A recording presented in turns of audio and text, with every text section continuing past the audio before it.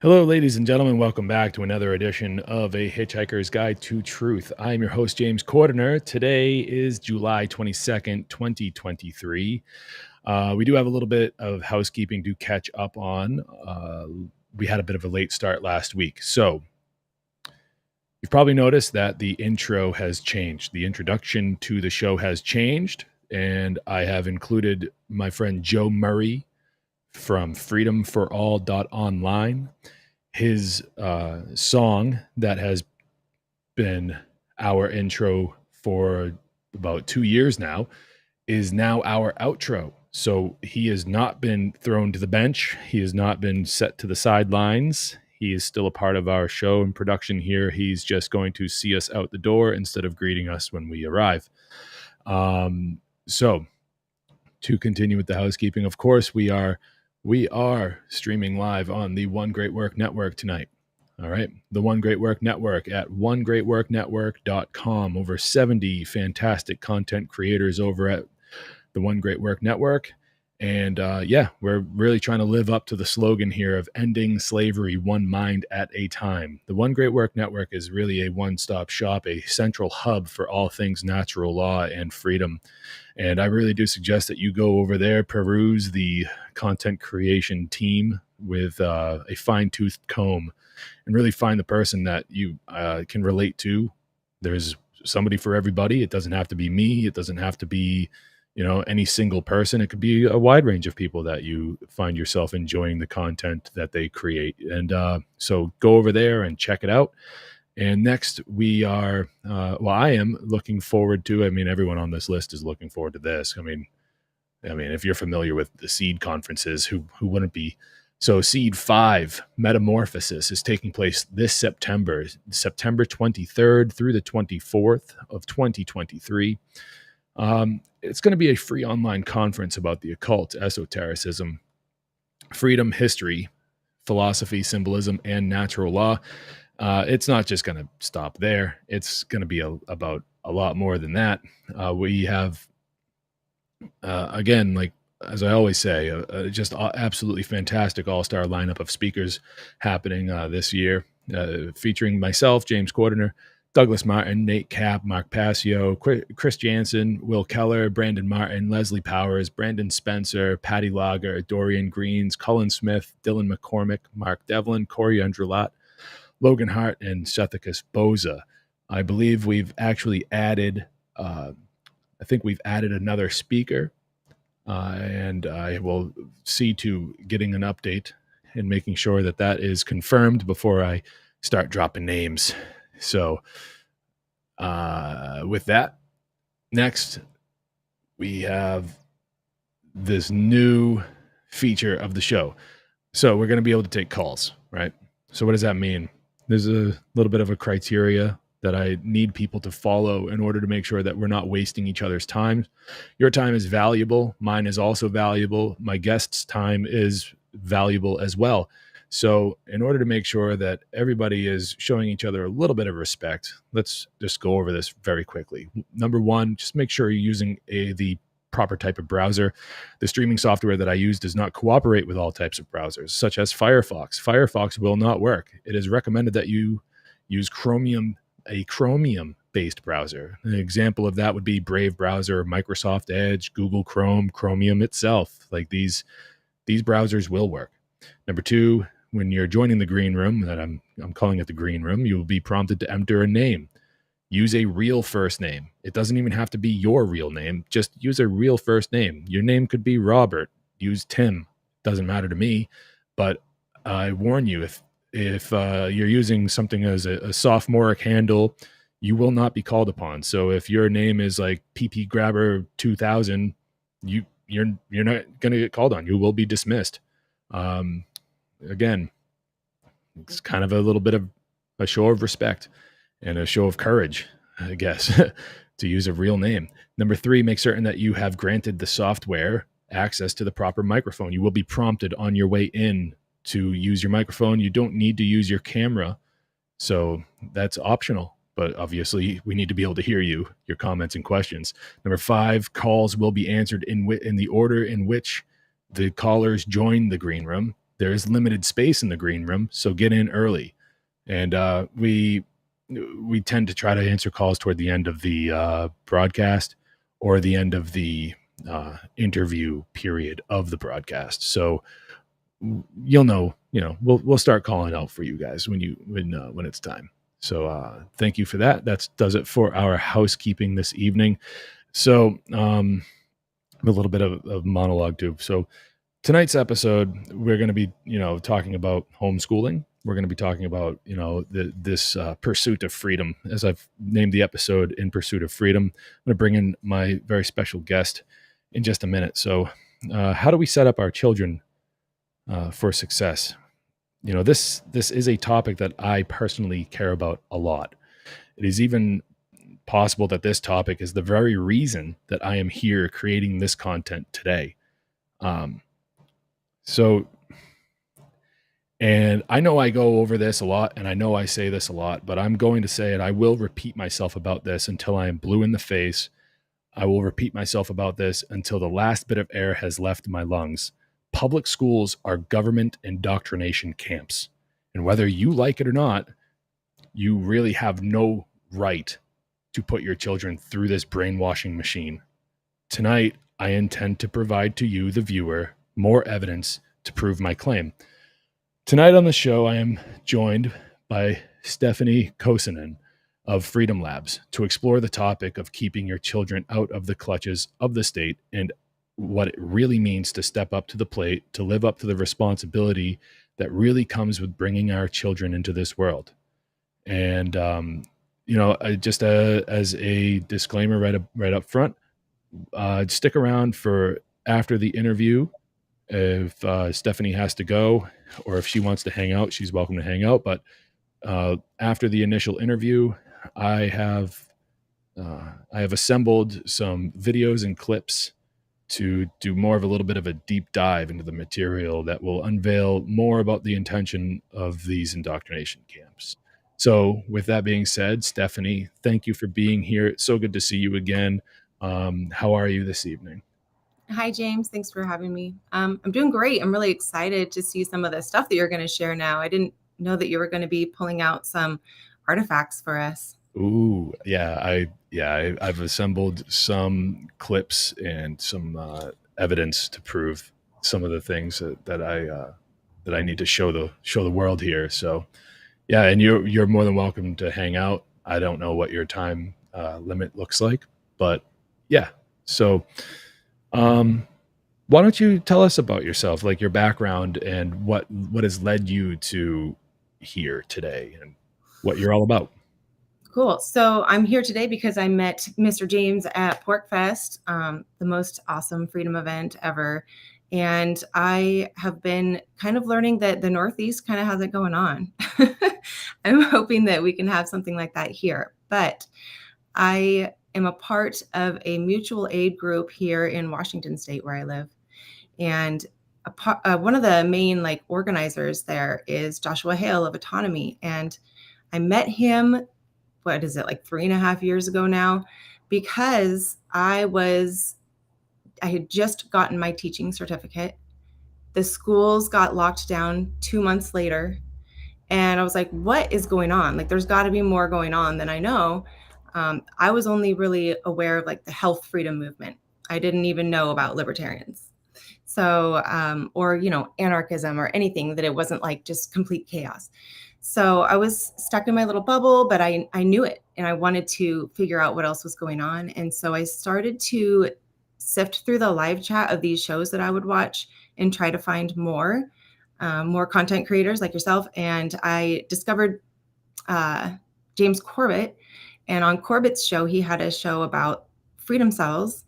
And so I went on the freedom cells map and I found Joshua Hale and, connected with him. He brought me into this whole group that he had created on Discord of people who live in our county who were going to opt out of the new normal. And so I was like, yes, I found him. It was so easy, but, just very fortunate. It's not that easy for everybody. So then I ended up joining Autonomy, learning about John Taylor Gatto. And I was like, okay, so I'm not going to be a teacher anymore. This changed my whole plans for my whole life.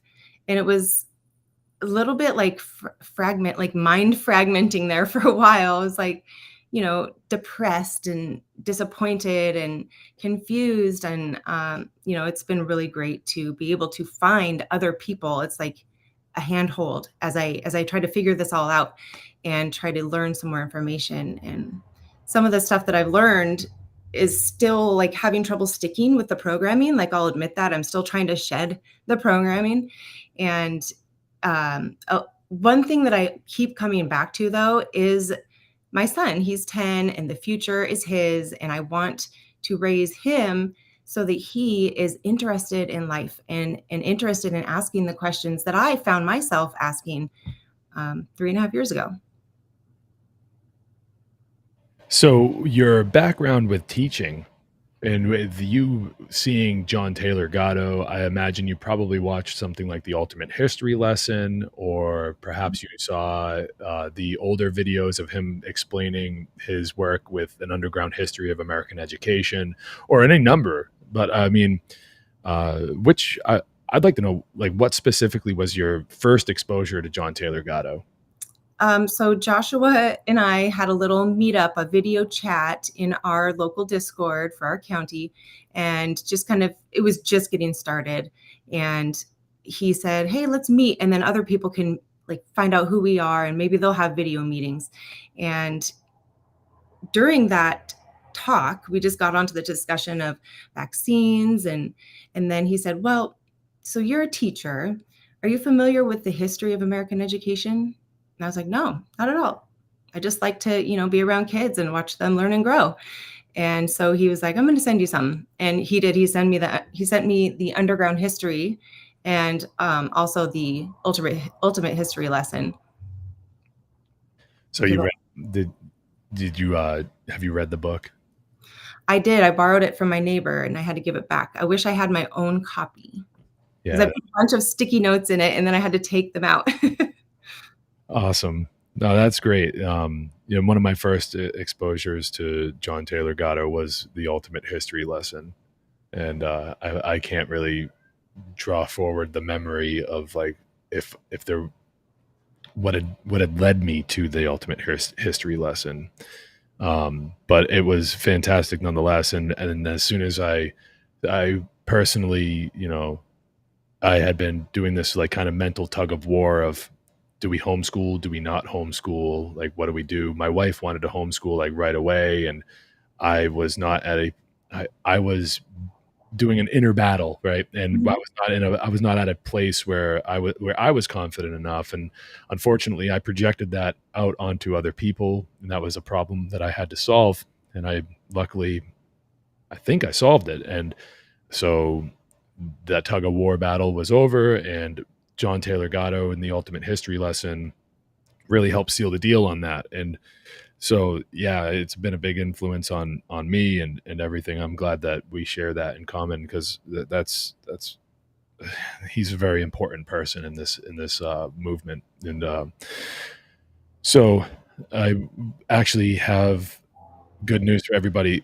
I have provided a link. If you're watching this on my website, there's a link for a free copy of the PDF of An Underground History of American Education by John Taylor Gatto that you can receive for free if you go to my website, freeyourmindne.com/live, and in the show notes there. And in post production, I will be putting the link to receive this PDF in the show notes everywhere. But right now, it's on my website. So, so you mentioned, Stephanie, that you went through autonomy. How was your experience with that? Life changing. I went into there not really knowing what to expect. I had been over at Joshua's house getting some garden soil, and he said, "So you have a journalism background. Would you like to write some press releases?" Because I run a marketing company with my partner, Richard Grove. And I said, "Yeah, sure. I'd love to write some press releases." And then he said, "Well, everybody who works for our digital marketing agency also has gone through our course, Autonomy," and sent me the obstacle course. And I was blown away. Like, it seemed like an awesome thing, but it also seemed very time consuming. And so I wasn't really sure. I kind of stalled out like halfway through the obstacle course. And then, Joshua called me. It's been so amazing getting to just have Joshua like advocating for me every step of the way and like encouraging me, like, you want this, trust me, you want this, you want to be a part of this. And I'm really glad that he did. So I ended up joining autonomy, going through the course in season 6. And I love autonomy. The people there are so amazing. I was just in a um, live chat of a podcast yesterday with Agnieszka Evanson, and she was talking about sovereign body language and how you can like master your body language in order to be more confident, and people will receive your message more readily, which makes sense. So there's just all kinds of different things like that in there, and people who are into the food forest abundance and time banking, all kinds of really cool projects, wire mesh, whatever the heck. Yeah. So like whatever your project is, there's just amazing people who will be there to make it even more amazing. Sweet. What kind of projects like do you have going on? If there, do you have any that you would like to share with the audience? Yeah, so I just created my first landing page. So that's one thing we learn in autonomy is how to do digital marketing, like how to get your message out and how to build whatever it is that you're passionate about. And I am building Freedom Labs, which is going to be a homeschool community for freedom lovers. And it's going to be something where you can design your own curriculum or consult with the community there and use the resources there if that seems a bit overwhelming. And it's for people like you, like when you said you didn't quite feel confident enough to try it. There's this vision in my head of how I want to help people write down their own teaching philosophy and then write down their own learning outcomes that they want for their child. So they don't have to just follow a curriculum or follow the state standards. They can decide for themselves what their outcomes will be.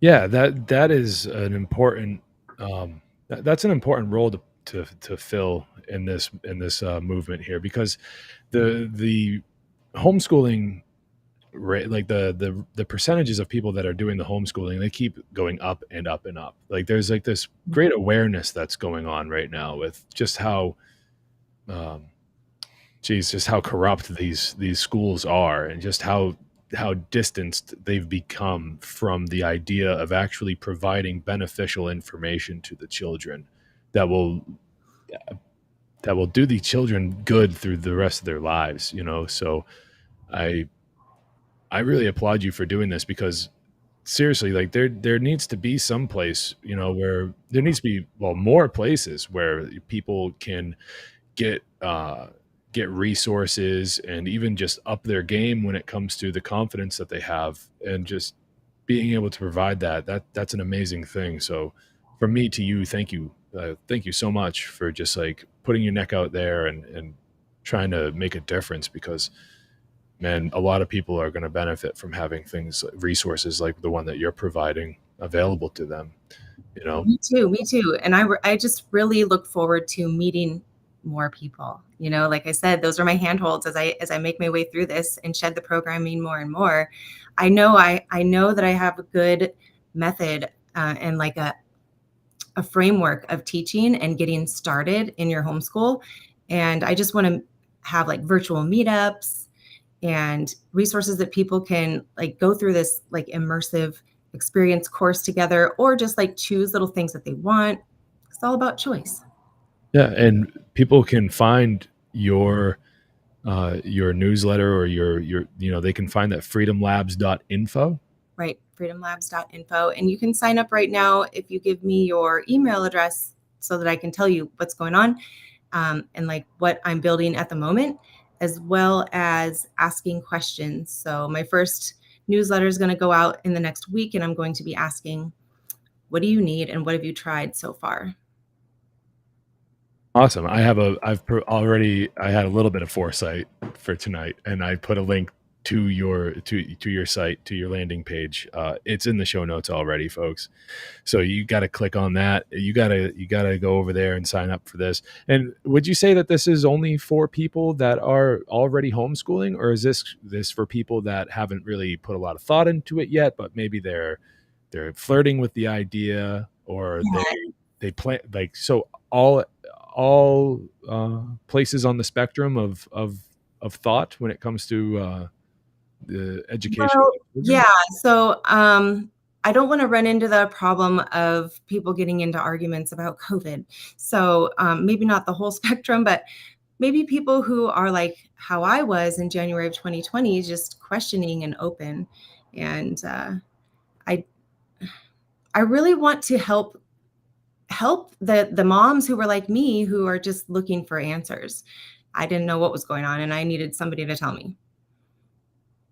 Right, right. All right. Well, that clears up a little bit, you know. So even if somebody hasn't really taken the leap into homeschooling yet, but they want to find out more, and they're like me in that place of, I'm not too confident yet, but it's something I want to learn more about. Would Freedom Labs be a good stop for them to take and come over and check it out, sign up?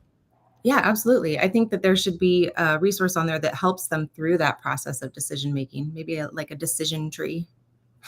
Right, like a cost benefit analysis, or like like a Venn diagram, or some neat Well, thing. that and also communication guides, like nonviolent communication, maybe to help you talk to your husband or your mom or whoever it is that's digging their heel in, or yourself. Like I know that it was a big decision for me, and I have a teaching certificate, so it's going to be that way for everybody. It's a big decision.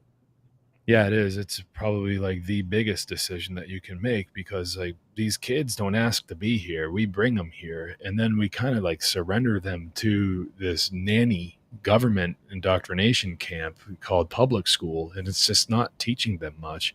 I mean, there's a lot of things that, oh man, I kind of want to backpedal over that last little bit that I said. It is teaching them. It's teaching them a lot, but the things that it's teaching them aren't very beneficial in the long run of things. My cat is right over there. I He's pushing things off of a table, as cats do. Hey, get off of there. Come on. Come on, dude. Whatever. So, as I was saying, like these places, they do actually teach your children a lot, but they don't teach them enough in the way of things that will actually benefit them in the long run. So one of the things that I really want to draw attention to about and talk to you about, and see if you recognize this, is the provisional self-esteem that children learn in the in the government and schools. Are you familiar with this? Yeah, so that is one of the like 14 lessons, right, that they teach them, and it's like not good lessons. I think it's a John Taylor Gatto thing, right? Well, yeah. I mean, well, I have a clip, actually, that would actually serve as a good segue into this part of our conversation. It's about 13 minutes long, and it's called "The Six Purposes of Schooling," and it's a section of the Ultimate History lesson, and I will link that in the show notes as well, so people can go over there, not only just to watch this clip again, but to watch uh, uh, the entire 5 hour interview that Richard Grove did with John Taylor Gatto. And it's broken down into 5 different hours, so it's not one video, so you can take your time going through it. And would you like to watch that video with me, Stephanie? Oh yeah, definitely. Okay, so on the other side of this, we'll talk a little bit more about this, and so just buckle up, folks, because it's kind of disturbing. So yeah, we got a 13-minute video here. Thank you, and I'll see you on the other side. I have something here.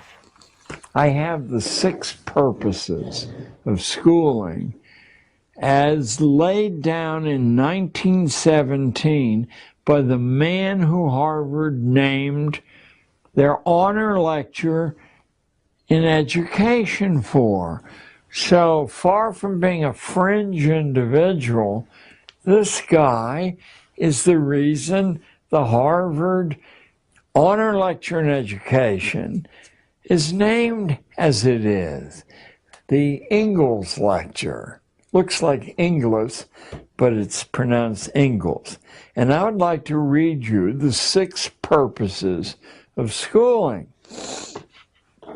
I moved heaven and earth, and it took years to find this book, just like trying to find, in past years, a copy of Carol Quigley's Tragedy and Hope. I learned about Ingalls from the 20-year president of Harvard, James Bryan Conant, who was a poison gas specialist in World War I, was a very inner circle of the atomic bomb project, World War II, was the High Commissioner of occupied Germany after the war. So he wrote, there must be 20 books about the institution of schooling, of which he was completely a proponent. And he's a very, very bad writer. I forced myself to read most of these books, and in one of them, he says that if you really want to know what school is about, you need to pick up the book that I'm referring to here, Principles of Secondary Education. 2 years it took me to find a copy of the book, 750 pages, tiny print, and as dull as your imagination can conceive. And furthermore, it's not until you get to the very middle of the book, in an unlabeled section, that he spills the beans. Let me spill them for you. These are the 6 purposes or functions, as he calls them. The first he calls the adjustive function. Schools are to establish fixed habits of reaction to authority. That's their main purpose, habits of reaction to authority. That's why school authorities don't tear their hair out when somebody exposes that the atomic bomb wasn't dropped on Korea, as a history book in 1990s printed by Scott Forsman distributed, and why each of these books has hundreds of substantive errors. Learning isn't the reason the texts are distributed. So first is the adjustive function, fixed habits. Now, here comes the wonderful insight that being able to analyze a detail will give you. How can you establish whether someone has successfully developed this automatic reaction? Because people have a proclivity, when they're given sensible orders, to follow it. That's not what they want to reach. The only way you can measure this is to give stupid orders, and people automatically follow those. Now you've achieved function 1. Have you ever wondered why some of the foolish things schools do are allowed to continue? Number 2, he calls it the integrating function, but it's easier to understand if you call it the conformity function. It's to make children as alike as possible, the gifted children and the stupid as alike as possible, because market research uses statistical sampling, and it only works if people react generally the same way. The third function he calls the directive function. School is to diagnose your proper social role and then to log the evidence that here's where you are in the Great Pyramid, so that future people won't allow you to escape that compartment. The fourth function is the differentiating function, because once you've diagnosed kids in this layer, you do not want them to learn anything that the higher layers are learning. So you teach just as far as the requirements of that layer. Number 5 and 6 are the creepiest of all. Number 5 is the selective function. What that means is what Darwin meant by natural selection. You're assessing the breeding quality of each individual kid. You're doing it structurally because school teachers don't know this is happening. And you're trying to use ways to prevent the poorer stuff from breeding, and those ways are hanging labels, humiliating labels around their neck, encouraging the shallowness of thinking, you know.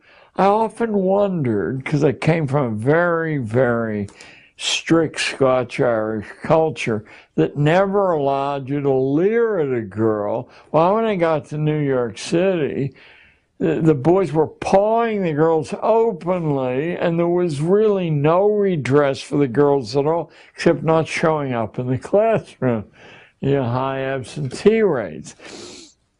Well, you're supposed to teach structurally that that sexual pleasure is what you withdraw from a relationship, and everything else is a waste of time and expensive. So the selective function is what Darwin meant by the favored races. The idea is to consciously improve the breeding stock. Schools are meant to tag the unfit with their inferiority by poor grades, remedial placement, humiliation, so that their peers will accept them as inferior. And the good breeding stock among the females will reject them as possible partners. And the sixth is the creepiest of all, and I think it's partly what Tragedy and Hope is about. It's a fancy Roman name, the propaidutic function, because as early as Roman big-time thinkers, it was understood that to continue a social form required some people being trained that they were the custodians of this. So some small fraction of the kids are being ready to take over the project. That's the guy, the honor lecture, and it will not surprise you that his ancestors include the major general at the siege of Lucknow in India, famous for tying the mutineers on the muzzles of the cannons and blowing them apart, or somebody who was forced to flee New York City, a churchman, because at the beginning of the American Revolution, because he wrote a refutation of Thomas Paine's Common Sense. They were going to tar and feather him. He fled and was rewarded by the British by making him the Bishop of Nova Scotia. Those are Ingalls' ancestors. So Al Ingalls is certainly, when I learned of this and wrote to Harvard asking for access to the Ingalls lecture, strike me dead, Lord, if I'm exaggerating at all, I was told, well, there is no Ingalls lecture, hasn't been for years, and we have no records. It was the same thing that happened when I discovered that Elwood P. Cubberley, the most influential schoolman of the 20th century and the bionomics genius, had been the elementary school editor of Houghton Mifflin. And I wrote Houghton Mifflin, is there any records? And they said, we have no record of anyone named Elwood P. Cubberley. Now Harvard's telling me there's no Ingalls lecture. A week passed, and I got a call from Harvard, from some obscure office at Harvard, saying, what is your interest in the Ingalls lecture? I knew that I was on thin ice. And I said, well, James Conant referred me in his books to the man the Ingalls lecture is named after. And I was wondering if I could get some background on this fellow and a list of the lectures. And in due time, I got a list of the lectures and instructions how to access the texts, but not easily. Enough hoops that someone who has to mow the lawn and burp the baby, wouldn't jump through those hoops. I was able to prove Harper's wouldn't publish when they did the cover essay I wrote, which Lou Latham named Against School, probably after Jeremiah's Against. But I had called the artificial extension of childhood, because I think that's the key mechanism at work here. So they wouldn't print the information about Cubberley because Mifflin denied it. It was only months afterward that I looked through my extensive library of incredibly dull books about schooling and opened, and the facing page said Elwood Cubberley, editor-in-chief, elementary school, publishing arm of Houghton Mifflin. By the way, the secondary editor-in-chief was Alexander Ingalls. So you see how this cousinage, the incest, works. So there we have John Taylor Gatto. Rest in peace, John Taylor Gatto. It's too bad that he's gone, but such is life. So the last very important point that he made during that clip was the artificial extension of childhood, which he kind of took everything that he learned, all the information that he gathered over his lifetime of teaching and trying to help other people learn about the dysfunction within the public school system. He kind of distilled all that down and made this, I guess for the time, shocking kind of analysis that it wasn't about really obedience so much as it's about the artificial extension of childhood. Now, I brought up before we started that clip this provisional self-esteem, and I think that might be probably a big piece into this artificial extension of childhood, because what do you think about that, Stephanie? Yeah, absolutely. And I'm reminded again of hearing Agnieszka speak yesterday on the podcast, because she was talking about how you need to be your own parents and do some inner parenting. And that comes around the time of adolescence and moving into adulthood. You learn to rule yourself. And a lot of people, they're not given that opportunity. They are instead programmed with the mindset that somebody else is in charge and you are going to be dependent and asking permission. Yeah, it's like this idea of having to have maybe not constant, but certainly this very repetitive need for validation, that you're on the right track, that and you can't just know that yourself. You need someone else to tell you. So that's that's provisional self-esteem in a nutshell. Is like just it's a really terrible terrible state of mind to be in, and I wouldn't say that if I didn't know that for in my own experience, I guess.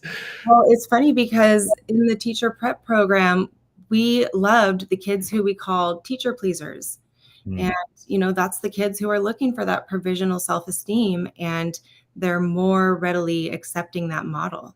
So, the more I learn about this and how it was actually put in place purposely, the more I'm like, well, how did I not see it? I think I did. I just couldn't quite put my finger on what was wrong. I didn't like it there. I knew that much.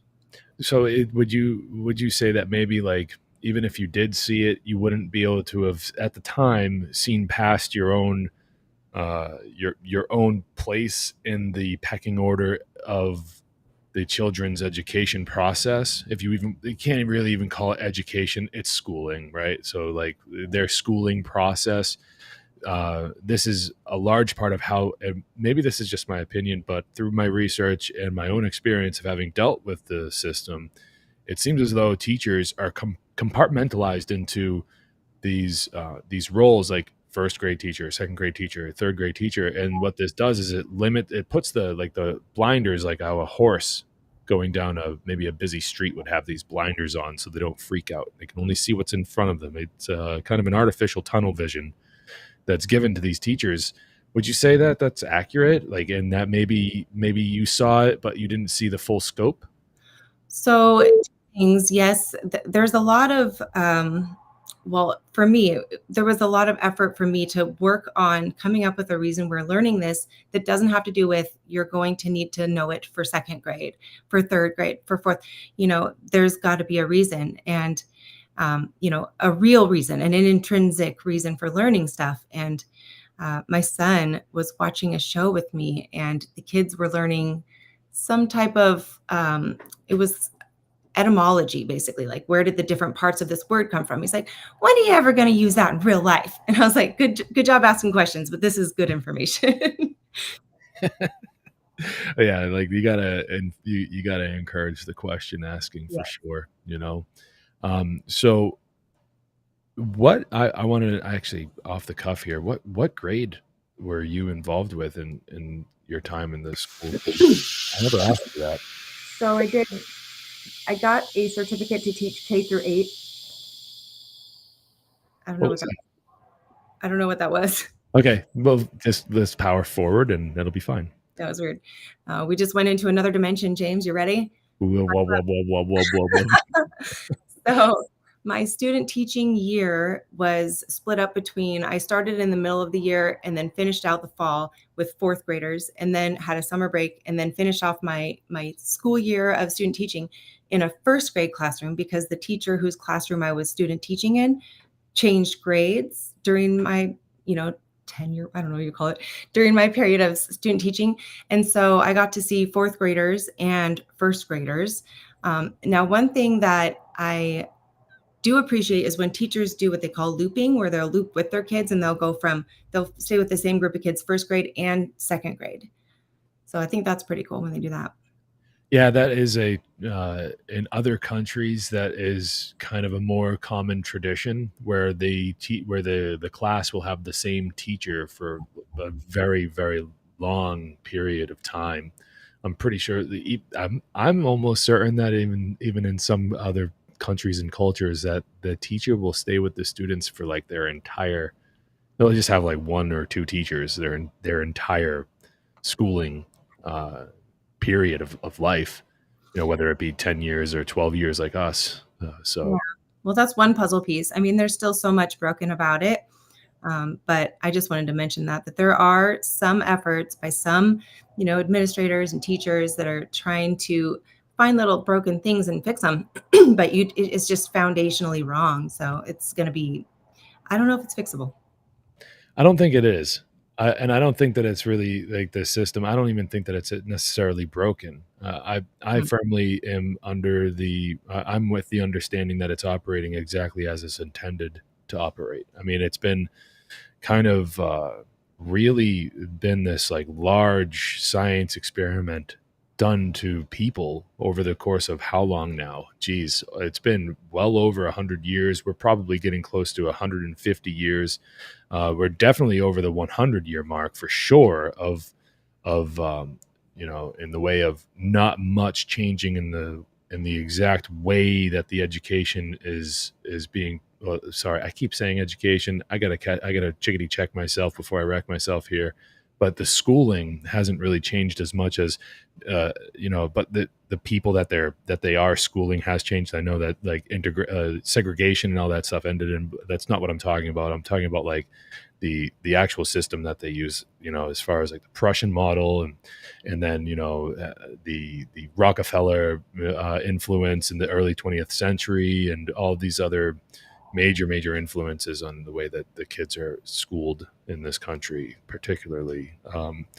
These are the things that make me understand that it's not broken. I think that what's going on, honestly, is with this new age of information and communication, and like the exchange of information being so quick, I think it's harder and harder for them to keep their nefarious intentions under the radar, and people are becoming more aware of just how defunct this schooling system really is in this country. I mean, people are at a very rapid pace. They're becoming less and less tolerant of the things that these school teachers and superintendents and these curriculums, all the ways that these things work. They're becoming less and less tolerant of those as more and more as it becomes more and more easy to actually figure out what the heck is going on in there.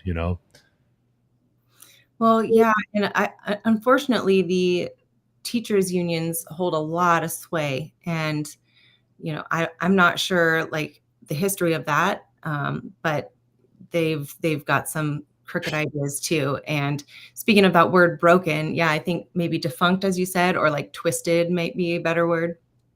Yeah, for sure. I mean, when hey, I'm not really so much against people coming together and being like, we're gonna team up and really make sure that we get what we deserve. So that in that sense, a union isn't so bad, but we can't forget that like workers unions and things like that. Mm, I don't want to speak too much out of class, but these things have uh, communist or of communist origin. So that's something that actually I have things lined up for later tonight to talk about the communist infiltration of this country, and then Nice. even so like, and that has to do with specifically kind of pointing out the Bolshevik Revolution and how that was carried forward by the younger people. And even in Mao's China, the color revolution that happened in China, that was carried forward by the younger people, and then we can even see reflections of those things. Well, actually, not reflections, but I'll say that there's a very similar storyline in George Orwell's 1984 where Winston's neighbor gets ratted out by his children. So, but I wanted to ask you, have you ever had to fill out what's known as the Connors scale of behavioral assessment? Maybe I know we did a behavioral assessment for one of our first graders. Would be the form, the kind of multiple choice or yes or no form that you would have filled out, in the process in which a pediatrician would be relying on a teacher in order to diagnose ADHD or another behavioral disorder. Yeah, that's probably what it was. Okay.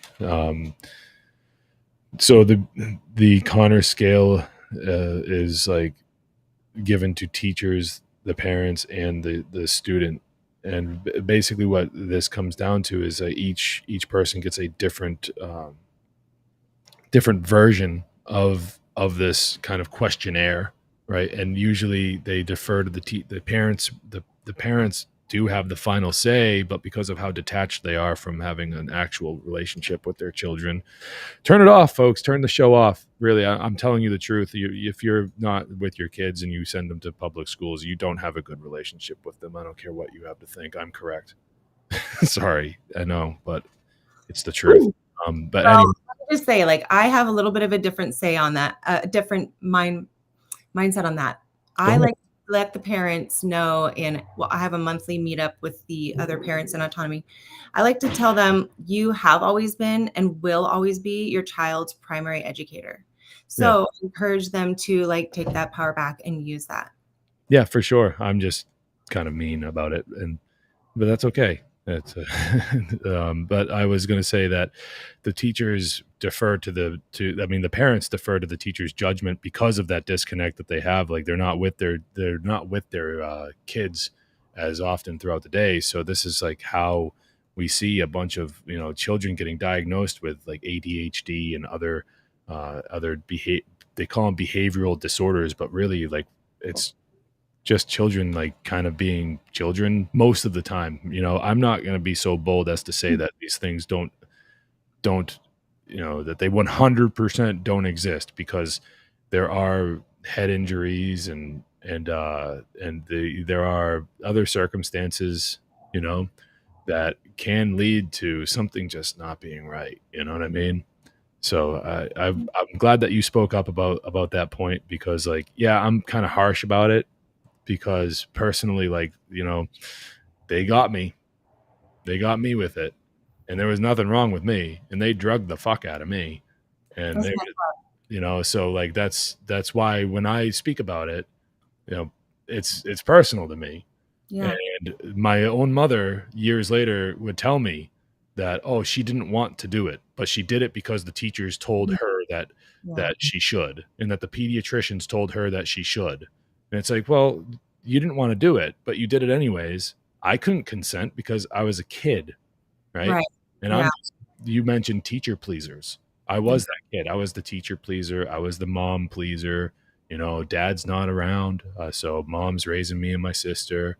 And I had a stepdad, but he was just a stepdad. He knew his boundaries. He knew his place, but he loved us. And he's gone now, but he died a long time ago. But and but my mom would tell me like, oh, I didn't want to do it. And it's like, well, then why did you?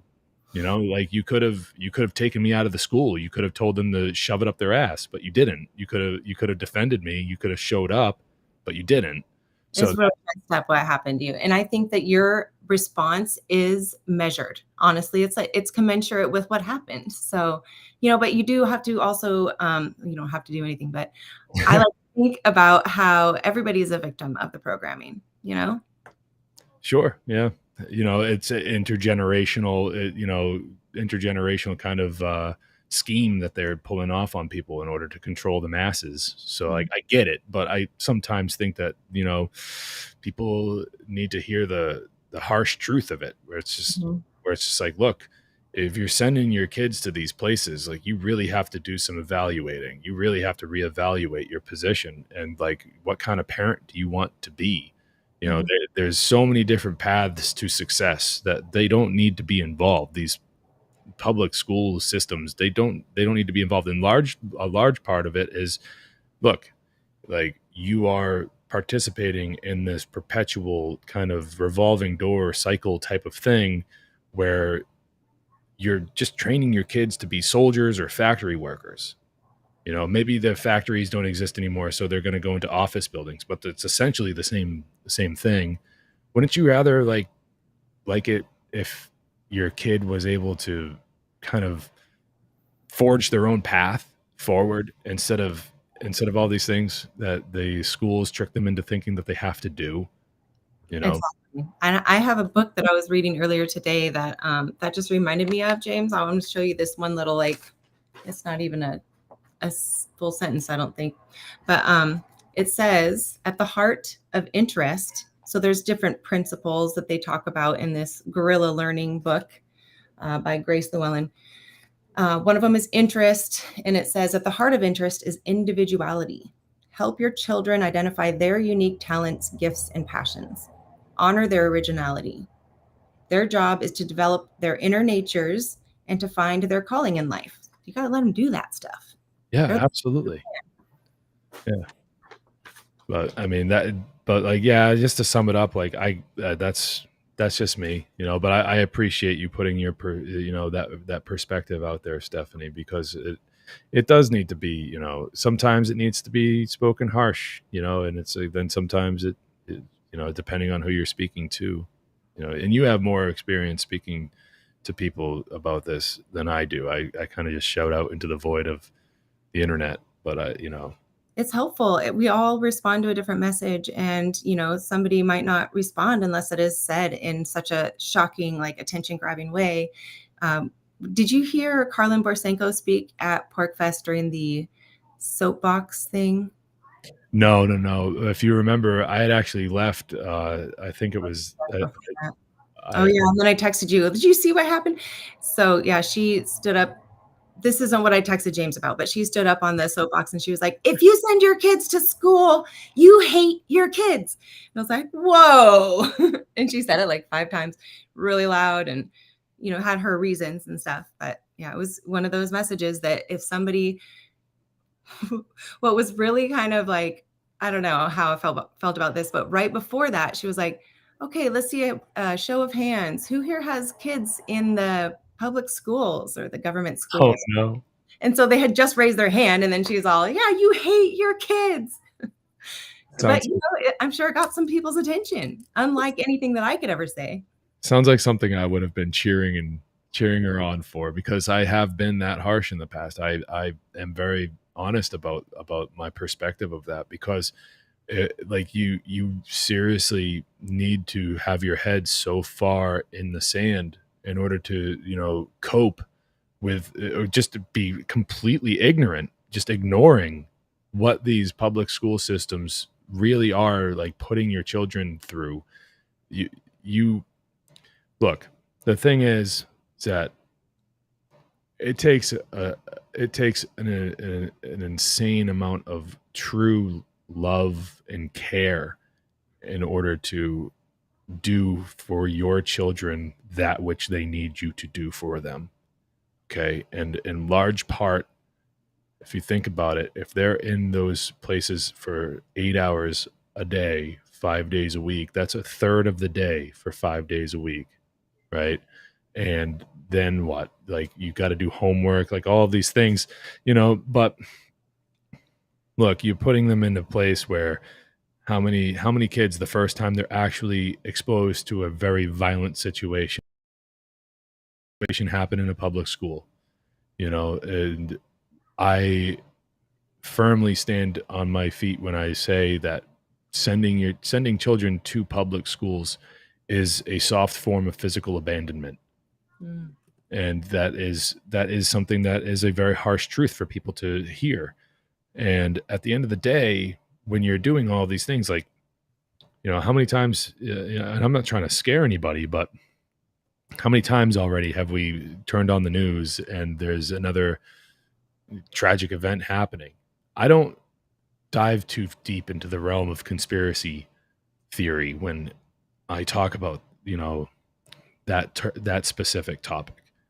But what I will say is this: it certainly seems like the media is definitely using it as a manipulation method to get people to give up their firearms and to be on board with that plan, because you can't completely rule over a population of people that have the means to defend themselves against tyrants.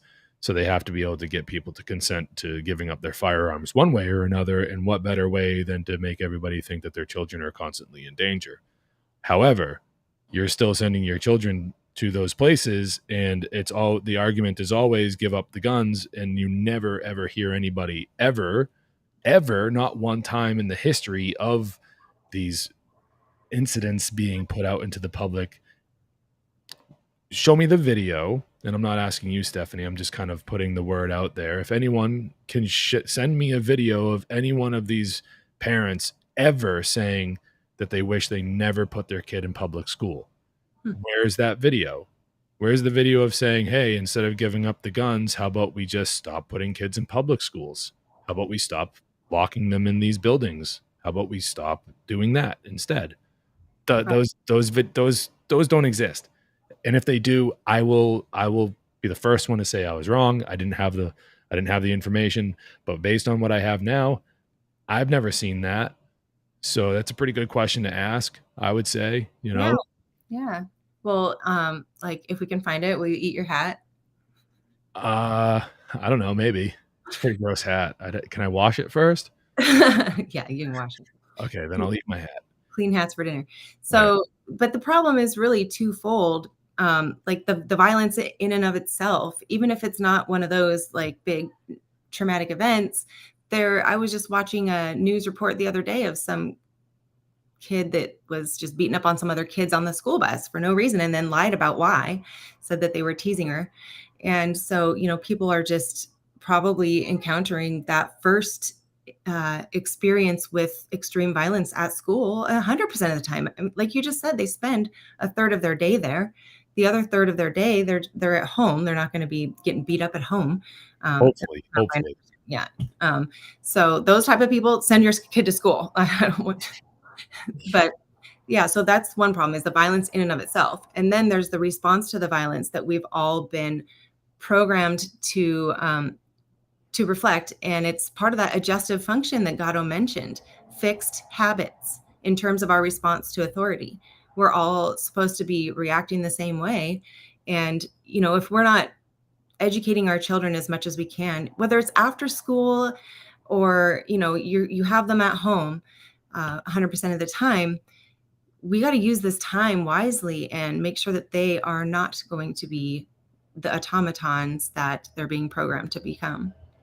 Yeah, I mean that is the programming them into being automatons. That in itself is an act of violence.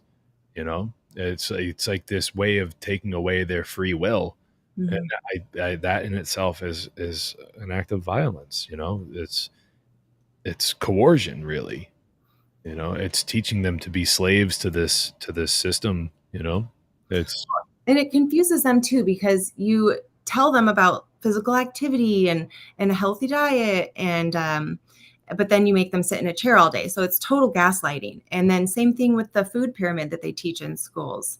Like a lot of kids, they can't have dairy, but it's like the dairy has been a huge part of that for years. And I think they just now changed it to a glass of water, whoop-de-doo. But I feel like there's so much gaslighting that goes on at schools in regards to how you interact with other people and how you take care of yourself. Yeah, and you know what? Like there's the food pyramid is from the FDA anyways, and they can't be trusted. But anyways, it's a complete and utter gaslighting of the youngins. They don't have the ability to even know the difference anyways. It's all deception when it comes down to it. Well, and I tried to push back on this. So my teacher prep program, I went to a local university and I got my teaching certificate there. And we had a health class, health education class. And they taught us how to teach the food pyramid, or whatever they call it now, My Plate, I think is what it's called. And so I was trying to talk to the teacher, the instructor, whatever, professor, I don't know, and tell him, like, where's this information coming from? Think about it, dude. Like who funded all the studies that say that this is what you should eat? And he didn't want to go there. He was like, oh no, this is the FDA. Like, who else are we supposed to trust? Yeah. Take the easy route out. Yeah, I get it. That's where his bread is buttered. Yeah. I mean, I wanted to ask you, like maybe we've already breached this topic, but so you have Freedom Labs, okay, but I really wanted to ask you, like, what is your drive behind doing this? Like, why not just keep this kind of knowledge or these methods to yourself? Like, there's a lot of people out there that would just kind of settle for that. They would just do their own thing, but you're like going above and beyond, and you're trying to like share all of this. I Why? don't know. I will. Okay, so when we had to pull our kids from school, so I had my son in school before I learned, what was wrong with school. So he was in school, pandemic happened, and they locked down. So he had him home. And I said, I want to have other kids here for him because I learned my education was great. I fully support everything we learned about the research about how people learn and what is engaging for kids. So they learn collaboratively and experientially. So it's like, I got to have some other kids here. I invited, people to like apply and pay for their kid to be here. So a couple boys joined us for that school year and it was magical. I was like, more kids need this. We, did stuff my way. They still had their distance learning. So it was a little bit muddled and kind of hard to do exactly what I wanted all the time. But we had so much fun studying sound and wave formations and, like we just did random stupid things like making huge bubbles or like a rocket ship that would explode with baking soda. But the point is that we would do what the kids said they were interested in. And we had this big poster and it was, just a bunch of questions. And so we would add to the questions that they had with a sticky note once in a while. There was some wildfires at the time, I remember. And one of the questions was like, how is this affecting all the wildlife? And I was like, what a great question. These kids are just so wonderful and beautiful and smart. And they need to stay that way if anything good is going to be present in the future. So we need to attain freedom and maintain it. So first we got to attain it. And that happens with the kids. So my main goal is the future for my son and everybody else's kids, but mostly my son. I worry about him, I worry about what kind of future he's going into. Yeah, I kind of I see what you mean. Yeah, there's been some experience with, oh, well, why do you care about the other kids and stuff? It's like, well, my son's going to grow up, my daughter is going to grow up, and they're going to have peers of the same age, and they're not my children. These other kids, they're not my children. They're not necessarily my responsibility, but I would like to not see my own children be the ones that are like sticking out. Sticking out like a sore thumb is probably a bad way to put it, but because I don't know, be an individual, sure, but I don't want them to be surrounded by a bunch of masked up, slowed down, dum dums trying to be nice now. It'd be so much meaner, but I don't want to be. So yeah, I don't know. I applaud you for that. That's a great mindset to have for sure. I wasn't sure how to go about it at first. I thought maybe I can open up a micro school and, have more local kids who were able to access. I was calling it fun schooling at the time. The name of my town, Fun Schoolers, was our school name, whatever you call it, our homeschool pod name. And but then I was like, well, only so many kids can access that. Their parents have to pay me. So what if I was to do something that was more of a framework that other parents could follow? So that's what I'm working on now, is a community and some resources for people to be able to implement that at home. Nice. On freedomlabs.info, you mentioned natural learning. Mm-hmm. And you say that it's a method that not a lot of people know about. Would you like to dive into that and tell us more about that? Yeah, sure. So with natural learning, it's very similar to, I guess, unschooling, but I don't really like the concept or the word unschooling. I think it's got a negative stigma, kind of like anarchism. But really, it's unschooling. It's following your child's interests. So it has a lot of overlap with what's often called self-directed education. And the way that I would implement it is conversations and observations. So you're doing everything together. It's co-created with your child or children, based on what you know about them, what they're telling you as they continue to develop and grow, and what you can find out and learn together. Awesome. Everything okay? Yeah. So yep. All right. That's kind of what I thought it was that you would say, and I understand the negative stigma around something like unschooling. I mean, I would love to speak with Dana Martin about this, uh, and Me too. Have a roundtable.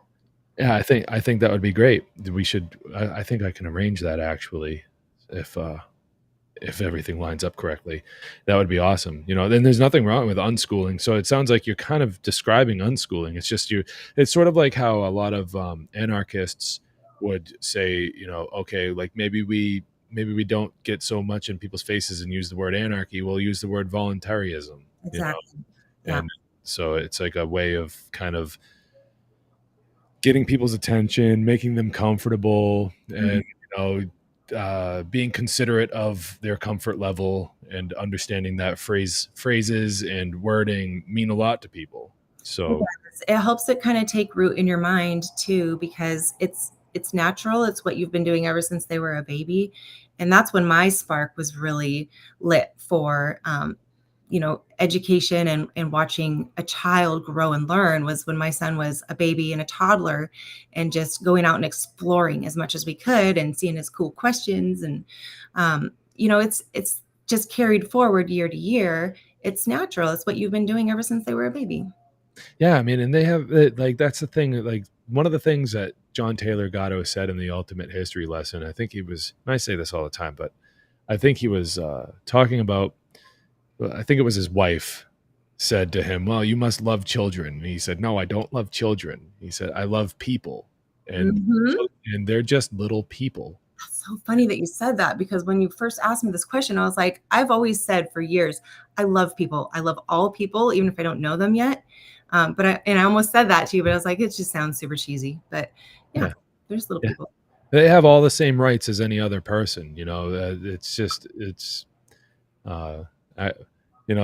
some people, actually, there could be a couple arguments there, because they don't have the ability to reproduce. So do they have reproductive rights? So it's like, you know what I mean? Or consent. Or yeah, so they can't really consent. So that's our job as parents. So like, yeah, there's a deep conversation to go into, when it comes to that. But what is for sure is that they do have the right to kind of forge their own path in life. And in order to successfully do that, that journey must start at the beginning. The journey towards self-actualization begins the moment that they are born. And it's our job as parents to be stewards over them during their journey.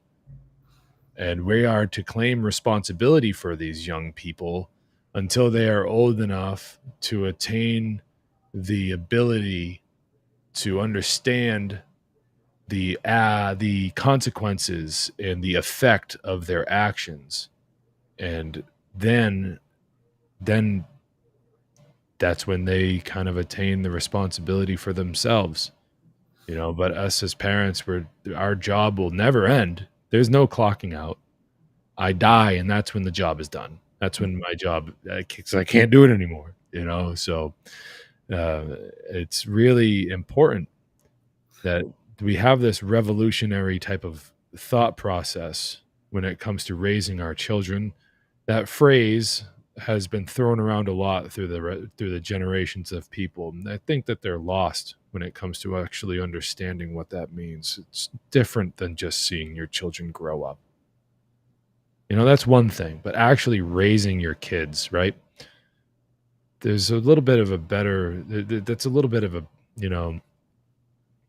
something different about that. It means, I think it means that you're not just watching them grow up. You're actually teaching them how to be good people.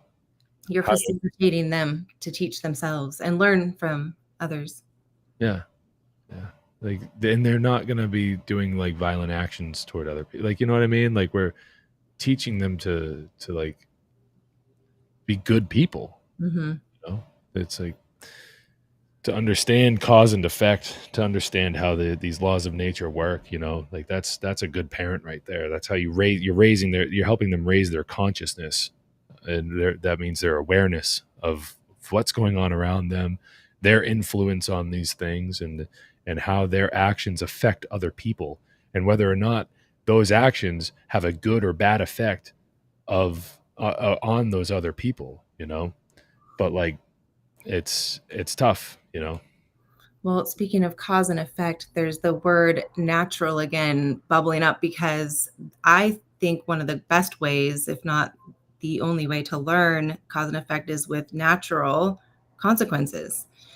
You know, Yeah, if you, my wife actually uses that phrase a lot. Like, you know, and maybe my son goes and, you know, does something silly, and he like, oh, he skins his knee, and he's like, oh, and she's like, well, dude, like you went and jumped off that high rock, you know, or whatever.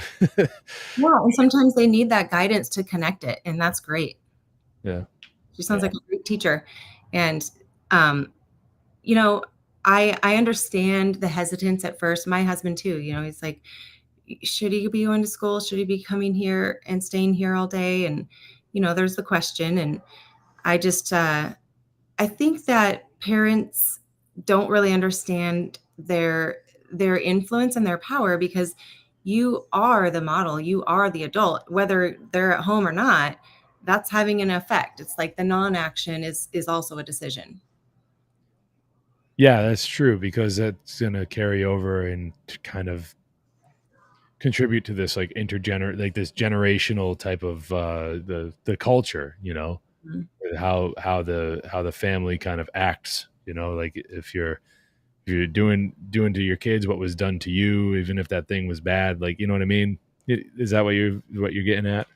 Well, I was thinking, like, if you're on the fence about homeschooling or not, just realize that it's still having an effect. Like, even if you're not homeschooling, you're kind of like giving them that schooling effect.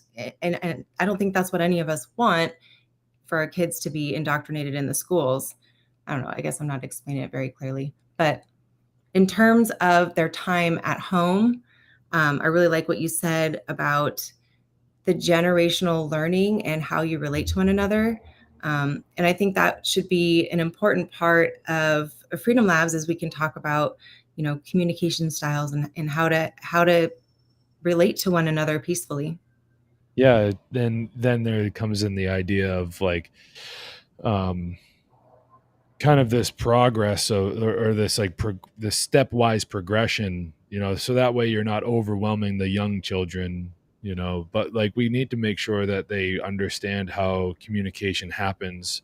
But there's like this weird like fine line of, you know, are you overwhelming a young child, or are they prepared to actually be a participant in any sort of like which activity, you know, staying up late, or, you know, maybe whatever the case, whatever it is, you know.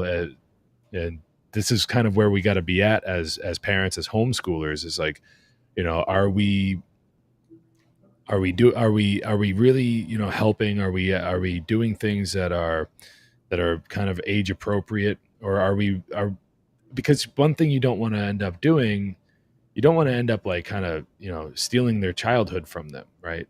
Like we have a comment in the chat from my buddy Fred here, and he says, let the children be children, right?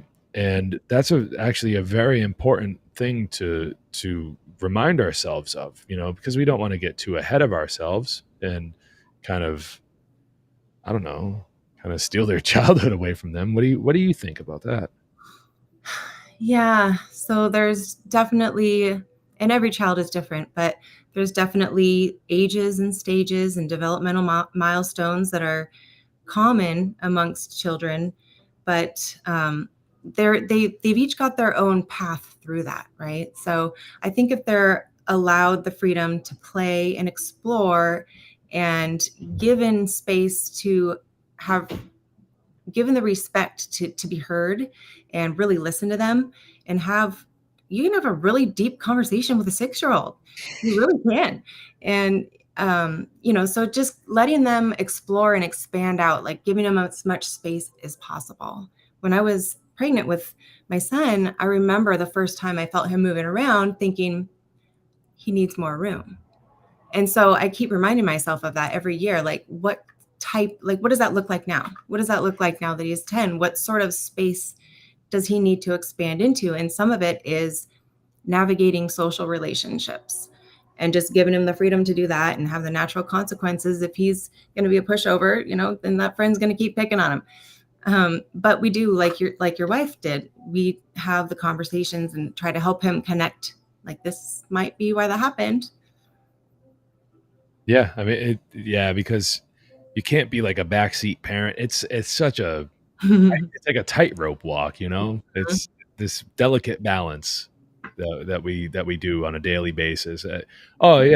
Maybe that's a good point of advice too. It's like a day-to-day basis, make your plans, set your goals, and follow through on them. But it can be very overwhelming if you're really trying to be so strict, and if you have this curriculum and it's so strict and blah blah blah blah, and if I don't, then I'm a failure. And as parents, like, if you're kind of like giving off that kind of attitude, or that vibe of, oh, I'm a failure because I didn't stick to the curriculum, or this, that, or the other, like, you think children can't catch on to that type of thing? They pick up on that probably better than adults do, because that's like a large part of growing up and being a part of the schooling systems and all of that stuff. Is like, that's a big part of what they take away from the children through their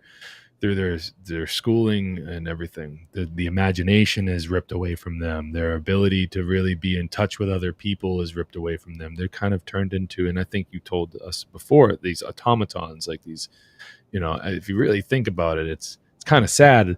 These materialistic, cold, calculated machines that look like people, that are just like, in large part, I know that there's like a good portion of people out there that this won't apply to, so don't be upset with me. But in large part, there's a lot of people that just get pushed into this materialistic. Ultimately, I mean, if you want to get down to it, it's like a satanic mindset.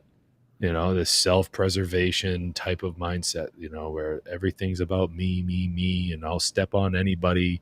I'll be that crab in the bucket that's pulling the other one back down, and as soon as they get up, they climb up, they pull the ladder right up behind them. It's like, this is because then they can stay on top, right? Yeah.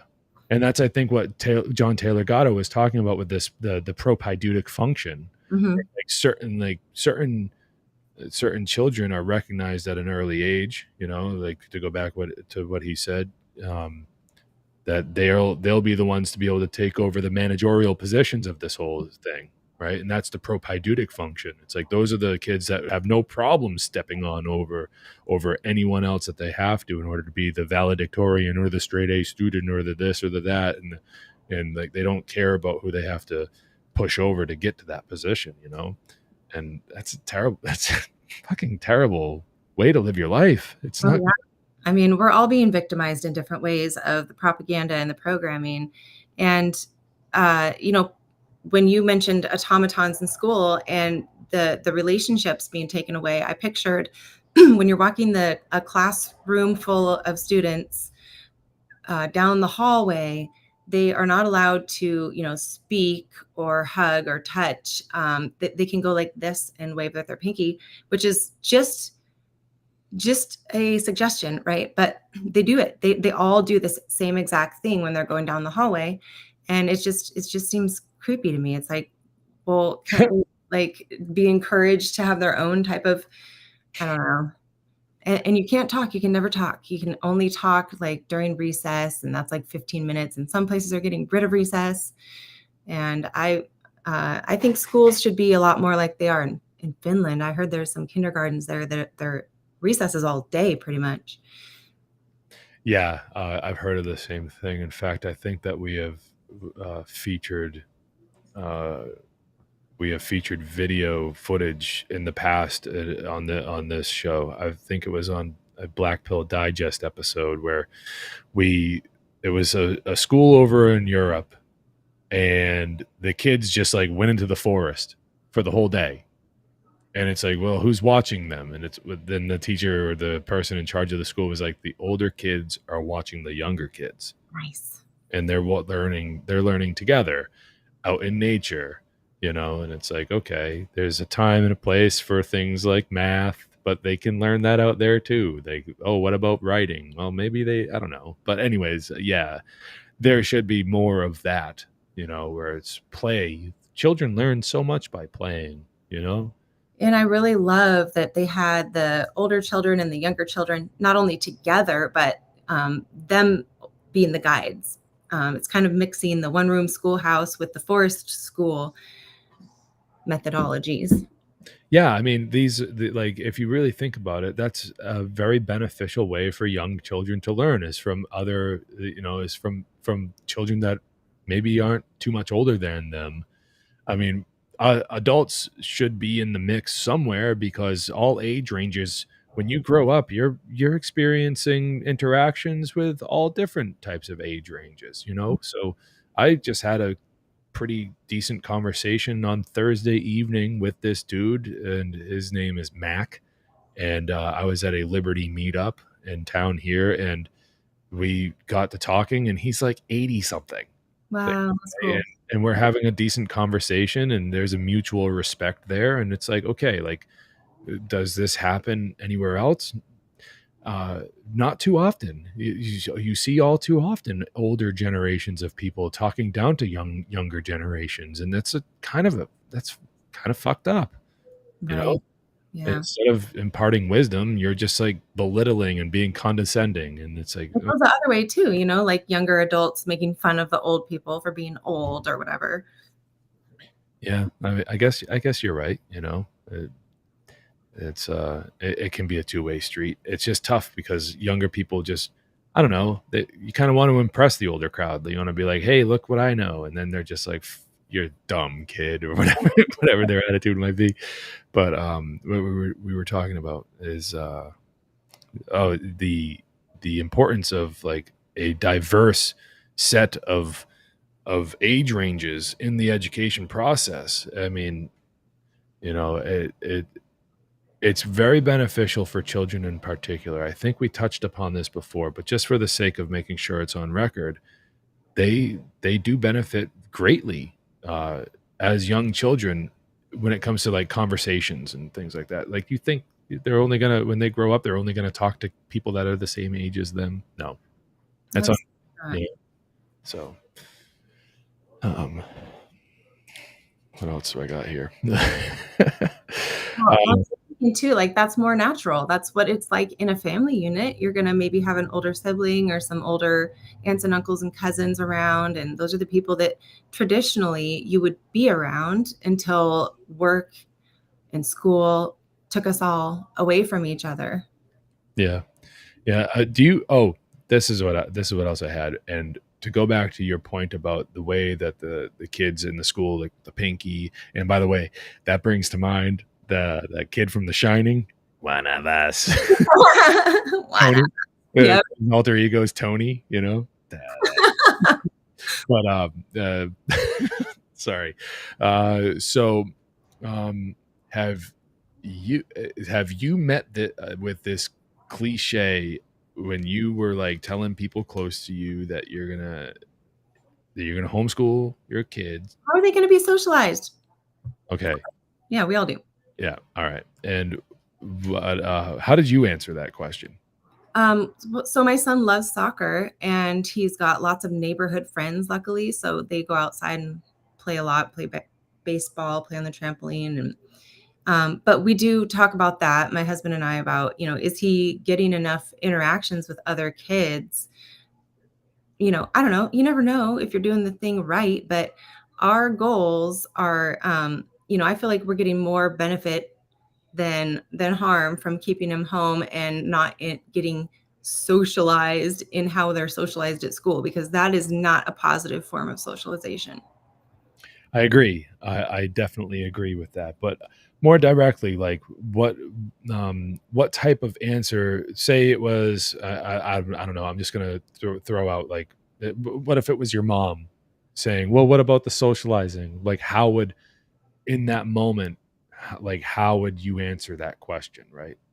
Yeah, well, I would tell her that he does get opportunities to socialize. So you have to be intentional if you're going to keep your child home and make sure that they do have opportunities to interact with other people, if there aren't kids in your neighborhood, you can encourage your child to join a club or a team, or you can go out into the community as part of your learning experiences and figure out, like, what do we want to learn about? Like, maybe we want to learn about how our water gets cleaned. And so you could go tour a plant, or like shadow somebody at work, bring them to your work. There's lots of ways that you can have them interacting with other people of all ages. Well, that's great. Yeah. I mean, you hit the nail on the head though there with the previous thing that you said about, that just the dysfunctional way that this whole idea of them being this socializing in the public school system, it's really not all it's cracked up to be. And I actually, if you want to stick around, I actually have another video that I can share with the audience and you, and we can go into that.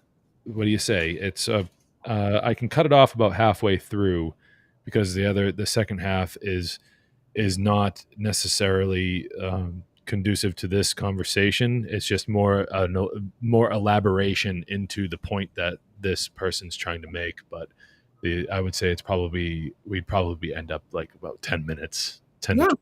Yeah, So- I'm totally down. Yeah, I want to see what you brought. Okay, so this next video is from Larkin Rose, and it's called Forced Association, and we're gonna watch it. So I'm gonna bring it in right now. All right, we'll see you on the other side. Hey, Larkin Rose here, and I'm going to do a rant about the concept of forced association, because I don't think it gets enough mention and discussion in liberty circles, and it's horrendous because it's everywhere, and it's horrendously destructive, like psychologically and socially and everything else.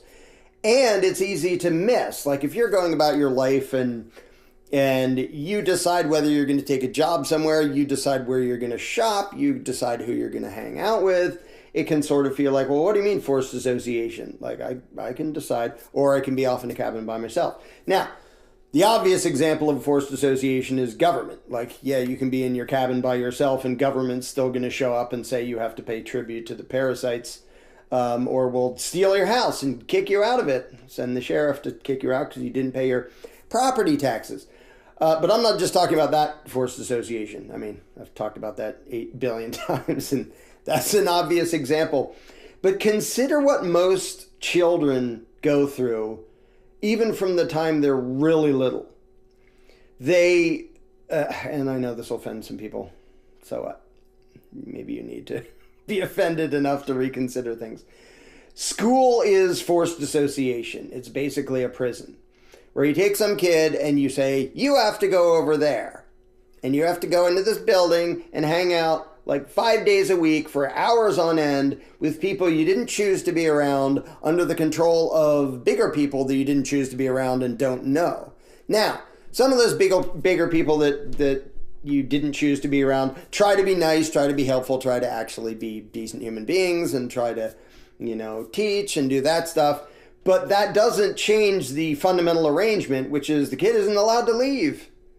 Like if you're in some village and the kid's growing up and, hey, I want to go be an apprentice at this guy's like carpentry shop. I keep using carpentry shops as examples. Oh, well, it works. And it's like, oh, it turns out the guy who runs the carpentry shop is a total nasty jerk. I'm leaving. I'm not doing that anymore. So the kid walks away. That's how reality should be. You get to decide who to disassociate with and go somewhere else. Well, if you happen to have a teacher who's a jerk, can't do anything about it if you're a kid. And if your classmates or a bunch of them are nightmares, too bad. You're literally caged with them for many hours every day. And the whole bullying thing, that comes from the same place that prison gangs come from. The feeling of powerlessness in this setting where they know, all the kids know that they're the captive of somebody else. And in order to try to feel at all powerful, they form cliques and then take it out on some other group and do the gang arrangements and the bullying people. And the kid can't just leave. And so for all the media talking about, oh, bullying is a real problem, you're literally putting them into the situation that allows that to happen. Because you know how bullying wouldn't be a problem? Is if the kid is allowed to leave and walk away from the bullies and then not be where the bullies are. Well, in prison you can't do that, and in school you can't do that. And then they're like, oh, how do we treat the symptoms of this forced association that we inflicted on all these young people, and that everybody thinks that's perfectly natural and necessary and good? And what that does to somebody mentally is it teaches them, like, your time is not your own, your energy is not your own. What you think about shouldn't be your decision at all. And who you associate with, where you're going to be, and who you're going to be there with, none of those are up to you. So year after year after year, these kids are learning. None of that is up to you. You're not a free human being. You don't even get to just walk away from somebody who's a violent jerk. You're not allowed to leave school. You will stay in this cage with the violent jerk. And then we'll go, oh, we'll wring our hands and go, what should we do about bullying? You mean other than maybe not locking the victims of the bully in with the bully? The same as you do in prisons? Now, in prisons, like, at least if it's violent people, there's some reason to have locked them up if they've, like, not the victimless crime crap, but if they're actually victimizing other people, at least there's an excuse. Okay, now you don't get freedom of association if your association was running around beating people up and stealing their stuff. Now, we are, to defend ourselves, we're going to stick you in a box somewhere. Now, the way prisons work is about the stupidest thing you could possibly do, even to those people. But that's another discussion. At least people in prison, there's some excuse. What's the excuse for starting with all the little young people who are just coming into this world wide-eyed and learning about things? Okay, step one, institutionalize all of you and stick you in a cage with people you don't know, and a bunch of them you're probably not going to like, and under the control of people you don't know, and some of them you won't like. And you don't have a choice in the matter. We're basically training you to be prisoners, not because you did anything wrong, but just because we do that with everybody. Yay, forced association for everybody. And it gets people into the mindset. First of all, it builds the frustration and the stress and the cliques and all this crap that's a direct result of that really stupid premise. And nobody dares to look at the premise and go, why are we doing compulsory schooling at all? Now, if you want to get way more into this, read some of the works of John Taylor Gatto, who points out why the education system is just horrendously destructive and sucks at doing the one thing that it claims to do, which is educate kids. Like, it doesn't even do that right. And while failing to do that, it causes a zillion psychological and social problems all over the place. And then you get this weird thing of parents going, well, I'm worried if my kid was homeschooled, they wouldn't be properly socialized. You mean learn how to be a prison inmate? I don't really think kids need to learn how to be prison inmates. They need to, like, learn how to politely, voluntarily act with other people and have free associations instead of being stuck in a cage with a bunch of jerks, by a bunch of jerks, and then under control of a bunch of jerks. So, yeah, the idea that teaches socialization, well, if you're assuming your kid's going to end up in prison, good, that'll prepare them for it. If you wanted your kid to be like a free thinking human being, that was the worst thing you could possibly do. I'm sure I just offended some people by saying that. I can't really say I'm sorry. Like, homeschool, unschool.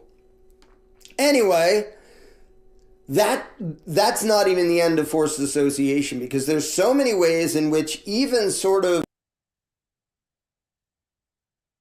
I'm muted. All right, now I'm unmuted. Okay, so he goes on to kind of talk more about the concept that he's getting into there, and I'll give everybody the link in the show notes to watch the rest of that video if they so choose. But Stephanie, what did you think about Larkin speaking his mind there about that? Well, I love his delivery. He's like super harsh but hilarious about it. But you know, he makes perfect sense. Why are we not just examining the premise? Like, let's get at the root of the problem here. They're locked up there, and the whole reason that this is happening is that they cannot leave. And that's another form of the gaslighting I was mentioning earlier. It's like, they're told, like, let's learn how to problem solve together, this SEL thing in schools, social emotional learning. But they're not allowed to just leave. So it's really, none of it is voluntary. So it's another form of gaslighting, I think, in terms of telling them that they have this power to resolve conflicts and manage their emotions. But, without that ultimate freedom of just like disassociation with whoever is causing it, you shouldn't have to problem solve with somebody if they're punching your face in every day for your milk money. But it also got me thinking, like, what is the point? Why are we being sent through these prison systems, indoctrination camps, in order to, be these similar, like, robot-like workers? Like, are they really trying to turn us into this hive mind connected zombie herd of internet of bodies? Like, happily, if we take our pills every day and, watch the bread and circus spectacle on TV. Why are they doing this? Like, are we really supposed to be like just harvested for our energy? Like, what? I don't understand. Like, I feel like everybody on this earth is a compassionate, real human being. I mean, they should be. It's another one of these things that's like mind fracturing for me. Like, I just don't get it.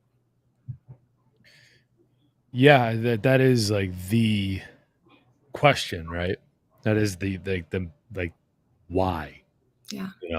And I would say, good for you for like seeking the cause, because that is something that people don't do very often. The causality of the situation isn't something anyone really not anyone, but it's something that not enough people focus on. So you're already miles ahead of many other people. I think we'll help this design solutions if we think about it more deeply like that. Yeah, for sure. But I think about that all the time too. Like, why, and that's something that I thought about in my own, like, experience in school. Is like, why am I here? Why am I made to do, like, no, I don't want to be around these people. Larkin's video, it's like, it makes me think about my own time in school. Did it make you think about yours? No, I had a good time in school. I was a straight A student, had great friends there. And I had this one friend, Katie. Everybody would ask her, like, how you spell something, what's the answer to this math question. And I really wanted to be like her. I wanted them to come to me for that information. And so I started to really pay attention to like learning and developing my knowledge. And I was just, I really enjoyed it. Trying to learn as much as I could. Yeah, that's all right. Yeah, but I did not. I liked being around other kids. If trying to like think back to the things that I did enjoy, and I liked being around the other kids. I guess it probably would have helped if I had remained in the same school for longer than 2 years, which I did not ever. Why is that? Well, for whatever reason, my mother needed to move a lot. Like every couple of years we would be moving to a different town, and that more than not, that would result in my sister and I having to move to a different school as well. There was a couple of times where we were granted school choice. I remember one time we were granted school choice, and then we could have got school choice, but because our grades weren't good enough, like, they basically had like dangled this carrot in front, like, and this is something I hold my mother in contempt for. Like, I really don't understand why she did this to us. I mean, we were just couple of teenagers, but she said, if you don't have good enough grades at the end of the school year, we're going to make you move to a different school because I'm not going to drive you to this school if you're not going to get good grades. It's like, what? Okay, that's kind of harsh, like, okay, you're going to make us start all over again, like for like the fourth or fifth time. Thanks. Like kids need stability. Yeah. Okay, regardless if you keep them home or you put them in school, like they need kids need some kind of stability in their life, right? You could even be the person that like travels around the world or around the country in a bus with your kids, but that's still a form of stability. You see, you can't just like keep throwing them to the wolves every so often and being like, haha, your whole world is being shaken up. Like good luck making a whole, like, how hard it is to be the new kid in school, like for the fourth time. No, I never did it. Never did it once. Like, no more friends. Haha, start all over again, get bullied and teased and shit. And then on top of all of that, like being like put on medication Right. against your will. Yeah, that's messed up. Like all of these things against your will. So, I mean, yeah, like I have no idea. Like I kind of wonder about that. Like why, why did that have to, be that way, but I guess it was just one of those things. I'll never know. I will never know. So I kind of have to make peace with it, Yeah. Well, I don't really have any, so like I did enjoy school. I did have some friends, but my best friend, Katie, I was telling you about, she moved away when we were in between 7th and 8th grade, which for our school system was middle school, was just those 2 grades. So I lost her and I just kind of flounder, like didn't really have friends, I felt. And then in high school, I had this one friend who then she ended up getting into drugs and dropping out. And so I never really felt like I had like a friend circle either. And still, like, I don't have connections with people back home. But the school aspect of it, I actually enjoyed, which, I mean, I realize it's kind of weird now that I'm like, school's an indoctrination center and you should homeschool your kids. But that was just my experience. Yeah. I mean, I wish I could have had a good experience even with the schools themselves, like we tried actually to sue, we actually tried to sue a school at one point. My parents were threatening with lawsuits because one of the teachers in the school, who's now dead, so I have no problem, his name was Mr. Worrell, and he was an 8th grade science teacher that I had. But 7th grade. 7th? No, 8th. The first time I ever went through 8th grade. He was the science teacher. And what he would do is he would relentlessly bully me in front of the other children. What? The teacher. Why? Don't know, because I never passed in. I never passed in homework. He would call me a lump on a log. He would purposefully breeze over my name and say, I'm not even going to bother to ask you if you have your homework. He would pull up my grades on his computer and read them out loud in front of the whole class. He would make every student in the class aware that I was taking medication, which is a violation of HIPAA laws. You're not allowed to do that. And all sorts of other things, to the point where my older sister even confronted him. She's only 2 years older than me. So yes. Yeah. And we tried to open up a lawsuit, and he had tenure. And there was nothing that the school, there's nothing we could do, and yeah, so he was a real bastard, and so yeah, I didn't even have very good experiences with my English teacher that year, though. He was cool. Yeah, he was pretty cool. Like, I've always had good luck with English teachers. So, like, one of them actually like let me slide by because I would write short stories. Oh, cool. Like I would write sequels to short stories that like never had sequels. Like, I wrote a second part to never heard of like the monkey's paw or the monkey's fist, the short story about the couple that gets this like monkey's fist, and like it has, you can like get wishes from it or whatever. Rabbit monkey? What? Like a rabbit's foot? Yeah, but like it had to do with like the fingers, and like you could make a wish and then the finger would close, and like as soon Oh, as no, like, I've never heard of that one. but like I wrote a sequel to that, and like I got a good grade on that. It was pretty cool. Like there were some good teachers, there were some bad teachers, so it's not Real like teacher. Yeah, that's a real teacher right there. yeah. Obviously, was like interested in what you had going on up there, you know? Yeah, and like so I would get away with doing things like that. I had a decent Spanish teacher as well for 1 year, but I would be moving from school to school too often to really ever really get used to being in any one of those buildings, which is weird.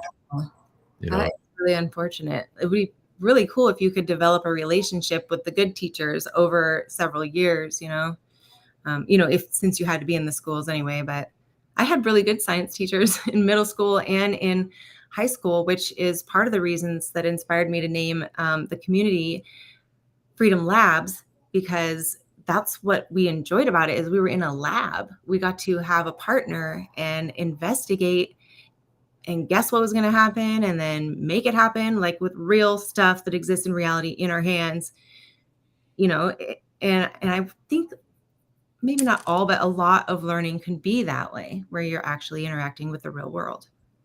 I think all learning should be that way. I mean, that's a brilliant approach to it, and that way you kind of seem to encapsulate with that idea. You seem to encapsulate all methods. Where you're just kind of letting the world be your teacher, and like experiences and everything, and hopefully they're nonviolent experiences and voluntary experiences and everything like that. But so if you so choose to be a bookworm, you can do that. If you want to fill out worksheets, you can do that. If you want to go and climb a tree and see what happens, like how gravity works, go ahead. Hopefully you don't break your leg, but maybe a skinned knee is a good teacher. Like it's like these things that is downright to it I think what we're supposed to do. I mean, self-actualization, being able to really come into your potential is, I guess this might be a bold statement, but I feel like that is the meaning of life. An individual's life.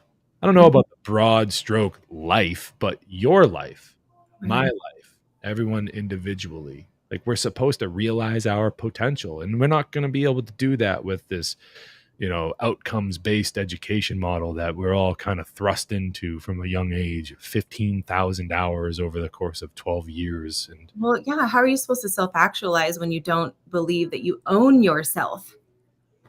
So it needs to happen at home. Yeah, damn good point there, but I suppose it's getting up to about 2 hours now, and I have one more thing that I need to actually look up real quick that I wanted to make sure that we talked about before you left, if you were going to. So we do that. And I was looking for a quote before we met about, there's a quote. One of the people who formed education in our country was talking about how the goal was to extend adolescence or to extend childhood. I don't remember which word they used.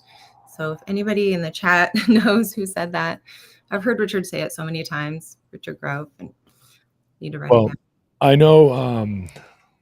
I know that I can actually pull up something right here and now from my presentation last fall. And it was from Johann Fichte, and it was a quote, I believe, from Johann Fichte, but it wasn't necessarily about, what did you say, the extension of childhood? Yeah. It's not necessarily about that. I think that's actually probably from some educationist in this country, but I don't want to derail us, but if anybody has a line on that, I'd like to know, because I was searching and couldn't find it. Johann Fichte said that education should aim at destroying free will, so that after pupils have left school, they shall be incapable for the rest of their lives of thinking or acting otherwise than as their schoolmasters would have wished. That's and Johann Fichte is like the dude that wrote the addresses to the German nation back in the 19th century that convinced the Prussian government or the Prussian nation to kind of adopt a public education model. And then he also said the schools must fashion the person and fashion him in such a way that he simply cannot will otherwise than what you wish him to will. So yeah, let me just get out of there then. And the whole point was because they weren't winning enough wars or something, right?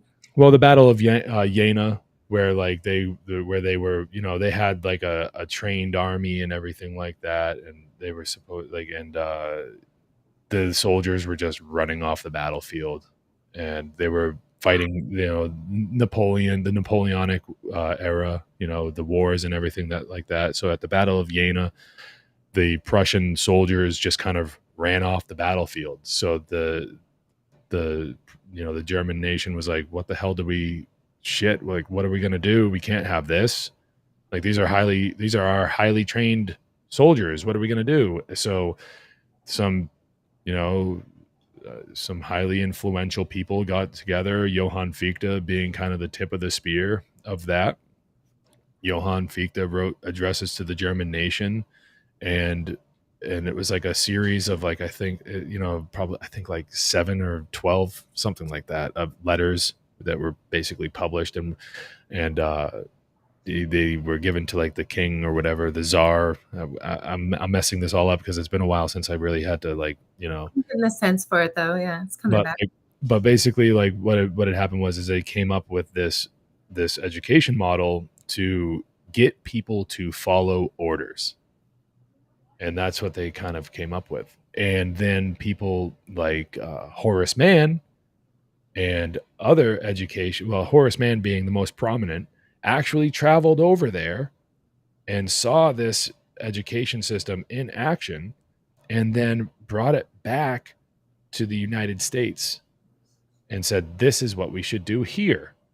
Yeah. So eventually, and this is, I know the gist of it, but eventually what had happened in a very short period of time is that Prussian model of education was adopted in this country as a way to kind of bring this conformity or this uniform education model to the masses of people here in order to build an infrastructure in this country. And then shortly thereafter, we have the major industrial revolution in this country. Then shortly after, during and shortly after that, there are people like Rockefeller and Carnegie and all these robber barons and these industrialists in this country that are influencing and lobbying the governments to kind of to kind of install these modifications into the Prussian education model in order to make it more beneficial toward the big businesses. I know that Ford had a hand in it, Rockefeller had a hand in it, you know, like all of these, you know, big time money makers, these movers and shakers in this country, they had a hand in it in the early 20th century. And then, you know, that kind of creates this kind of, dare I say, status quo that has been pretty much kept up with. You know, I mean, they ended segregation. They you know, with like women and people of color. If that's if that's a socially acceptable way to say it, but they ended all different types of segregation and everything in this country. So the schools are fully integrated. All types of people from all different walks of life are all experiencing this thing together. And that's my cat, man, he is nuts. So yeah, so I mean, so I bet the quote that you're looking for is probably somebody like Rockefeller or Horace Mann, somebody in that. Horace Mann, and I didn't see it. But yeah, I mean, somebody of that, you know, ilk is bound to have said that. I wish I knew right off the top of my head. Watch it be like somebody like wicked, you know, modern day. I'm just like right over my head. But yeah, I have. What's that? Either way, I got a lot of value out of hearing that history repeated. Thank you. Oh yeah, no problem. I mean, there's so much more to it than just that and everything. But I mean, geez, it helps for sure to kind of enlighten people to just how this education model, or this way that that we're supposed to supposedly be educating our children, just why the causality, right? We got to bring it back to the causal level. Ask ourselves, why do we do these things? Yeah. Like who are the ones that, because it always like starts somewhere. It starts at some point in time, like, and we need to understand those things in order to really have a full grasp on just what is going on now. And if we're not thinking about that, if we're not really looking into these things, these are our children. For fuck's sakes, these are our children.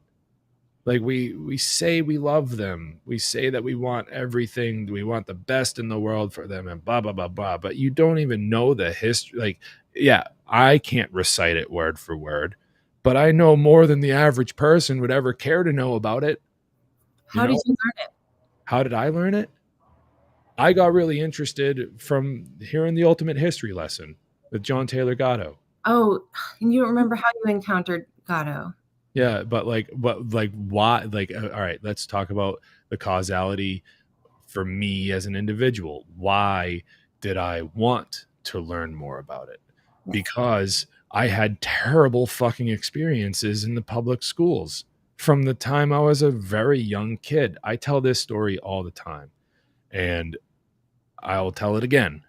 When I was like 6 years old, or 5 or 6 years old, whenever you're in kindergarten, right? So this is like the early 90s, early to mid 90s. And I'm in kindergarten, and we have a rug on the floor, and on the on the perimeter of that rug, there are strips of duct tape, and each strip of duct tape has one of the kids' names written on it. And I got my own place, and this is where we're supposed to sit during story time, or whenever it's time to sit down. Excuse me. This is where we're supposed to sit down, and I don't know. It's story time, and I am supposed to sit, and everyone else is sitting down. I wanted to sit down next to this girl, who I must have thought was cute or something, or like I was having fun.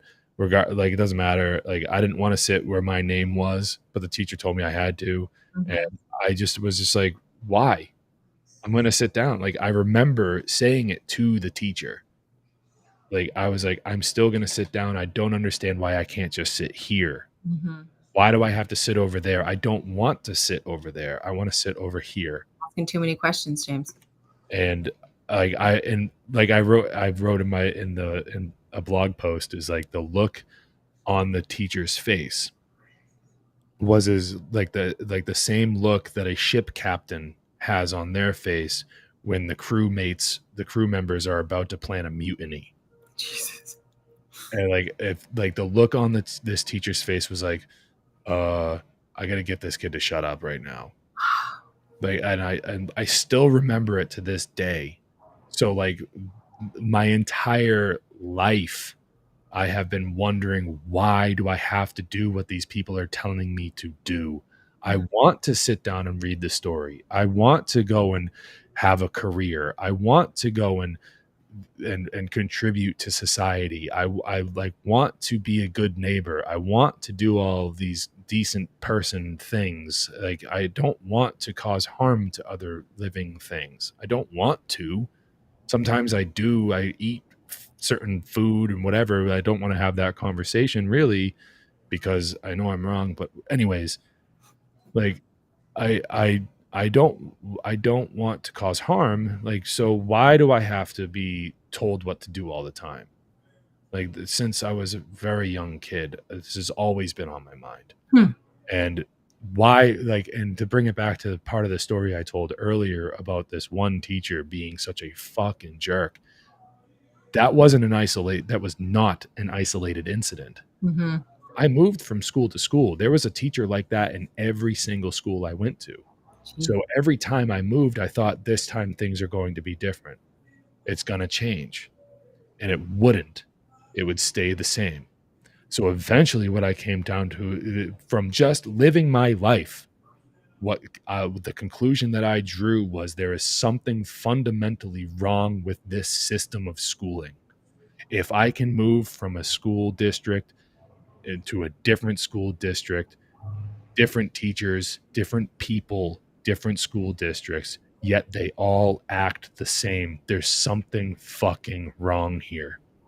I should be able to, like Larkin's video, I should be able to escape somehow from the bad situation and find myself in a different situation. And before anybody out there listening to it just points the finger at little old James here and starts accusing me of just being a rotten fucking kid who wouldn't sit down in his seat and everything, that's my point too. Why should I have to sit down in the seat? Why should every kid have to be taught and be expected to learn the exact same way of every other kid? Seems as though people are a big fan of that one scene from Pink Floyd's The Wall when the kids are going into the fucking meat processor and coming out on the conveyor belt all looking the same. That's not a good way to have a healthy society. It's not a good way to have healthy individuals. It's just not. It's not good. It's bad. It's, you know, and people shove their kids into public schools so they can go off and do their jobs and make their money and do all of these materialistic, selfish things that they themselves were trained into doing by the very people that they're sacrificing their children to. And that's why I tend to agree with the woman that was on stage at PorkFest accusing people of hating their kids. If you can't see this, if you can't see it for what it truly is, which is mind control, it's a slave factory. You're sending your children into this meat grinder where, okay, James had a bad experience. Does that mean that every other kid is going to have a bad experience? No, that's not what that means. It means it's possible. All right. Stephanie had a good experience. Does that mean that every kid's going to have a good experience? No. Imagine where I'd be if I was homeschooled, though. Sure. I'd be an executive or something. I don't know. Yeah. Imagine, you know, like my son is almost 7 years old. And hey, right now, what he has in mind, he's already told me that he would like to grow up and make his own video game one day. Okay. That sounds like a pretty cool thing. Like, and if it's not a video game, well, then you're going to learn to code. You're like learn all these things about technology. It's like, okay, sweet. All right. So I found this really cool series of lessons for kids. It was last month at the local community college for kids to learn how to make a web game, like a mobile game. Yeah.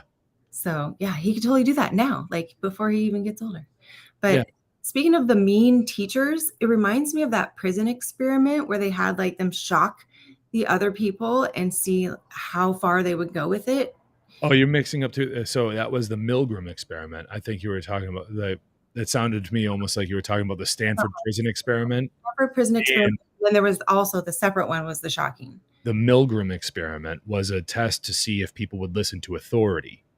And what happened is basically like they would be listening in on.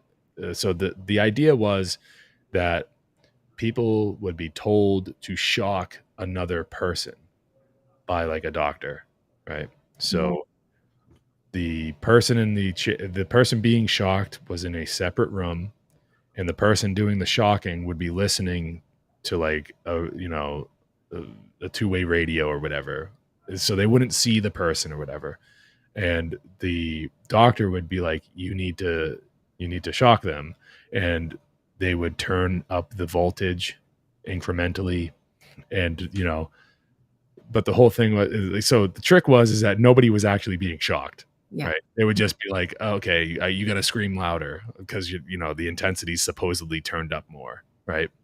So there were people that would like do it for a little bit and then start to refuse. And then the doctor, whoever the authority in charge of the experiment would go, you have to do this. So they would proceed.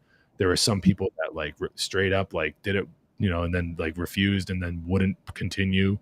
And they would just like get up and walk away. And then there were some people that would go and do it until the voltage was increased to such an intensity that a human would actually die from being electrocuted with that amount of voltage. So, and then the person on the other end would have to act like they were in such excruciating pain and that they were dying and everything. They'd be begging, please don't do it anymore. Please don't do it anymore. And then the person in the chair with the button, they would still do it because they were being told to do it. Mm-hmm. And when they were asked, like, why did you continue? Why would you continue doing this? A lot of the times the people, a lot of the time the people would respond because I that's what I was being told to do. Mm-hmm. And it just goes to show that people will listen to an authority figure if they think they have to. Well, and I wonder how that plays out in real life for the authority figure too. Like, where is that coming from? Why were these mean teachers being mean? And where do, not necessarily only teachers, but authority figures get off like thinking that they can act like that in real life and that it's okay and that that's like their place in life? The teachers in specific pick on kids like me because they have to. It's like that fifth reason that Gatto gave of the 6 purposes of schooling. Number 5 was basically the eugenics operation. The selective function. Yeah. And that has to do with public shaming rituals when he was talking about the signs that they would hang on the kids necks and stuff like that. Maybe his reference there is a wee outdated, but I mean, they do public shaming rituals. They'll pick on a kid and say, don't be like that kid. Mm-hmm. And what that does to that kid. What else he mentioned is he also, sorry to interrupt, he also mentioned encouraging shallowness of thinking. So like making fun of them, but also encouraging people to think in a more shallow way. Yeah, it would be because, more than not, the child, and like maybe I'm trying to toot my own horn here, but I mean, more than not, the children that have trouble conforming are the more creative ones. Mm-hmm. Are the ones that are willing to live outside the box. They're the ones that refuse to push the button when they're told to electrocute someone else. That's what it is. They disobey authority, and that cannot be accepted behavior because that is the primary function of, and I don't know if this falls in line with Gatto's explanation, but I will speak from my own experience there, which I enjoy doing because it means because I know these things. But it seems that the primary function of this schooling is to form slaves. It's to beat people down into a state of a condition of slavery. So, when the kid that is wiggling in their chair or whatever and like not conforming and not passing in their homework, it's like, dude, okay, maybe I wanted to do my homework. Do you have any idea what my home life is like? Mm-hmm. No, you don't. So maybe, I don't want to get into that tonight, but it wasn't good. And, maybe I needed help. Maybe I needed them to start asking questions, but they never did. Oh, wow. So it's just like, something. More than not, it's that the kid that's going through that is creative or has a problem going on somewhere and like needs help or whatever. And maybe that's changed since my time in school. And maybe they're a little bit more compassionate toward children that I like maybe if I were a kid these days, there would be a different outcome. Who knows? I don't know, but I know my life. That's the truth of what happened in my life, in my experience. So we'll go with that. And so I mean, these public shaming rituals, right? To get back to that real quick, is that they need to give the other kids an example of what's going to happen to you if you don't do what you're told to do. Mm-hmm. And then they, in a very subtle way, it's almost like they know exactly how to get into these kids' like subconscious. The amount of teasing and bullying that I received, not only from teachers, but from the other students, these kids knew I was on medication. They're not supposed to know, but they knew thanks to a few loudmouth teachers. And again, it wasn't just in one school, one teacher. Like I moved from Pentucket, which is a school district, and there was a teacher that would expose me for being on ADHD medication. Did you take your meds today? Oh, you must not be on your meds today, or whatever, however they would say it. And then the other kids would snicker, and they would tease me like, there's something. What are you, retarded? Like, like, it's like, no, I'm just fine. Then I went to another school district called Triton, and that was a few towns over, and there was a teacher there that did the same exact thing. And Wow. it was like I had him for homeroom and the same teacher for social studies. So he would ask me in front of two different classrooms every day for the most part. He would ask me in the morning as soon as I got into school, and he would ask me in the afternoon when I had him for like whatever period it would be. And I would have to take my meds before I went to school. And then after lunch, I would get it from the school nurse. And then I would have his class. And then he would ask me both times, did you take your meds? In front of the other kids. Like, who the fuck? What the fuck, dude? And then Why though? Like, don't understand. how did the system mold that individual teacher into playing that role so well? I don't know. I'll never know. Yeah. It was almost like this, like, it seems like, actually, now that I'm kind of thinking about it off the cuff, it seems like as if their training makes it so, like, if there's one, like, like I mentioned earlier in the conversation about the heavy influence that teachers have over like the parents and the pediatricians and everything like that. A lot of these people defer to the teacher's judgment because they're not really behavioral. Like there's nothing wrong with the kid. It's a behavioral disorder. Do you know how broad of a brush you get the paint with when you're starting to talk about behavioral disorders? It's basically just saying the kid's not doing what I want them to do. The fish can't climb a tree. Yeah. Give them some like, yeah, exactly. Don't judge a fish by how the fish climbs up a tree. That's a great Einstein quote. Yeah. That's something, a quote that's attributed to Albert Einstein. But I knew you'd know.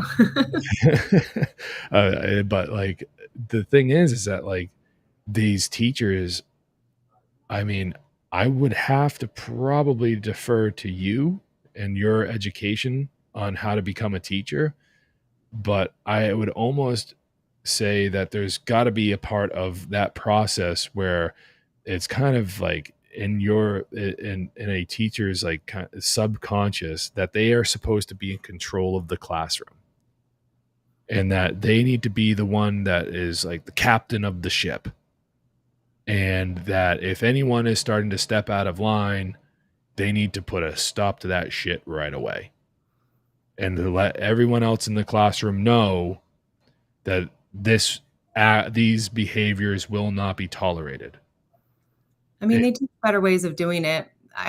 Obviously not to those teachers, but yeah, maybe it was just a symptom of the time. It could have been, yeah. But these things, teachers that way. My son had a teacher like that last year before last. He wanted to go to school when they took the mask mandate away. He was all excited to see his friends again. And so we let him go back for a few months. And his teacher there was just mean. She would like drop his notebook on his table, roll her eyes when he couldn't spell a word. And she was cold to me too. Like I saw it. It was real. He wasn't imagining this. Yeah. And many, many, many thousands and hundreds of thousands of kids go through this on a daily basis in this country, And I don't think it's the training though. I think it's just that certain individuals get drunk with power. Like you said, they're the ones that get the power of deciding, is this kid behavioral? Is this kid, going to be one of my little teacher pleasers that everybody's going to love because I love? Or, how are we going to treat this person? And I think it just wears down on them day to day, being in a room full of 30 kids, and they shouldn't be in that job. This job shouldn't exist. So I think that's another structural aspect of it, is that that's a big group of kids. Yeah. And you're expected to manage, classroom management. There are better ways to do it, but, I can see how the stress could get to somebody, especially if they don't have that genuine love for kids anyway. I mean, the public shaming rituals exist all over the place. They have behavior boards where your name goes next to your name goes on a scale of colors, and it's like from yellow to red or whatever it is. And, like it's just, these things exist all over the place, and it's, it's a shame because it's conditioning into obedience, and authority should be questioned. And if you're not questioning authority figures, then you're just letting slavery happen. And so as soon as children start to question authority figures at a young age, those kids get made an example of very, very quickly. And they don't tolerate they don't tolerate that. That doesn't seem again, maybe things have changed a little bit. I don't think that they have. In some places. So my son's first grade teacher would let him just lay down on his stomach on the edge of the rug instead of sitting up cross-legged on his name on the rug, because she noticed that's how he's listening. When he's listening, he doesn't look like a learner. Different learners look different. And so she was a good one. There's just not all of them are going to be that way. Yeah, I guess, even Larkin Rose was like, not all of them are jerks, so I'll concede to that point as well. Like they don't all do it, but like it is a very all too common practice. I'm still going to stick with that. Speaking of Larkin Rose, The Most Dangerous Superstition, I listened to the audiobook a few months ago, and I seem to remember him saying, like, even authority itself, not just authority figures and whoever you decide to imbue with authority, but even authority itself isn't real. Something like that. Yeah. Did it?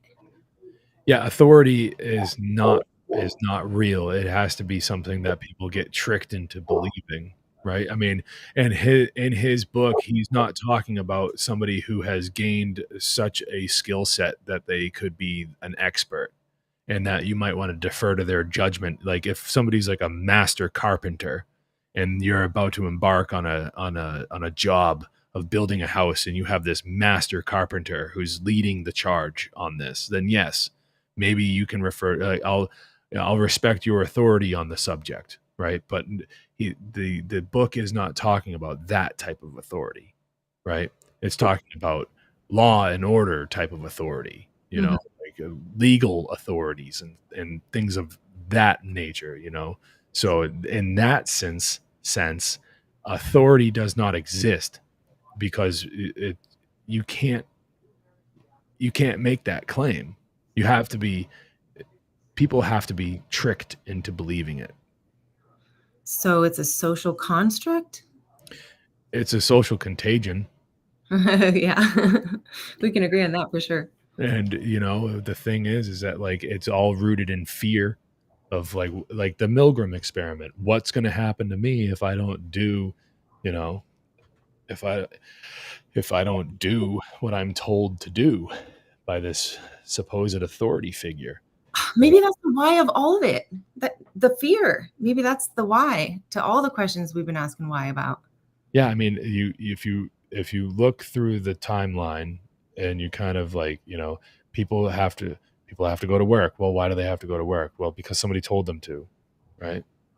And well, what are they going to do with their kids? Well, that was part of the thing, is why Rockefeller and Ford and all of these people, really put down a lot of money on forming this education system in this country, is because they wanted to employ more people.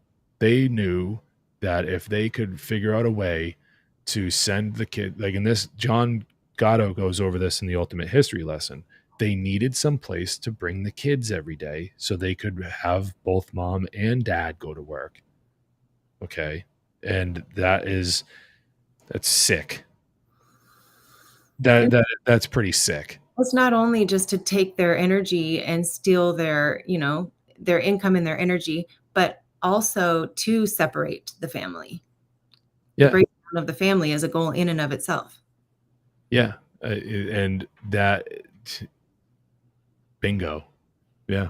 The breakdown, because I have a friend. Her name is Kat Waters, and she's also a content creator on the One Great Work Network. And she has a podcast, and she calls it the Family Industrial Complex. Hmm.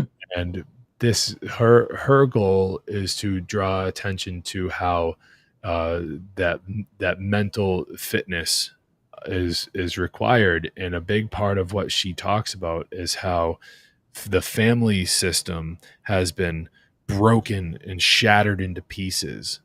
So in that we need to kind of repair that, like that she really enjoys she really enjoys talking about that, you know. Have to check that out. Yeah, that sounds really interesting. Right up my Yeah. alley. Yeah, Catherine Waters, Watters. So, and she's on the One Great Work Network. And so like that's something that she's very enthusiastic about. And it's like if we have strong families, then we have strong communities, then you keep pulling the lens back, zooming out from there. And so without that strong family, the individuals are weak. So maybe we can reverse engineer it. So like, okay, so the lens goes out from a family. There's like neighborhood cookouts and like bowling leagues and the Grange and whatever else. So what about if we start there and we have these community events? Maybe we can organize community events, and then families will get strengthened. See, the thing, that's a great idea. I would say that you kind of have to like, you kind of have to zoom in instead of, so like, it starts with the individual. Because without a strong individual realizing the goals, realizing what it's going to take, and first of all, realizing the problem. Yeah. You have to understand the problem before you can really create a goal in order to solve the problem. You can't do nothing about it if you don't understand it. So it really takes a strong individual to want to be able to do something about the problem in order to actually get anything done. So that's where we have to start. Each individual has to understand these things and look at things from a causal level and realize that it started with a bunch of individuals, abdicating their responsibilities onto this figment of authority. And then we're going to have to really stop that process. It starts with the individuals. It stops with the individuals. That makes sense. I remember recently looking around, and I was at a store or a mall or something, and all of the like 20, 30 something men, I was thinking like during the revolution, like these would have been the men like sending spy messages and like talking in pubs at night. Like, what are we going to do about this? And right now they're just like, trying to find the jeans with the most holes in them or something. Oh, you're not kidding. And, it's these types of institutions that have systematically defanged a lot of the men in this country, and women can fight too. There's a lot of women out there I would not want to cross, it's just, but there are different motivations when it comes to fighting.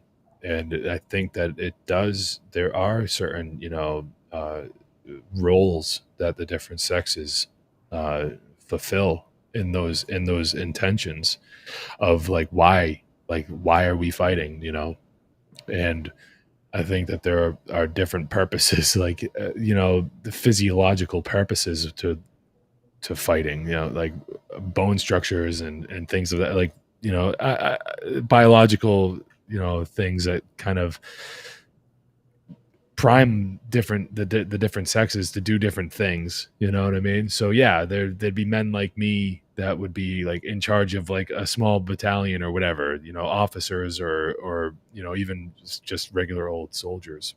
But it would definitely be I guess if there was a revolution today, then it would be something. I don't know. I'm trailing off here. To even think of, yeah. It's tough to think about because you're right. You see a bunch of the men out there today, and they can't do shit. Well, what made me think of it was what you said about the individual needs to be problem aware, and right now they're not aware of anything about a problem. No, No, the problem is their problem is how many Instagram followers that they have, and Exactly. whether or not they use the proper filter on their last post, Yeah. or if their girlfriend's gonna find out about what they did last night, or like whatever, you know what I mean? Like it's all superficial, materialistic bullshit that at the end of the day doesn't mean a goddamn thing. But I can't get mad at them though, James, because like they're the victims too. Like we're all Yeah, victims of well, this, programming. I appreciate your I can appreciate your compassion, but to a certain extent, that compassion is it can't be given, This because information is hidden from us though. the same way that I was able to be made aware of these problems, the same way that you've been able to be made aware of some of these problems, or the same way that any individual can be made aware of these problems, the age of nescience is over. We're in an age of ignorance now. Mm. And if you're being ignorant of these things, then you're the problem. Yeah, you're right. It's not that hard to go look. And people don't want to look because they're just happy just being under the radar, not doing a fucking thing. And what's going to be the result is a lot of innocent, peaceful, voluntary, like peace-loving people who have never done a violent thing in their lives are going to be churned under this big machine that just wants to make slaves of all of us. And it's because of the lack of numbers that we have of people who are actually willing to do something about the problem. And that does not mean that you need to be willing to go fight some bloody massacre-filled war. No, no, no. This could be a revolution of the mind, and this could be done very easily and very non-violently if people just got the cojones to start saying no to what these perceived authority figures try to trick people into doing on a daily basis in this country, to start in this country. Because in America, yeah, we do have, and if we're going to have a pie chart or some shit, or like of global freedom and who has the biggest cut of that pie, it's America. Mm-hmm. We still have the right to bear arms. Let me put it this way: natural law rights aside, right? We don't need an authority figure to tell us that we have these rights. They're inherent in nature itself. But we also, at the same time, do not have a government that has directly infringed upon these rights and just taken them away from us completely. So, like yet, Yeah. more people weren't afraid of looking under the bed at the monsters, then I wouldn't feel like that was so under threat. But I really do, wonder. Yeah, I mean this whole entire thing could be taken care of very, very easily if people just learned how to stop consenting to this bullshit and start saying no. And we need numbers. It's not going to happen with with one person, 200-300 people, a couple thousand people. Like, we need millions and millions of people to be like able to say, no, we don't want this anymore. We do. But is that a problem of morality? Like, absolutely. Is that what needs to change? Yeah. People's understanding of right and wrong needs to change. Okay. And the thing that also needs to change as a result of that. So first, it's an understanding of right and wrong, right? And what that means and how it applies equally to every person who is cognitively able to understand that difference. There are people out there that have mental, they're not mentally capable of understanding these things. They're exempt. And it's up to us that aren't exempt to understand that and to be compassionate toward those people and to help them. So that aside, I think you get the point of what I was saying about, I'm trying to be very sensitive to certain people that didn't ask to be here and certainly did not ask to be brought here and to be living in those conditions. But I would say that people that are cognitively able to understand the difference between right and wrong, they bear the responsibility for every one of their actions. And it's always the person that was following the orders that are going to be more culpable for their actions than the person giving the order. And what we're dealing with these days is a large group of people who just simply don't fucking care. And that needs to change.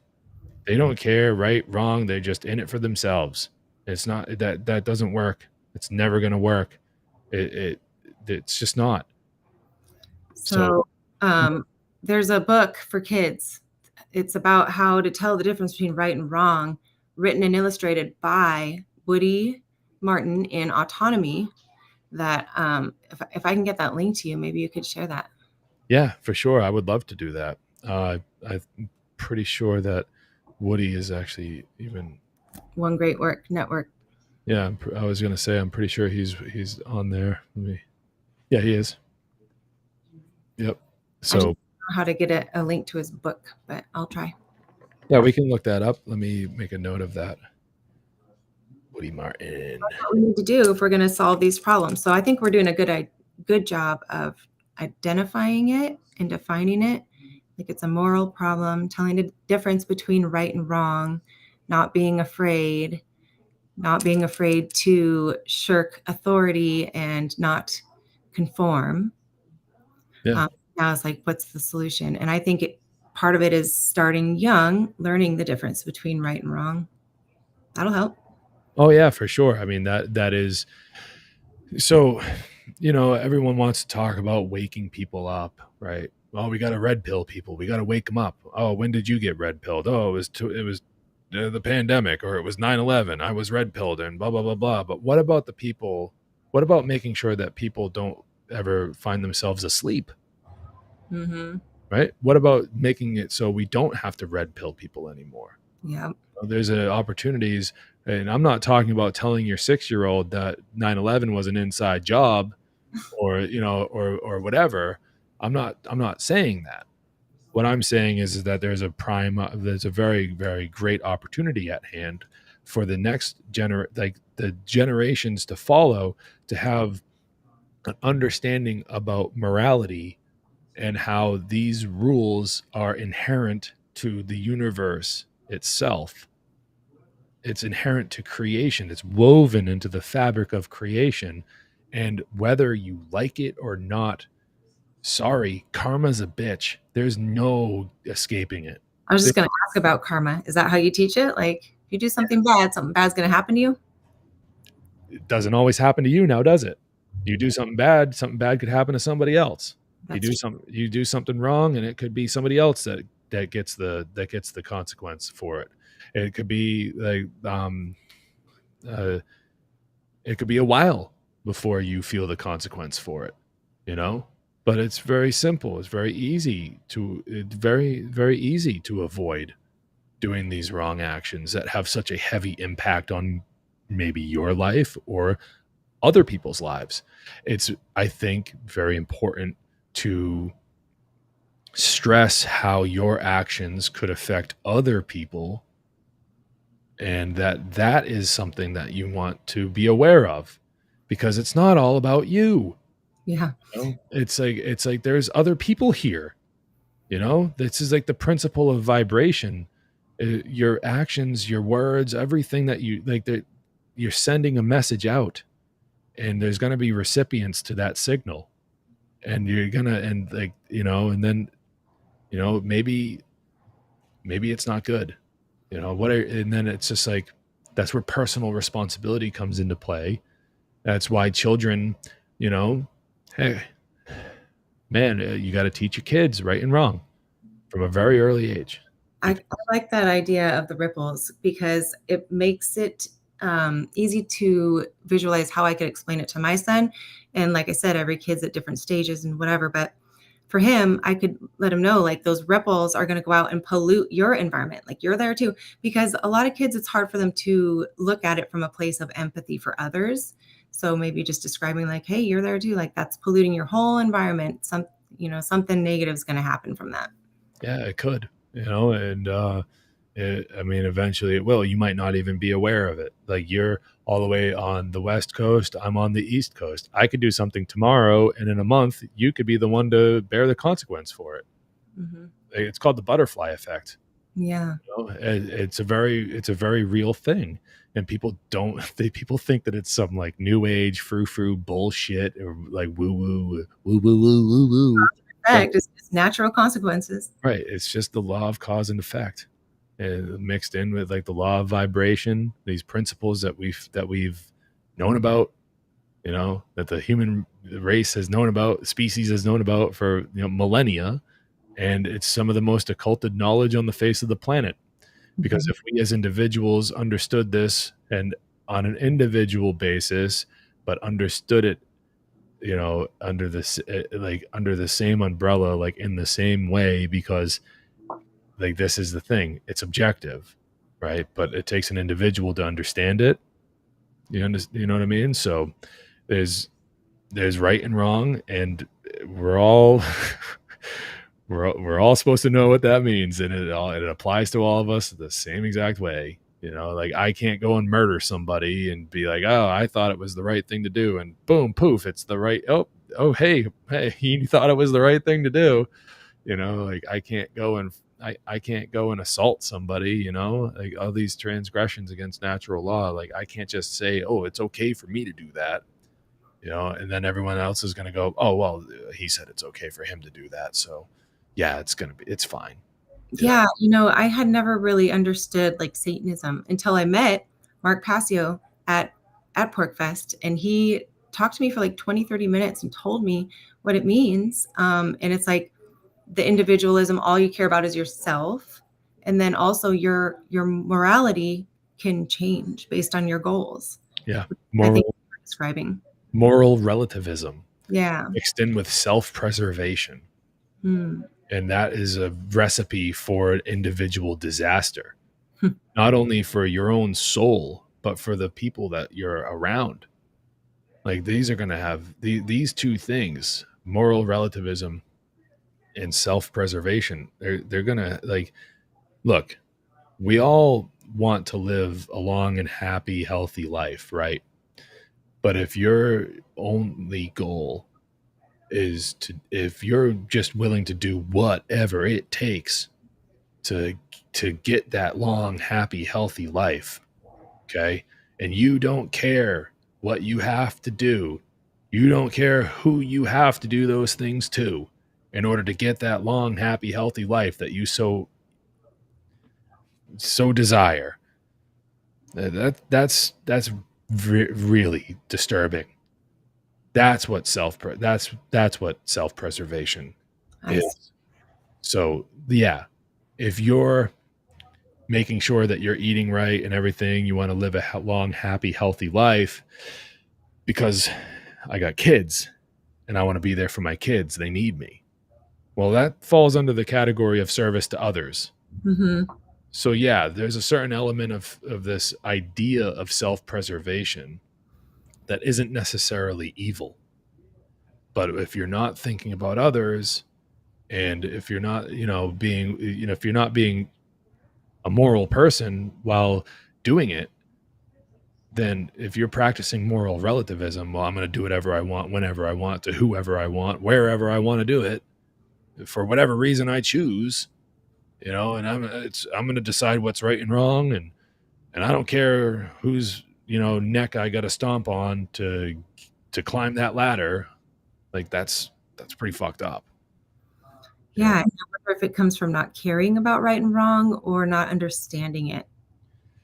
That is the burning question. I think I would say that if you don't understand it, well, then you need to care about it. Then you'll understand. Ask some questions. Yeah. Like if you just simply do understand it, so you get, okay, I would be like, all right, well, you don't understand. Can I try to explain it to you? And like, can I try? But if like somebody understands it and they just don't care, that's an evil person. Right. Yeah. That's somebody that certainly caution needs to be exercised around that type of person, for sure. They're wicked dangerous. Those are the intergenerational families who are trying to turn us into robots. Not Yeah. to sound too much of a conspiracy theorist, but just make us all into this little similar boxed thing to where we don't fight back and we don't even have that thought cross our mind. Well, again, to go back to that propaidutic function of like making more managers and everything like that. Well, you need to know who you're managing, and if all the people are the same, then managing them becomes a lot easier, Mm-hmm. right? Something I've said in the past is, it's pretty easy to control a person if you know everything that they know. Hmm. If you're the one that taught them everything that they know, you can control that person pretty easily. So Yeah, and Gatto also mentioned, I don't know if it was like it's like up higher 2 or 3 or something. That's how you control people's or measure them, is like with statistics. And so if everybody's the same, it's a lot easier. yeah. Yeah, I mean, it becomes so much easier for the managers, to have this standard of measurement to throw everybody against, and that's why the education system is so standardized Yeah. and it's outcome based, so that's the function that it's serving. That's the purpose that it's serving, excuse me. I was thinking about that recently. Instead of outcomes and like learning targets, we should have or think of it in like an arc, like a learning arc. At first, when you're learning about something, I'll go this way since the viewers, you're like learning about it more intensely because you don't know anything. And then like you kind of like get familiarity. And then maybe as you get older, you start passing it on to other people. And it's a little bit more downhill. So it's more of a learning arc. I don't think we're ever really done. No, I would say I agree with you. If somebody's like, oh, what the heck did I? Hold on. I would say that if somebody's like sitting there saying that they think that they're done learning, well, that's pretty arrogant. Yeah, I would say that's a pretty bad form of arrogance. Yeah, there's no reason to tune out. Like there's still so much there. And those evil people, they've been making these plans for thousands of years, at least hundreds. So, we need to lengthen our attention span so that we can keep up. I think that it's been thousands of years.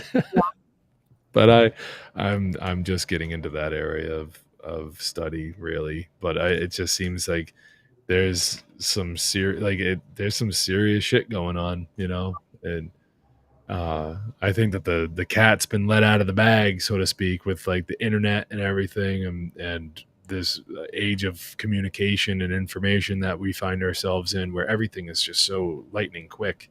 Mm-hmm. And that's again like, well, you don't. That's why I said like the age of nescience is over. Mm-hmm. There's no excuse anymore other than you just don't care, and then you're just a bad person. Like you got to care about something. Like you don't care. You don't care about the future that like your children or other people, like the children are going to have to like inherit this situation. But I feel like they're living in this toxic soup and their vision is clouded. They have no reason to ever even ask that question, James. It's like, so that the internet for them is like TikTok and like, whatever, watching people fight or who knows what people watch. It's programming. Yeah. And it's going to be harsh. It's something harsh to say, but unfortunately, then they deserve what's coming to them because of their inaction. They're going to bear the karmic, they're going to have the karmic debt, and they're going to be the ones to bear the consequence for that. And you know what? Unfortunately, because of their inaction, some of that consequence is going to be, people like you and I, and other people that are more aware of what's actually going on around this place. We're also going to feel the consequences of their inaction. I think that's a blowback. I think that's what the CIA meant by the term blowback. It's like impact that it has on unintended victims, maybe. Yeah. No, you're right.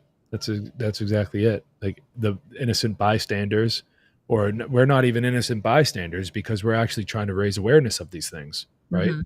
So it's not even that we're innocent bystanders, because we're not bystanders, so to speak. We're active. We're trying to do something. But again, like I mean, I Having hate to considered sound like wrong. I hate to sound like such a cynic or a pessimist, but the numbers are severely lacking. There's just not enough people. Like, it's just too many people that are just hardcore statists, just like not even willing to question it. Oh, They're yeah. still like, oh, well, we gotta have government, gotta have it. It's like, no, well, we really don't. If Yeah. everyone could get their acts together, you really don't need it at all, ever.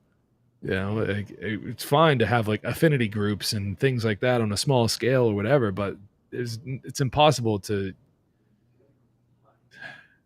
You can't consent to what we have, and you certainly can't consent.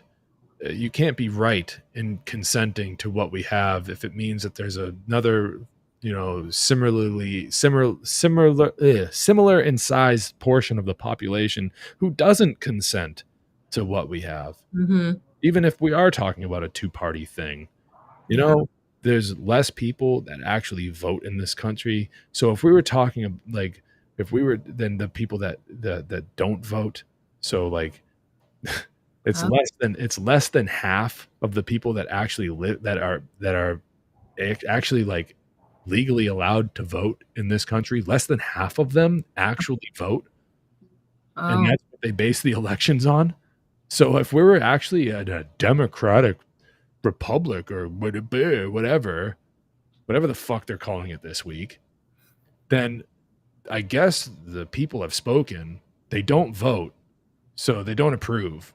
right. If we're, and oh well, we couldn't make it to the thing. We couldn't do it. We couldn't get the day off of work. Well, if you love your precious government so much, you think you'd get the day. You think you'd just go and take the day off to vote for your fucking master. So like, just shove it up your ass, because I don't want to hear it. And you know what? Like, that if we're gonna talk about doing the law and order thing, then you're not voting. So what do we do now? Less than half more than half people don't vote. So which is it? It's this cognitive dissonance of like, we have the law and we got to respect it. But then when it doesn't, when like they don't respect the law, well, you didn't vote. Like, Well, but what about the people who don't vote because they're like a conscientious objector or whatever? then that in itself is a vote. Not voting is still voting, because you're saying I don't approve of any of this. So that in itself is still, in a roundabout way, a vote. It's like saying I'm not doing it. Therefore, you have said enough. If I you're wish a conscientious objector to it, you have said enough. if everybody who doesn't vote was one of those, that would be ideal. Sure, but it would take. But like, what do you do then? Because the thing is that like they have, they have to be there, right? That's the whole idea. Is government has to be there. What Oh would my we do God. without the system of authority? What would we do? Well, we might actually like thrive. We might actually have a chance at being peaceful and having voluntary consensual relationships with our neighbors and our communities, and our towns and all these cities and states, or whatever, however many borders you think need to happen. I for one, am not necessarily against borders, because it's the idea of borders that allows me to have a property line around my house. And if somebody trespasses on that, I can be like, get the fuck out of here. Bang, bang, motherfucker. And that's different from forced association, like a boundary and a border and a fence, that's fine. But like if it's fencing you in with somebody, that's not cool. Thank you for bringing that up, because that's the other side of the coin.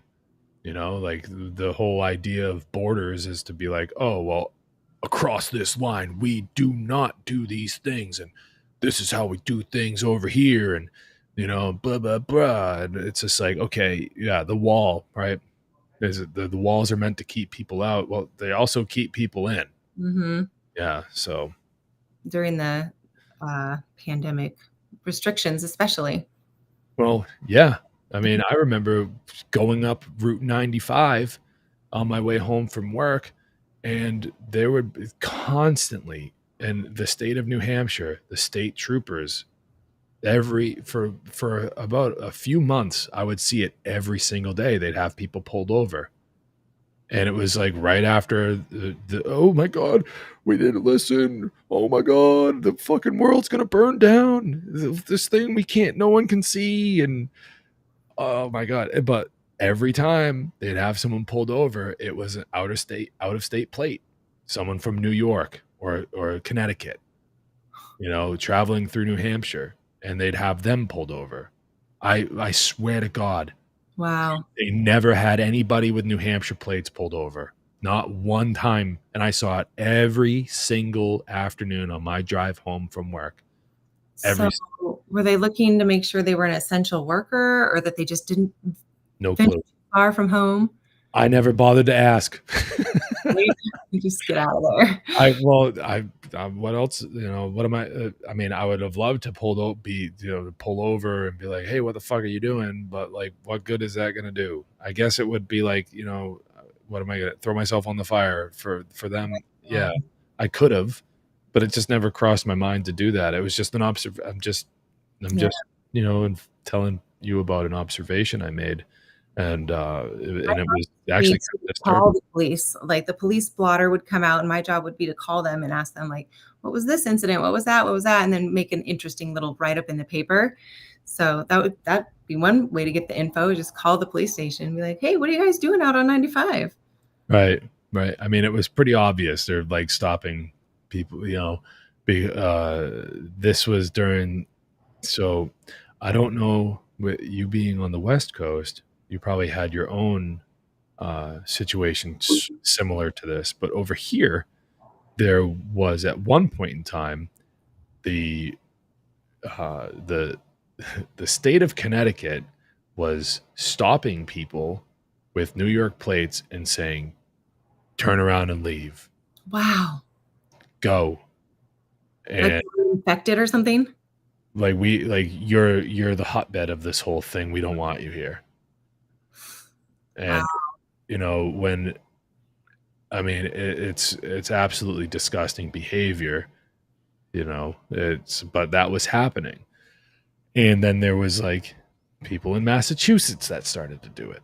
And then there's like I'm about 3.5 hours away from Hartford, Connecticut. And that's about maybe another, it's probably another like,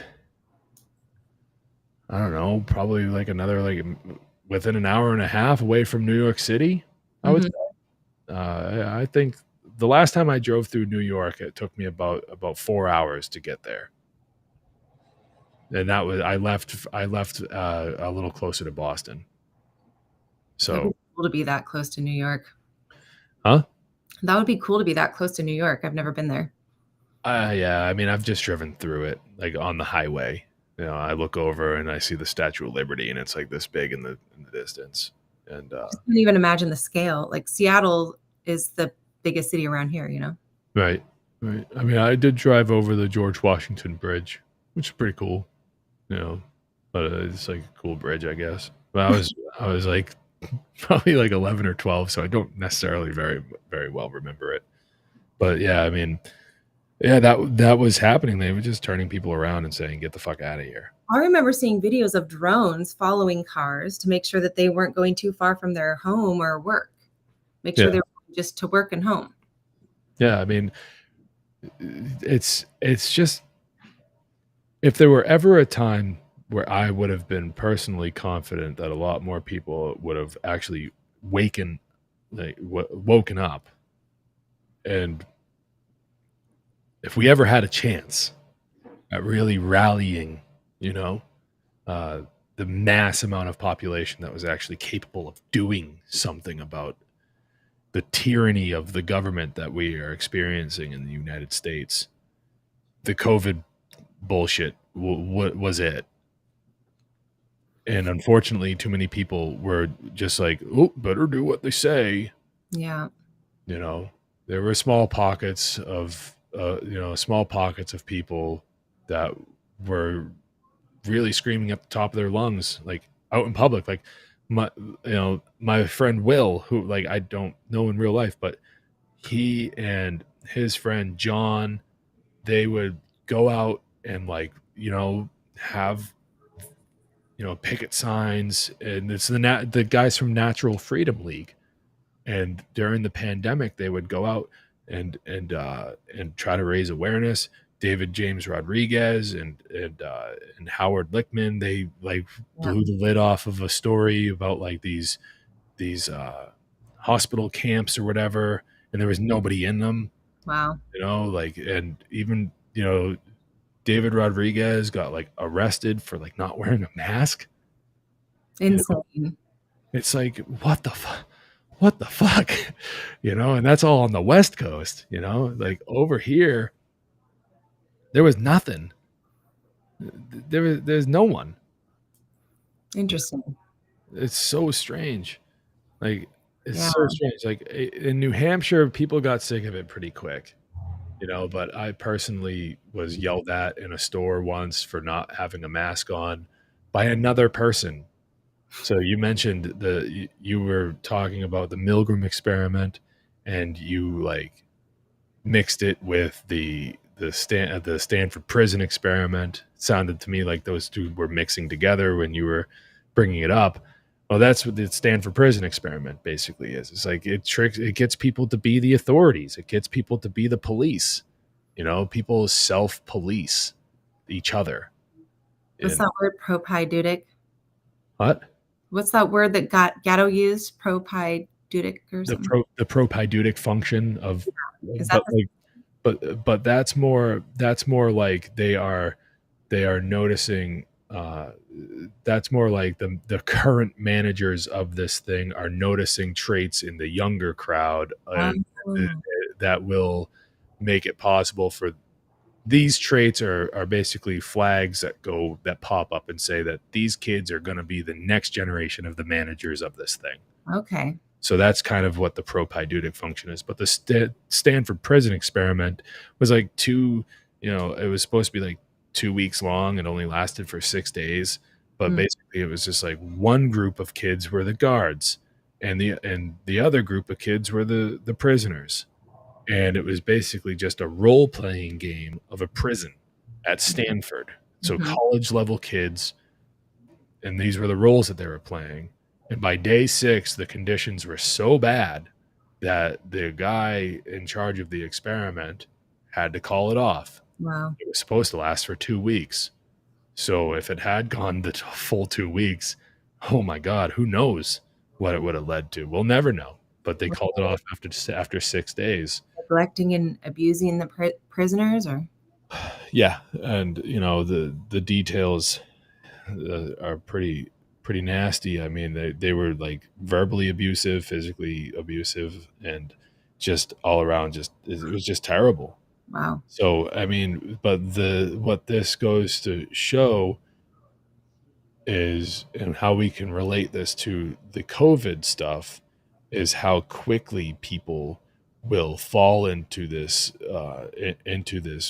role of an authority figure if they are given permission to. So we have a bunch of people out there, basically. So we'll talk about it like this: the masks and the mandates for the masks, or the recommendations for the masks, whatever you want to call them. And what we're looking at is one group of people that think that they have the right to tell another group of people what they should and what they have to do with their own bodies, right? So if I went into the store without a mask on, I risk, and what I risked actually came to be a reality.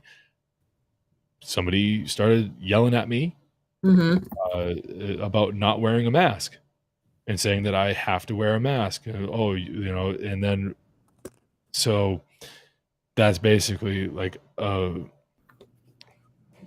it's basically like a replay of the Stanford prison experiment. I got kicked out of Costco with my son with me. Nice. He was like, why do you have to argue with them? And so I explained it to him why it was so important. So I thought that was a good experience. Yeah, and that's a very good thing to do for a youngin, is to explain it to them. Like, look, like we have the right to say no. We get to choose what happens with our bodies. No one else has the right to choose that for us. They tried to argue, well, yeah, but we're a private business, so then you have to leave and we have the right to do that. And I said, no, you're open to the public. Right. Anybody can get a membership there. Right. And they don't have the right to do that. They don't. I mean, in our area, like there were a lot of rats, and there are people very not even afraid. Like I had one woman at a store even tell me, like, we're not even afraid of the virus. We don't want, like, straight up tell me, like, we're not afraid of this thing. We don't believe what they're telling us, but we've already gotten in trouble with the health department and they've threatened to shut our business down. Yeah. It's the only way we have to support our family and to support our livelihood. So will you please wear the mask? I'm like, I'm gonna be in here for 10 minutes. Are you serious? And they're like, yeah. And I believed them. So I did it. Yeah. Oh my God. I put the thing on my face because I felt bad for this white lady who was worried that somebody was going to rat on them and that they would have their fucking livelihood taken from them. Yeah. Happened to so many people. Yeah. So that was something that we were dealing with up here, and people were dealing with all over the country, and it's fucking tragic. I think a Twitter account called like Papers, Please Pizza or something, and it happened to them. And but I think they like stood up for themselves or something. Yeah. But not everybody can do that. I get that, I mean, in New Hampshire, I will say this, like I can't believe it. At least in my town, I never heard of one incident where law enforcement was actually involved, where people were actually like, on the receiving end of like a police officer doing anything about it in my town, but like, wow, so special. One little town in one little place in the world. Like, oh my God, like, oh, they're so, oh, we can trust them now. No, like, no. That's not what I'm saying. All I'm saying is that, like, what that shows is just how obedient people are, really, but like, I'd walk right, like at one point in time, there were police officers standing at the front door of our local grocery store. And I don't know, like, I didn't know why at the time. So I asked him, like, why are you here? And he was basically just like, in case things get out of control in the store, one of us has to be here. It was right around the time where, people were going crazy over toilet paper and baby formula shortly after. And then, during these times where people were going nuts and fighting each other over, things that we take for granted, police officers were stationed and to intimidate people into behaving. Right. Instead, we should be like morally educating each other and working together as a team. But no, we can't even do that. We have to be intimidated into behavior.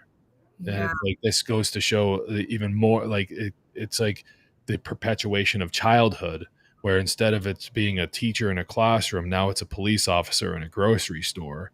And then people see that authority figure and they go, oh, I got to behave. Mm-hmm. Better behave. There's big mommy or big daddy government's, representative is here. I got to do it. I got to do the right thing because, somebody's looking. And it's that kind of mentality that needs to be broken. Don't do the right thing because let me actually put it in a different manner.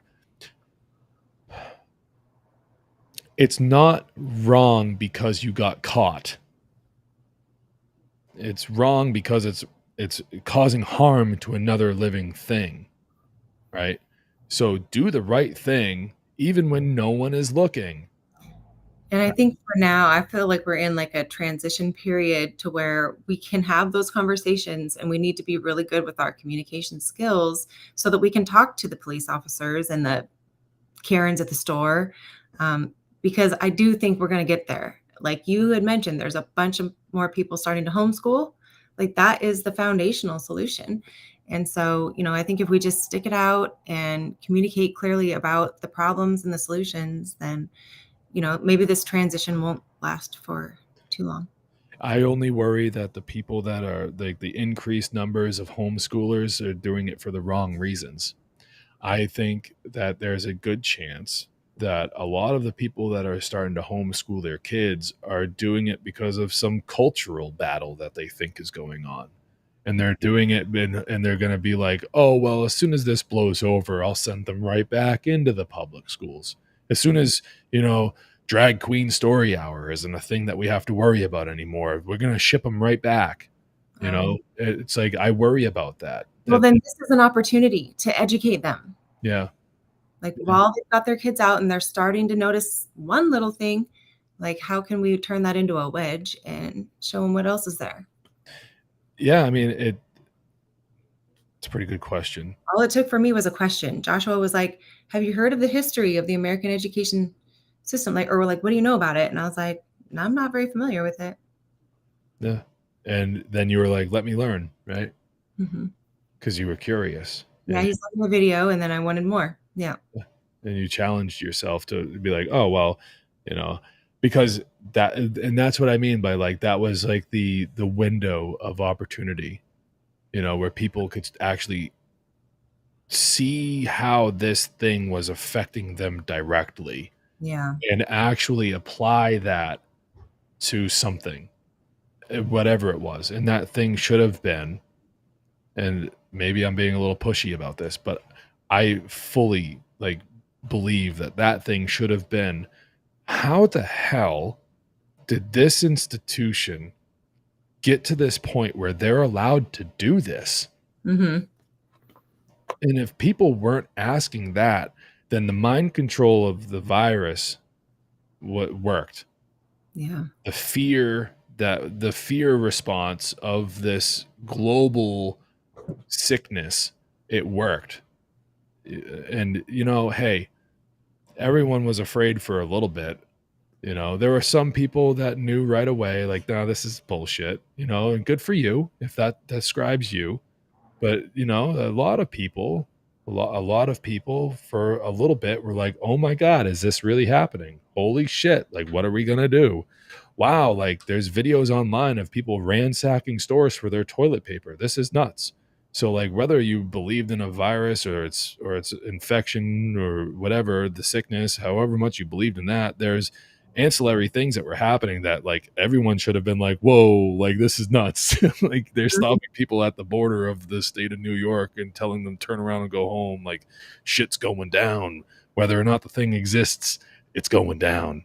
Like people are stealing toilet paper. You can't get toilet paper at the store. Like I don't know why I keep going on about TP, but it's just but then sending the kids home from school and doing the Zoom meetings, and then the amount of awareness that was that parents were experiencing.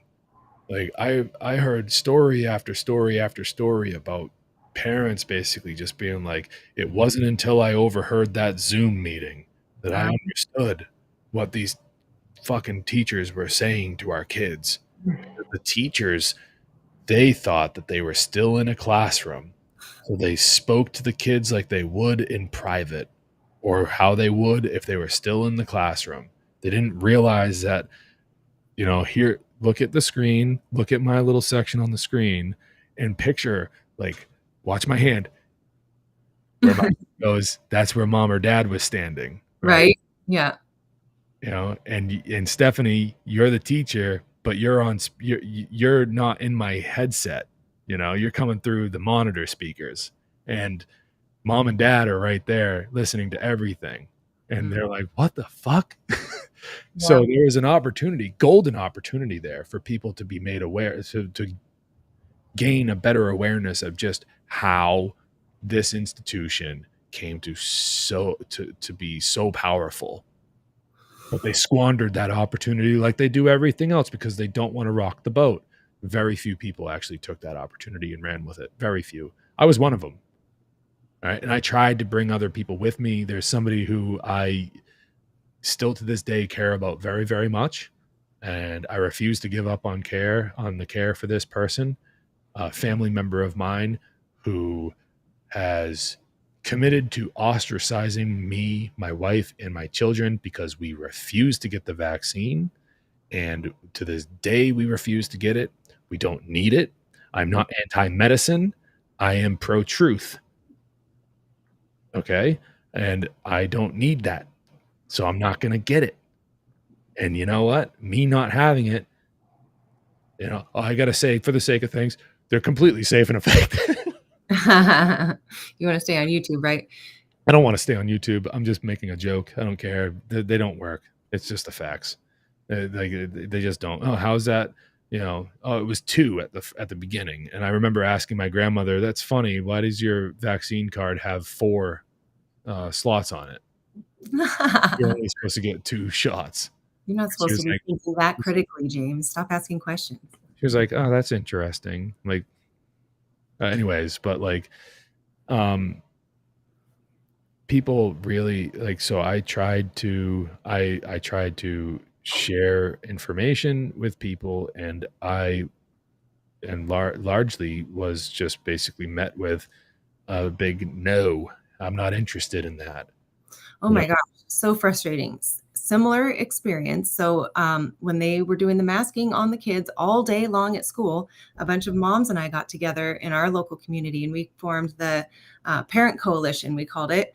And we went to school board meetings. We brought them scientific studies, old ones, like good ones, not like new fake stuff using a mannequin, and printed it out, made copies, showed it to them, asked them, like, if this is scientifically supported, please show us your science. Like, we've shown you ours.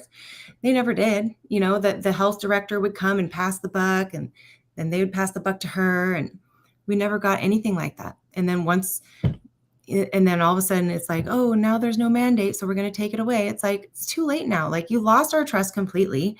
You should not have been implementing this fake mandate to begin with if you are actually concerned about our children. So I lost a lot of trust in the schools during that whole experience. Yeah, I mean, it is like it's abuse. It's abuse. Like it's abuse of children. Yeah. It doesn't work. The masks don't work. Yeah. Exactly. First of all, they don't work. Yeah. And second of all, like, it's just an act of abuse. You're taking away a child's ability to decide what goes on with their body, and before anyone out there listening to this goes, well, you got to wear shoes in the convenience store. It's like, look, your shoes don't impede your ability to fucking breathe. Exactly. And your shoes don't force bacteria coming out of your mouth to sit in a stationary position over your mouth to be breathed back into your air, to your lungs and whatnot. And shoes work for their intended purpose. Yeah, and shoes work for their intended purpose, right? No one wants ringworm. I've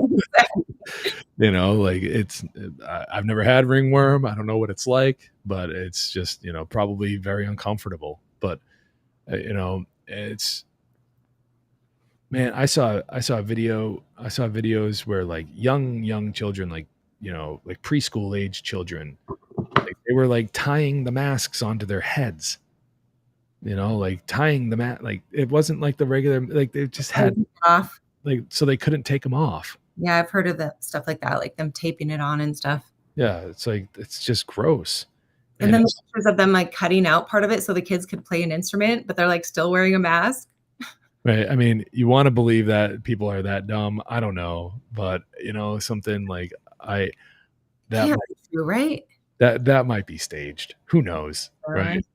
But like, I will say, when I see a video of a kid like repeatedly taking the mask off their face, and then an adult coming over and then putting the mask back on, and then eventually that mask just gets like tied on You know, it's it's not a good scene, Nope. you know. So And kids puking in their mask and then keeping it on because they're afraid they're going to get in trouble if they take it off. You heard of those stories? no, that's nasty. No, that's gross. I'd never heard anything like that before. End of it. There's not much else to tell. Pretty gnarly. I mean, I feel for those kids. Didn't want to get in trouble, so they didn't take off a pukey mask. Yeah, that's pretty gross. Yeah, just goes to show how important it was made to seem to wear your mask. It's just another thing about doing what you're told just because you're told to do it, and you're not allowed to ask questions. And okay, oh yeah, you can ask the questions, but we're all gonna laugh at you and be like, "Hey, look how dumb you are." Like, no, Right. it's like I'm actually, even if I'm asking, like the old saying is like, "There's no such thing as a stupid question, only stupid answers." Mm-hmm. Like it's just like that just applies here. It's like, no, I'm pretty smart because I'm at least asking questions. Mm-hmm. That's like, why do I got to do this? And then being like, no, that's not a good enough answer. But just because I said so. That's Mm-hmm. not a good enough answer. No, like you got to tell me why. That's a stupid answer right there. Yep. And like, maybe a 7-year-old's not going to understand the complexities of how like a respiratory virus might spread, but neither do I, and I don't think many of these doctors do either. Yeah. They're lying. Yeah. But I do. I don't know. I do still think that like it definitely was a very missed opportunity, and it's sad. At the end of the day, it's pretty sad. I think we should just keep our eyes open for whatever opportunities are coming up. Yeah, that's true. And there's more and more opportunities every day to like keep up the spreading information. And you have your newsletter. People should go sign up for that. And then there's like there's just so much you can move to. There's so many different states that like that you can move to that afford you better opportunities at homeschooling your kids. There are some states where it's like you're literally just taking the school curriculum home with you, and you're really just, it's not really homeschooling, it's just school at home. Yeah. And you know what? Like, hey, I'll tell you this.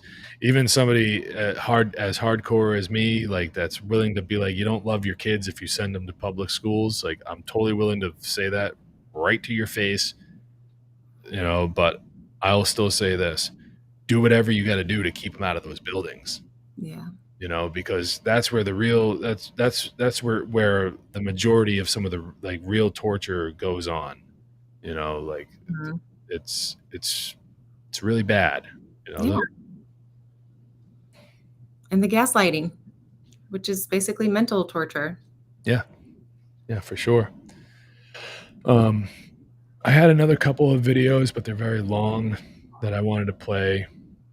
So I don't think I'm really going to play them because It's totally your time, huh? yeah, I mean, I guess I could play them, but I wouldn't ask. I would certainly not ask you to stick around for like like another 2 hours it would take to get through them.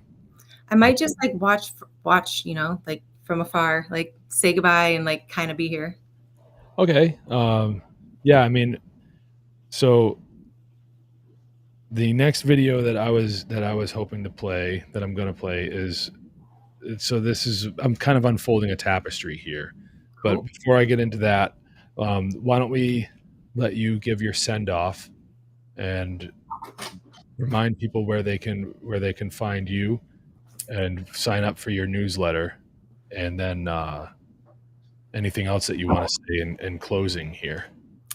Yeah, well, this has been really fun. I knew we'd have a great conversation. So thank you for having me, first of all. And I'm really looking forward to interacting with some of the people who are watching this. If you sign up for the newsletter at freedomlabs.info, then I can get a hold of you and you can get a hold of me. So yeah, thanks for being here. It's been fun. Yeah, no, yeah. Thank you for coming, and I hope to talk to you again real soon. And I'm sure that we'll see each other at the next Pork Fest if you're able to make it up. And that was fun too. I'm I'm so glad to have met you, and that you're a good friend. So I appreciate your time and all of that. So, and yeah, so that's it. So Stephanie Kosonen, everybody, big round of applause. Thank you so much, Steph, for being here, and we'll talk again very soon. Thanks, James. Bye-bye. Bye-bye. Okay, everybody. So, what was I gonna say? The next video. Okay, so we're going to kind of have a long haul here, but we're gonna do it, and it's gonna be fun.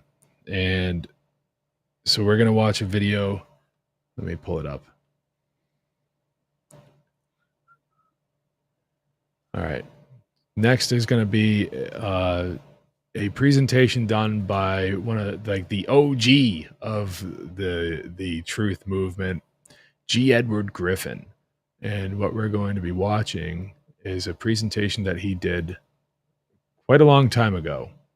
But I assure you, by the end of the evening, and I'm going to play this probably on 1.25 speed, and you won't miss anything if I play it at this speed. But we're going to play it, and it's called More Deadly Than War. And let me bring it up here. So I will see you guys on the other side of this, if I can get it to play.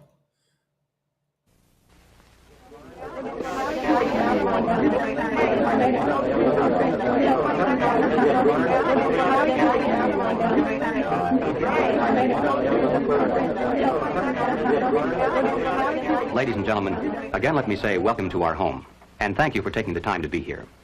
I'm well aware that whether you're here in person or through the medium of motion picture, that for most of you, it's not easy to fit meetings of this kind into your schedules. But the fact that you are here indicates that you do have an interest in the subject, and that means there's a tremendous obligation on my part to develop that subject with the kind of usable information that will make it worth your while. So in order not to waste any of your time, let's dispense with the usual preliminaries and get right down to the business at hand. The title of this presentation is More Deadly Than War, but the subject matter itself is revolution. We're going to examine in quite a bit of detail the communist theory and practice of revolution, particularly as applied to the United States.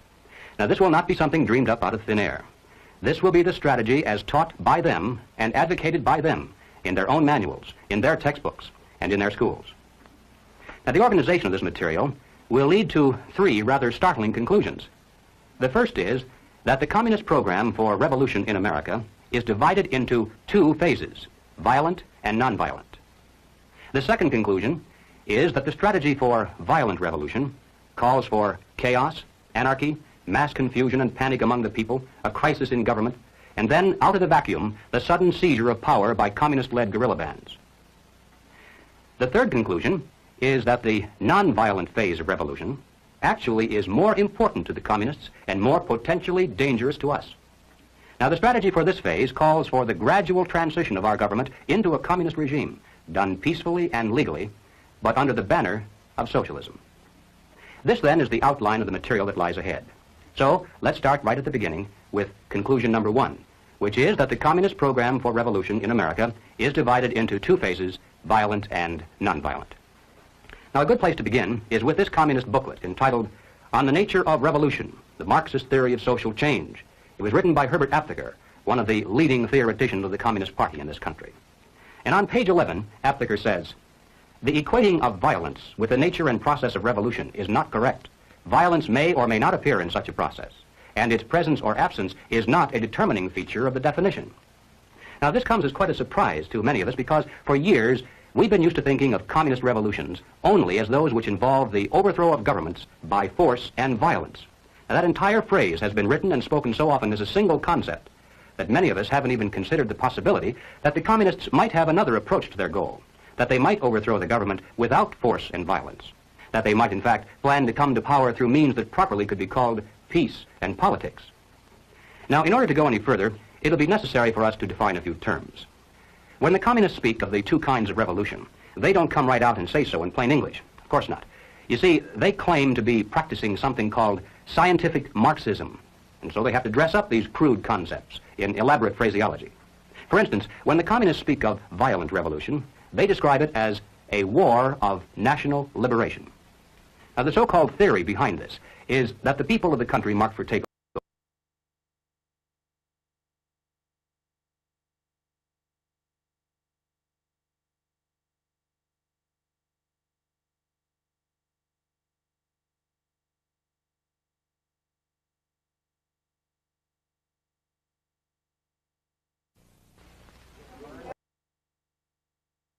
speak of violent revolution. They describe it as a war of national liberation. Now, the so-called theory behind this is that the people of the country marked for takeover supposedly are an oppressed people. They're dominated by an imperialistic foreign power that has colonized them and exploited them. And so the communists claim that it's their duty, their historic duty, to liberate them from the yoke of fascism or imperialism or colonialism or whatever. Now, naturally, the communist orientation of the movement is played down. They prefer to identify themselves usually as a People's Army of Liberation or a National Liberation Front. Of course, this is the kind of guerrilla warfare we've seen used in China, Algeria, Cuba, South Vietnam, and many other places around the world.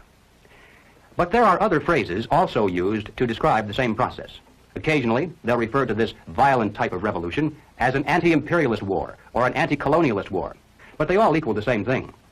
Wars of national liberation, anti-imperialist wars, and anti-colonialist wars are all phrases used to describe that aspect of communist revolution aimed at overthrowing the government by means of force and violence. To describe their nonviolent revolution, the communists most often use the term proletarian revolution, but they also refer to it as the socialist revolution and sometimes as the anti-monopoly struggle.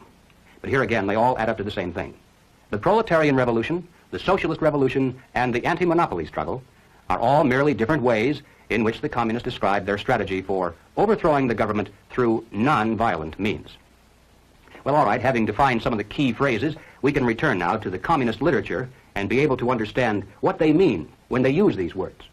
Now, in 1960, the representatives from communist parties all over the world gathered in Moscow and issued a joint declaration which included this statement: "Our time, whose main content is the transition of capitalism to socialism, is a time of socialist revolutions and national liberation revolutions."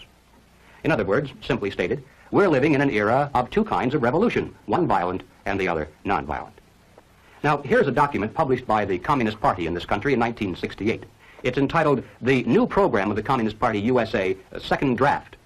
And on this subject, here's what it says.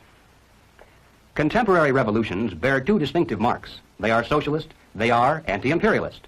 More than 1 billion human beings are now embarked on socialist revolution. A larger number is in varying stages of revolution for national liberation." Well, in order to relate this general concept of two kinds of revolution to the specific application here in the United States, it'll be necessary for us to examine rather closely the communist position on what they describe as the Negro question. Now, basically summarized, the communist position on the Negro question is as follows. As early as 1928, the communists declared that the racial differences among our people constituted the weakest and most vulnerable point in our social fabric. By constantly probing and straining at this one spot, they calculated that eventually the cloth could be torn apart and that Americans could be divided, weakened, and perhaps even set against each other in open combat. They said in no unmistakable terms that the Negro people, because of their secondary social status and their predominant working class composition, offered greater revolutionary possibilities than any other cross-section of the population. To develop these possibilities, the communists proclaimed that the American Negro constituted a separate nation within a nation, a colony within the continental borders of the United States. The people of this nation were said to be oppressed and exploited by colonialist, imperialist, racist America. Consequently, the Communist Party called for their liberation, their right to self-determination, to break away from the United States and to set up their own nation within our borders. Now, to bring this about, of course, force and violence must be used. A war of national liberation must be fought. The territory designated for this nation to be liberated was the Black Belt in the South, those counties and states in which the Negro population was dominant. When established, the new nation was to have a Soviet-type government and be totally subservient to the Communist Party.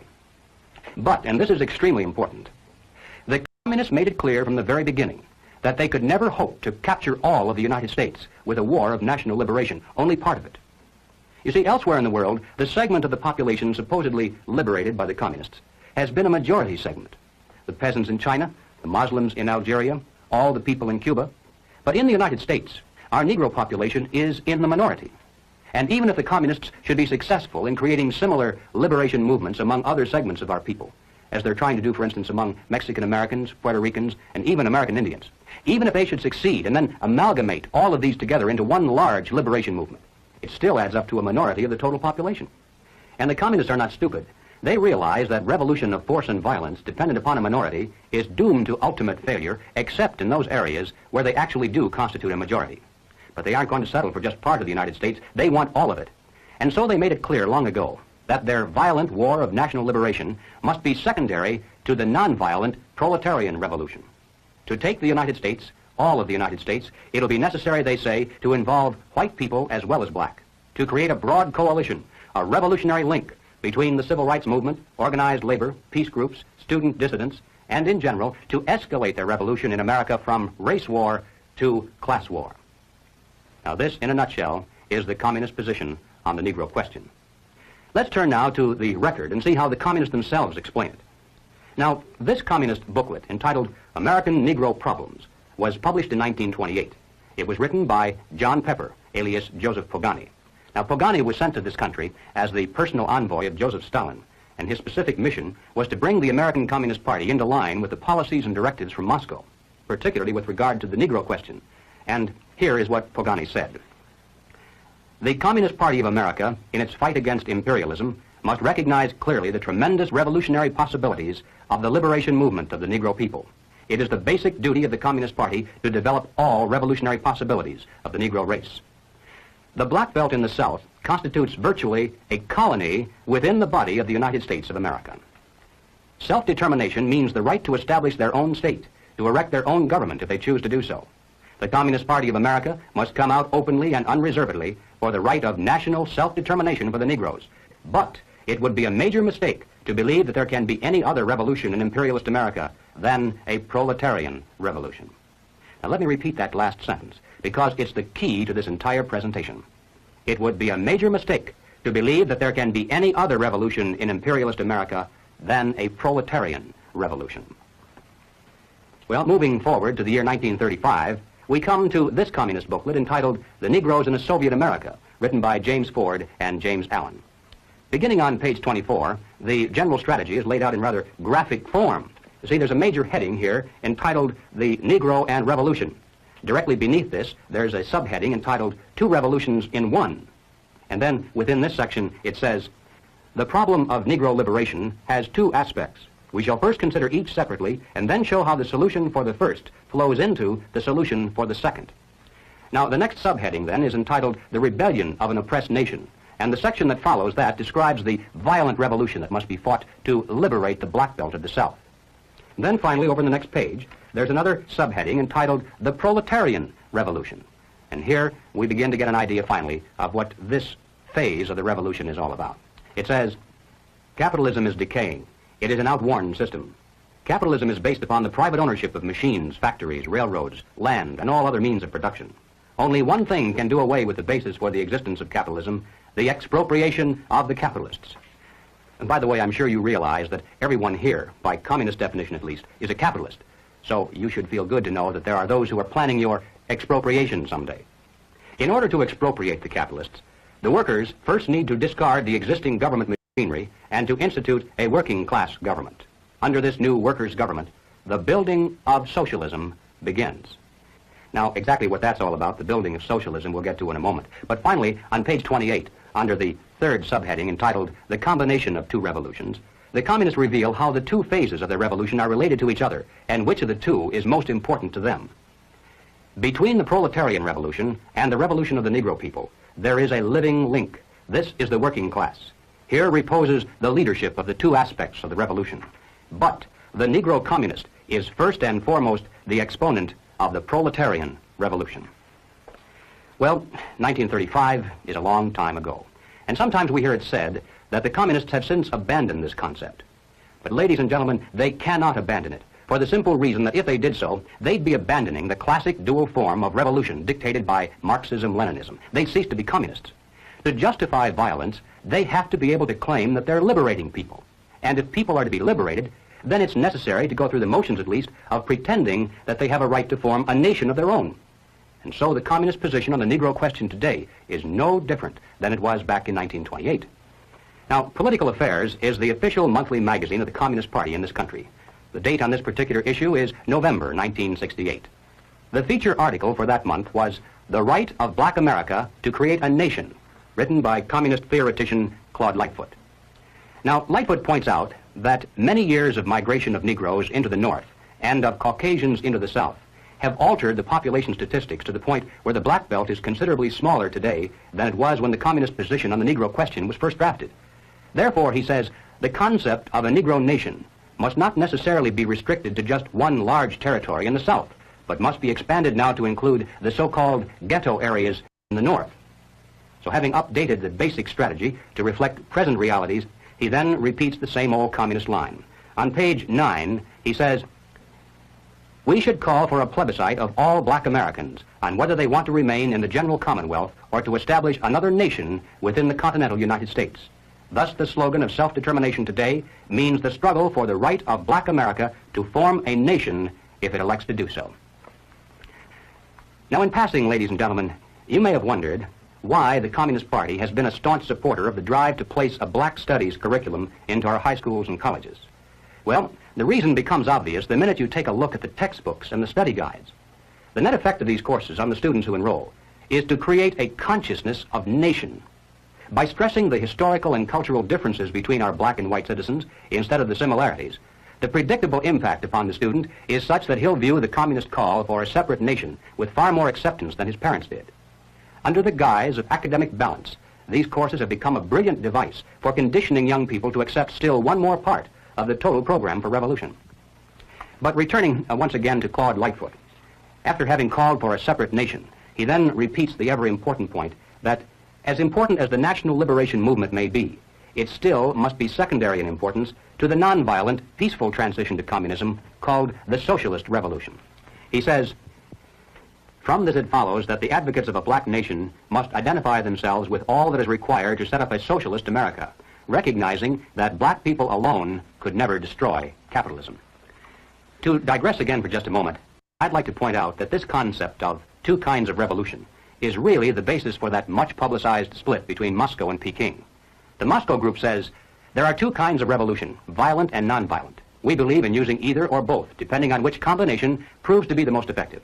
But as true Marxist-Leninists, we believe that the gradual, nonviolent approach is more effective in today's modern world.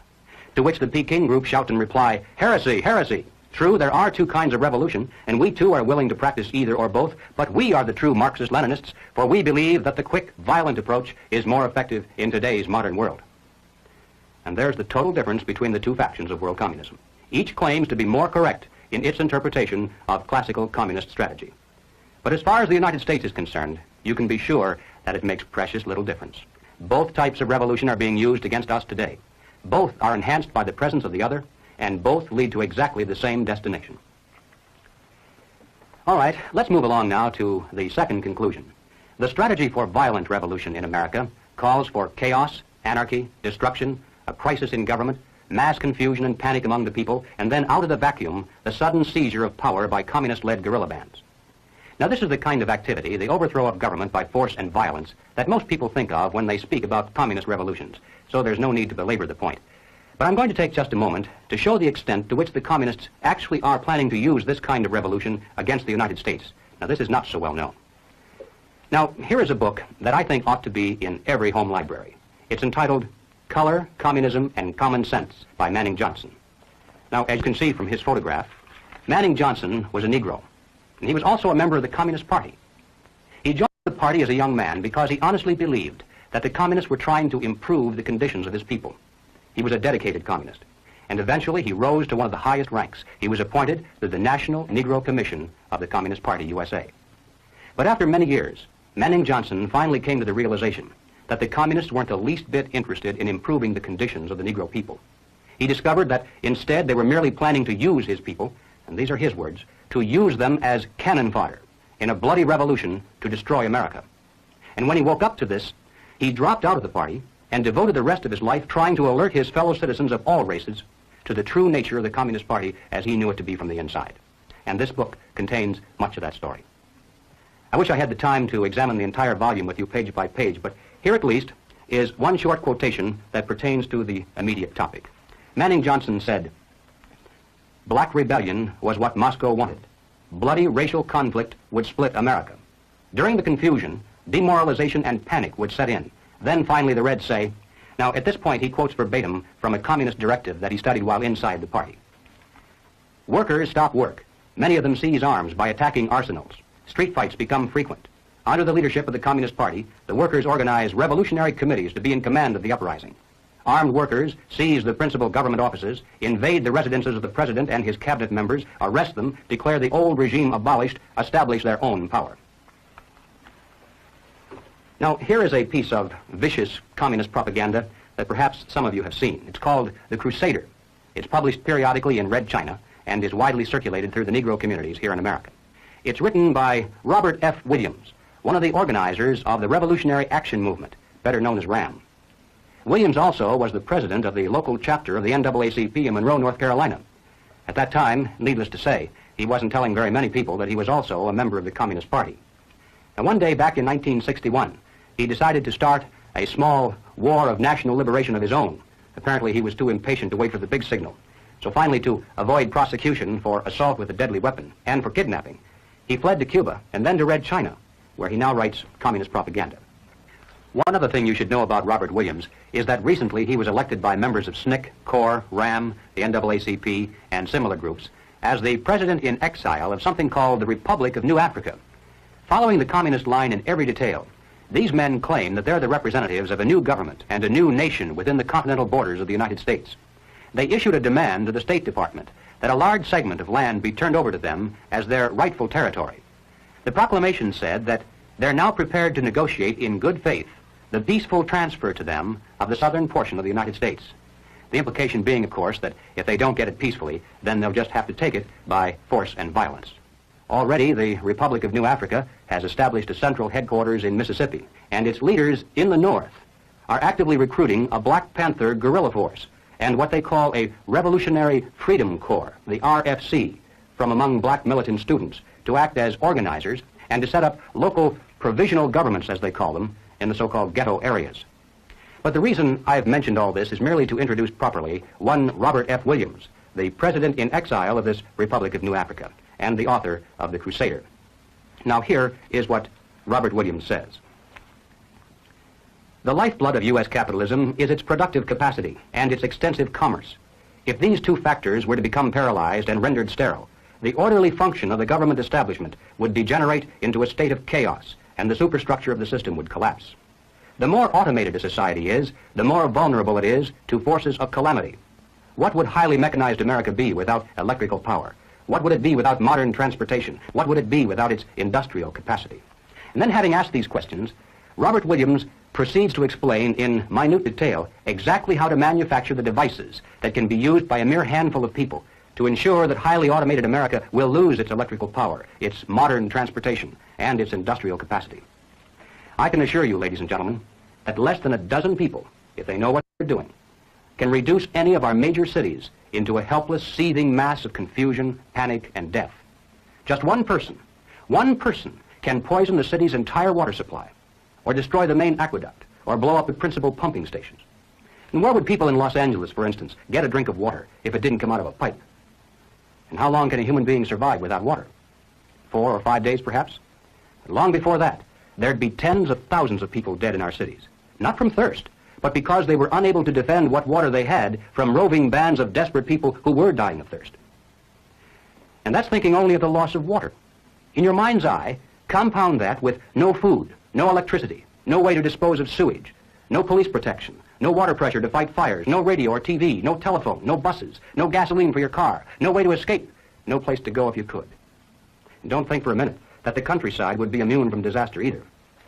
In this issue of The Crusader, the communists call not only for extensive chaos within the cities, but for putting to the torch every village, every forest, every field, and every barn. The plan is for raging fires from one city to the next. The reason? Well, first, there's the value of sheer destruction. Secondly, it would force us to deploy our defenses and rescue units over the widest possible area. The communists point out that as long as our police and National Guard remain concentrated, they're invincible. But if they can be forced to spread out over the entire city and into the countryside as well, then they can be picked off from ambush one by one. And the third value of massive fire to the communists is psychological. The average American, they say, soft and decadent, when he sees billows of black smoke rising from one horizon to the other, when at night the only light he has to see by is the flickering red from flames leaping into the sky, he'll become paralyzed with fear and panic. He'll run away and hide and do nothing to interfere with the guerrilla bands as they strike at the community's power centers. The Crusader explains how to set up sniper units in crowded metropolitan areas, how to manufacture jumbo Molotov cocktails, the gallon jug size, and how to mix the gasoline with certain ingredients to make it burn like napalm, how to pour gasoline into utility manholes in the streets to set fire to the main telephone cables, how to put sulfur tips from matches into air conditioning units and blow up large buildings, how to ignite gas mains and oil storage tanks. It explains how radio-controlled model airplanes can be used to fly explosive charges over heavily guarded fences into gasoline storage areas or munition stockpiles.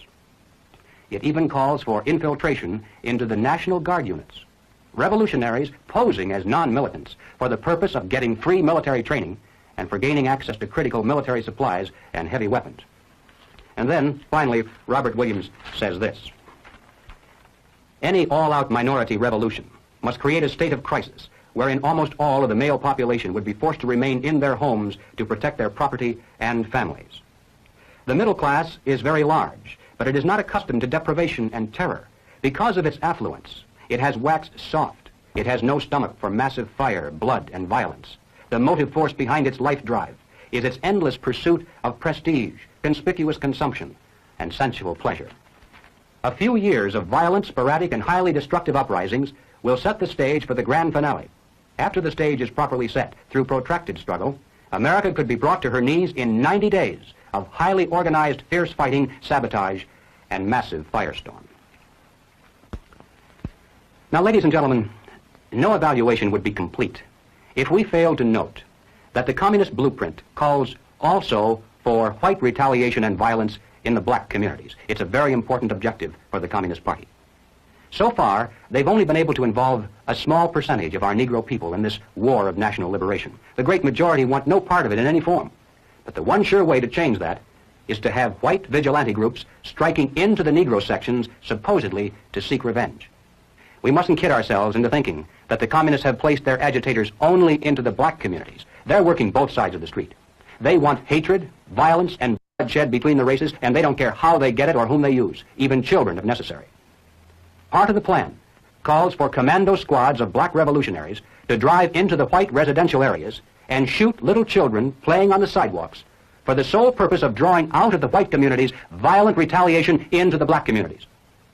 Now, this is extremely important to the communists. They must have it, for in this way they plan to unite the entire Negro population for protection behind the militant minority.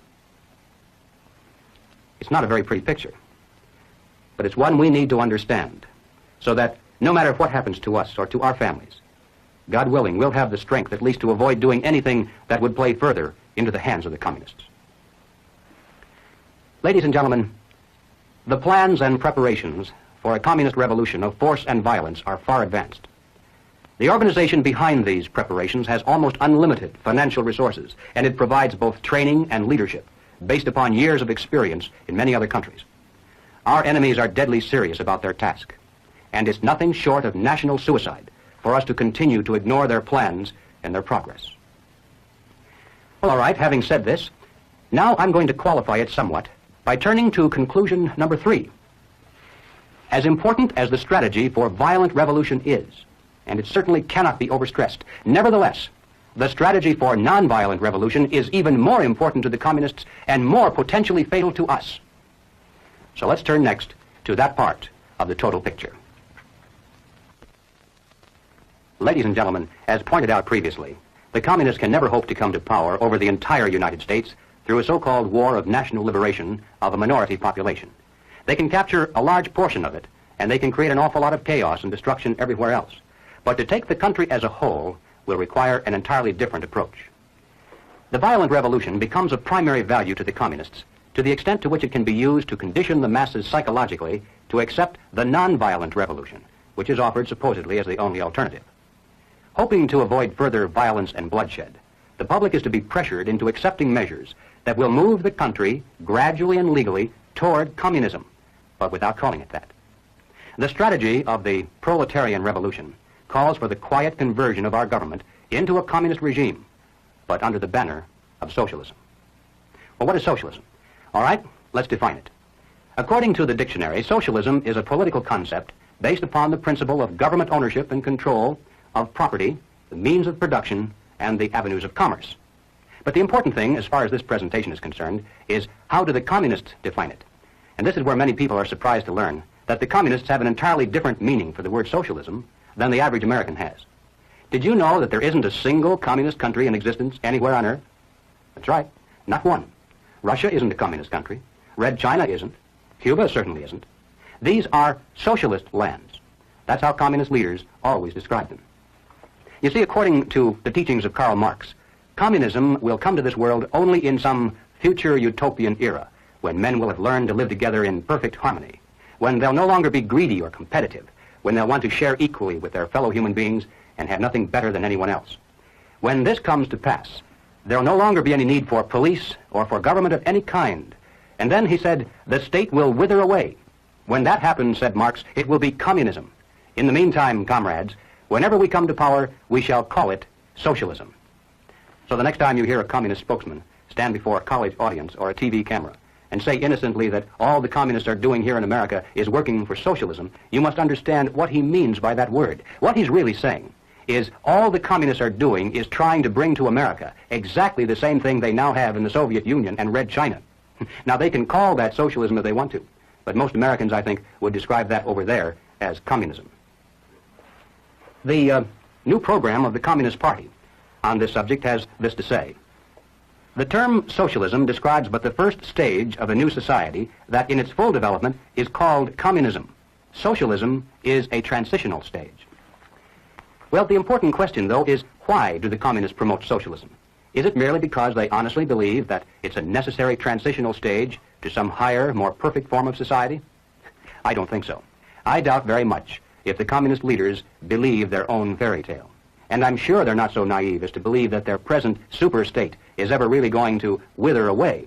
But they promote socialism just the same, because they know that socialism, by definition, means control over people. If the government owns and controls all property, all means of production, and all avenues of commerce, then it controls all people. If we're dependent upon the government for our food, our clothing, our shelter, our jobs, our medical care, then we're far more effectively controlled by those who hold political power than if they stood over us with soldiers and weapons. Some years ago, I happened to attend a meeting where several anti-communist refugees from behind the Iron Curtain were called upon to relate their personal experiences. Some of the questions that came from the audience were rather naive, I suppose, because finally one of the refugees spoke up and he said, "You know, you Americans have funny ideas about life under communism. Apparently you think there's a communist soldier standing on every street corner with a rifle and bayonet to keep the people in line. But this isn't so." He said, "Oh, sure, in the beginning there were plenty of soldiers and executions and deportations to slave labor camps, but we don't see much of that anymore. The open violence lasted only for about a year or a year and a half, and then the anti-communist leadership was liquidated. And now, to the casual observers, there's a great deal of apparent calm and freedom. For instance," he said, "I lived in the largest city in the country. We had a large park there directly across the street from a beautiful church." He said they left one church open, one in the entire country, primarily for guided tours of visiting Americans who had come to see if religion was being persecuted. He said, theoretically, anytime I wanted to, I could have gone into that park, stood on a bench, and spoken out against communism. Then I could have walked across the street into that church and knelt down in prayer, and I wouldn't have been arrested or bothered in any way. But you can be sure I did not do these things, because if I had, the very next day, the wheels of the bureaucracy would have begun to turn, and I would have been informed that my quota of food stamps had been cut, that my allotment for clothing and shoes had been reduced, that my allocation for living quarters had been downgraded, and finally, that my job assignment had been changed from the kind of work for which I'd been trained to menial labor at lower pay. So none of us did any of those things that we were theoretically entitled to do because of the tremendous power that the Communist Party had over our economic existence." And then he said something that I'll never forget. He hesitated for a moment, and weighing his words very carefully so as not to hurt our feelings, he said, You know, I came to America expecting to find a nation of free men. But instead, I find exactly the same thing.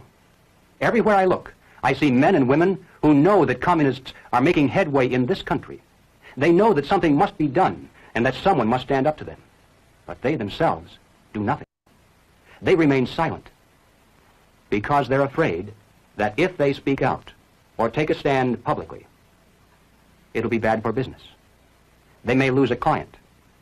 They may even lose their jobs. Or perhaps they're receiving a regular government check and already are too dependent upon some of the very people and programs they know they should oppose. And then he said, these men voluntarily have gone behind the Iron Curtain. They're already taken over by the communists. The only difference is that for the present at least, they can still get out any time they really want to, and we could not. I think there's a great lesson to be learned from that because it's true, isn't it? There are many men who are physically brave beyond any question when it comes to standing up against a tyranny that threatens with armies. Some of them carry the actual scars of battle to prove it. But when it comes to this new kind of war, they're lost to the fight. When there is no battlefield, when the weapons are not rifles or bombs but economic pressures, then who is your enemy? How do you fight? Where do you begin? It's precisely for these reasons that any modern dictatorship must have control over the economic sphere of all human activity. This was true of Nazism, it was true of fascism, it's true of communism, and it's also true of socialism. Regardless of what name we give it, total government control is by definition totalitarianism. That's what the word means. Now, Leon Trotsky, as you recall, was one of the original Bolsheviks who led the communist revolution in Russia. In 1937, Trotsky wrote a book entitled The Revolution Betrayed. And in this book, here's what he said. The basis of bureaucratic rule is the poverty of society in objects of consumption. When there is enough goods in a store, the purchasers can come whenever they want to. When there is little goods, the purchasers are compelled to stand in line. When the lines are very long, it's necessary to appoint a policeman to keep order. Such is the starting point of the power of the Soviet bureaucracy. It knows who is to get something and who has to wait. And ladies and gentlemen, there's no better description than that of why the communists work to promote socialism. No matter whose definition you use, under socialism, those who run the government, and the communists are confident that in America they eventually will be the ones who do so, those who run the government will know who is to get something and who has to wait, and that represents control over human beings. What has all this to do with the communist revolution in America? Well, ladies and gentlemen, it has everything to do with it because the building of socialism is the communist revolution in America. It represents the process whereby our country can be moved gradually toward communism without the people even being aware of it.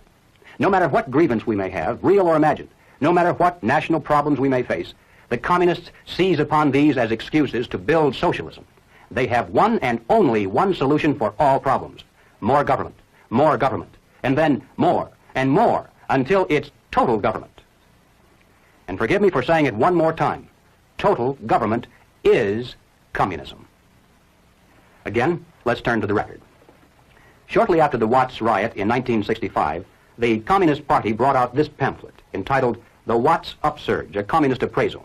And here is what it said. The challenge of the Watts explosion can be met only by a truly massive program, a vast increase in the investments in the War Against Poverty program.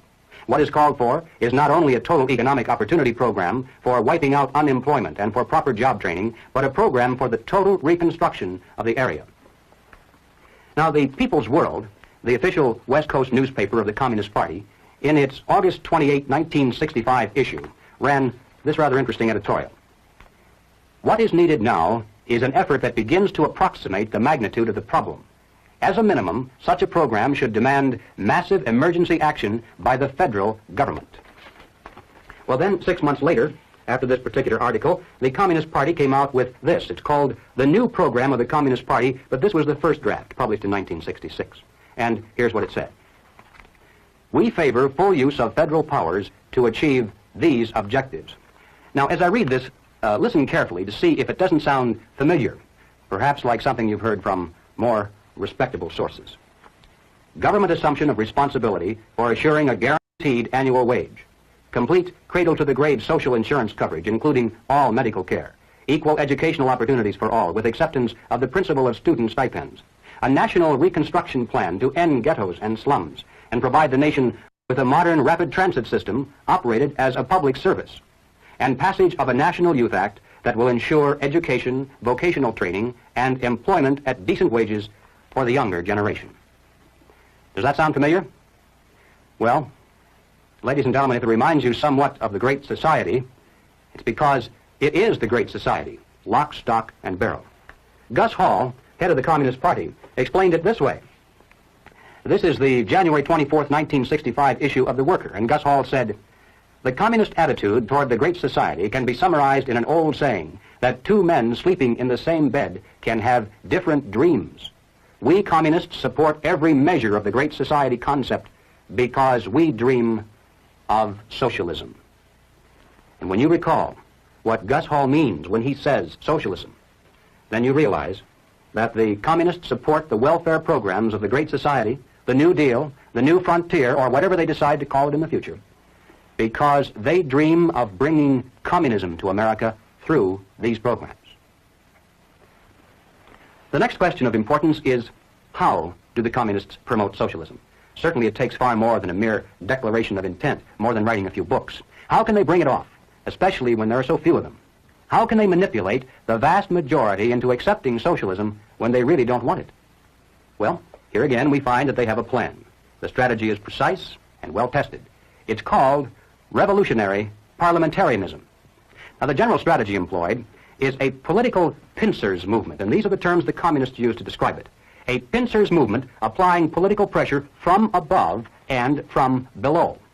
Now, when they talk about pressure from above, they mean using their people and their influence within the very government marked for takeover to bring forward official recommendations for legislation. These come from the highest possible levels and carry the full prestige of the government itself. The recommendations, of course, are offered supposedly as solutions to national problems, but when passed into law, their only real effect is to vastly increase the power of government and to move the country that much closer toward the ultimate goal. The pressure from below, then, involves using their influence over the various mass membership organizations of the country to create the appearance of great popular support for these recommendations. Of course, the members of those organizations must never suspect that they're being used to promote the communist program. Now, the silent majority, the average person with no particular axe to grind, is caught right in the middle.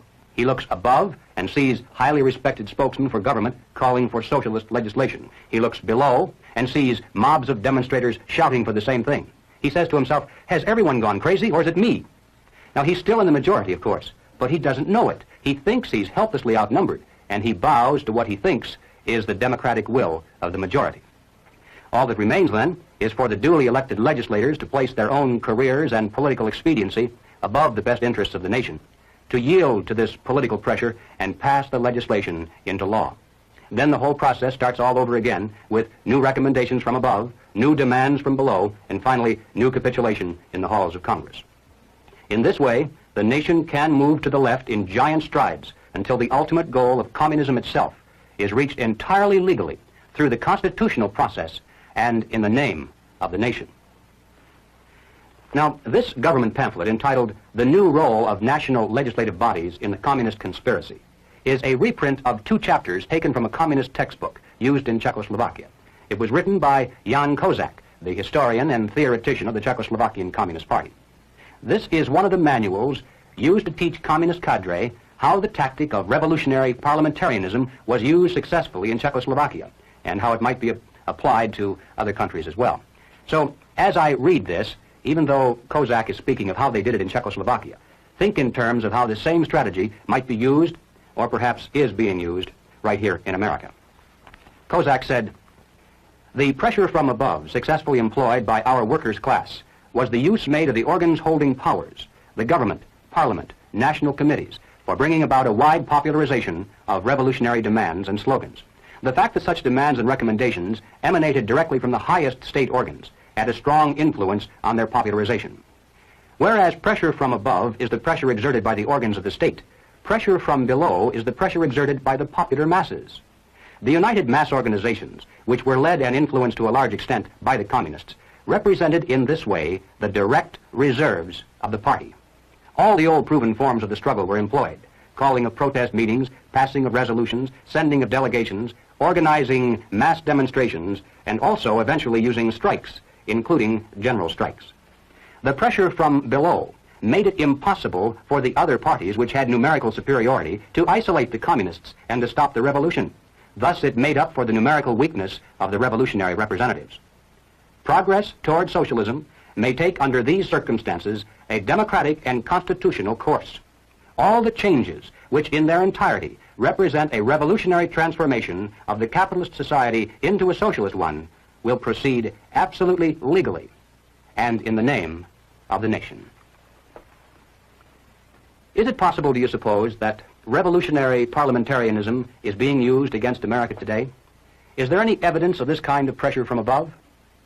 Well, ladies and gentlemen, all you have to do to answer that question is read some of the official reports and recommendations that have been pouring out in a steady stream for years from the bureaus, special agencies, and commissions of the federal government. Consider, for example, just those reports issued by the various President's Commissions. The President's Commission on Automation, the President's Commission on Crime, the President's Commission on Civil Rights, to name just a few. Now, this is perhaps the most classic recent example. It's the report of the President's National Advisory Commission on Civil Disorders, better known as the Kerner Report, released to the public in March of 1968. Have you read this? It's incredible. The list of recommendations, supposedly to remove the causes of civil disorders in America, reads almost identical to the new program of the Communist Party. And that's not much of an exaggeration either. It calls for the vast expansion of all welfare programs and agencies.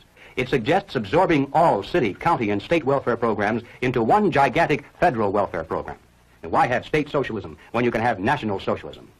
It calls for a government-guaranteed minimum wage. It calls for federal financing and control of every conceivable sphere of human activity: education, housing, transportation, even insurance policies.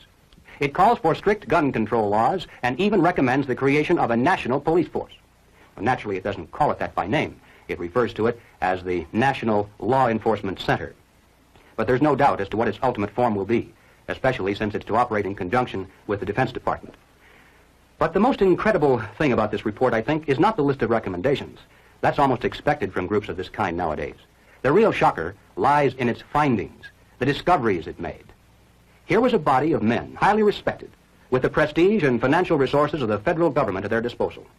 Their task was to uncover all of the causes of civil disorders in our land, and to do so impartially with favor or malice to no one, let the chips fall where they may. Now, would you suppose that the Communist Party played some tiny, microscopic role in the riots, the campus disorders, the assaults against police? Well, you're mistaken. Just because the leaders of these revolutionary movements carry the Viet Cong flag, pay homage to Che Guevara, travel frequently to Moscow and Peking, preach against capitalism, promote the building of socialism, follow the communist line without deviation, and move in perfect unison in every major city, that doesn't prove anything. According to the Kerner Report, the communists are playing absolutely no role at all in our nation's civil disorders. Look it up in the index. Here's a book with over 600 pages of fine print dealing with all of the causes of civil turmoil, and the words communism or communist aren't found even once. Not even to say that they looked into it and found it not to be an important factor, which is the expected cliche today. Apparently, the internal threat of communism is no longer even worth looking into. But what about the other half of the pincers? Is there any evidence of pressure from below? Well, consider the nature of such things as the mass action tactics of the Selma March of 1965, the various peace marches and civil rights marches held in almost every major city in the intervening years, the Poor People's Campaign and Resurrection City. What are these?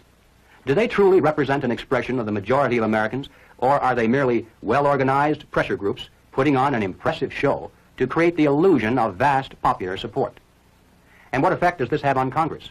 Every time there's a new show of strength, doesn't Congress buckle under the political pressure and pass into law the recommendations previously made by some commission or agency of the federal government? And hasn't the silent majority been caught between these pincers? And hasn't the country been taking giant strides to the left through our constitutional process and in the name of the nation? The entire process was best described, I think, by Martin Luther King. He wrote an article for Saturday Review, which appeared in the April 3rd, 1965 issue. And here is how he described it. The goal of the demonstrations in Selma, as elsewhere, is to dramatize the existence of injustice and to bring about the presence of justice by means of non-violence. Long years of experience indicate to us that Negroes can achieve this goal when four things occur. 1. Nonviolent demonstrators go into the streets to exercise their constitutional rights. 2. Racists resist by unleashing violence against them. 3. Americans of conscience, in the name of decency, demand federal intervention and legislation. And 4. The administration, under mass pressure, initiates measures of immediate intervention and remedial legislation. And that, ladies and gentlemen, is a perfect description of how pressure from below is being used in America today to further the nonviolent proletarian revolution. You know, it always bothers me when I have to agree with the communists. It doesn't happen very often, but every once in a while, I'll read something in the communist press that is 100% correct. It comes out in their favor even without their having to lie about it. And here's an example. In the People's World, the January 29, 1966 issue, the communists said, "The problem is that the power structure that runs both of the old political parties seems to have great difficulty in comprehending what is taking place in the Negro freedom movement. They don't know a revolution when they see one." And all I can say to that is amen, they sure don't. They call it everything under the sun except a revolution. And they're the same people, by and large, who still tell you it can't happen here. Ladies and gentlemen, not only can it happen here, not only is it happening here, but it has been happening here for years. The problem is that most of us haven't been able to recognize a revolution in all of its forms when we saw one. Well, all right, so what do we do about it? What are the countermeasures that need to be taken? And where do we begin? We begin by knowing what not to do, because if we do the wrong things, obviously that's worse than doing nothing at all. For example, as I'm sure everyone here is well aware, we must not be led into placing the blame for the riots, the civil disorders, on the Negro people of our nation. Even those few who are promoting hatred and violence in the black communities are not themselves the cause. They're merely being used by forces far bigger than they are to promote the violent phase of the revolution in America. Just as many white people are being used, I might add, by those same forces to promote the nonviolent phase.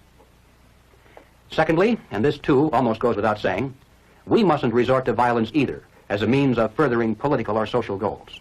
And we must do everything humanly possible to discourage others from doing so. Third, we must not be fooled into thinking that the causes of our civil turmoil are such things as poverty, poor housing, lack of education, and similar social or economic factors. As a matter of fact, most of today's self-styled revolutionaries, black and white, come from good homes, could earn better than average incomes if they wanted to work. And in fact, they're products of some of the finest institutions of higher learning. We shouldn't be indifferent to the social and economic conditions of those in need, and we should do all we can within the concepts of economic and political freedom to improve those conditions. But let's not kid ourselves into thinking that these are the causes of our national problems today. Fourth, we must not look to the expansion of government and government programs as the solution. As I hope I've made it clear by now, this is exactly what the communists want us to do, because it's the very process whereby they hope to come to power in this country through nonviolent means. These are the things we must not do. What then does that leave on the positive side? Well, first of all, and perhaps most obvious of all, we must support our local police. But that means a lot more than just putting a bumper sticker on the car. It means taking an active interest in civic affairs to ensure that the police aren't saddled with so-called civilian review boards. Nothing can be quite so damaging to police morale and efficiency as converting every arrest into a trial of the policeman instead of the criminal. To support your local police also means making sure they remain independent of control from Washington.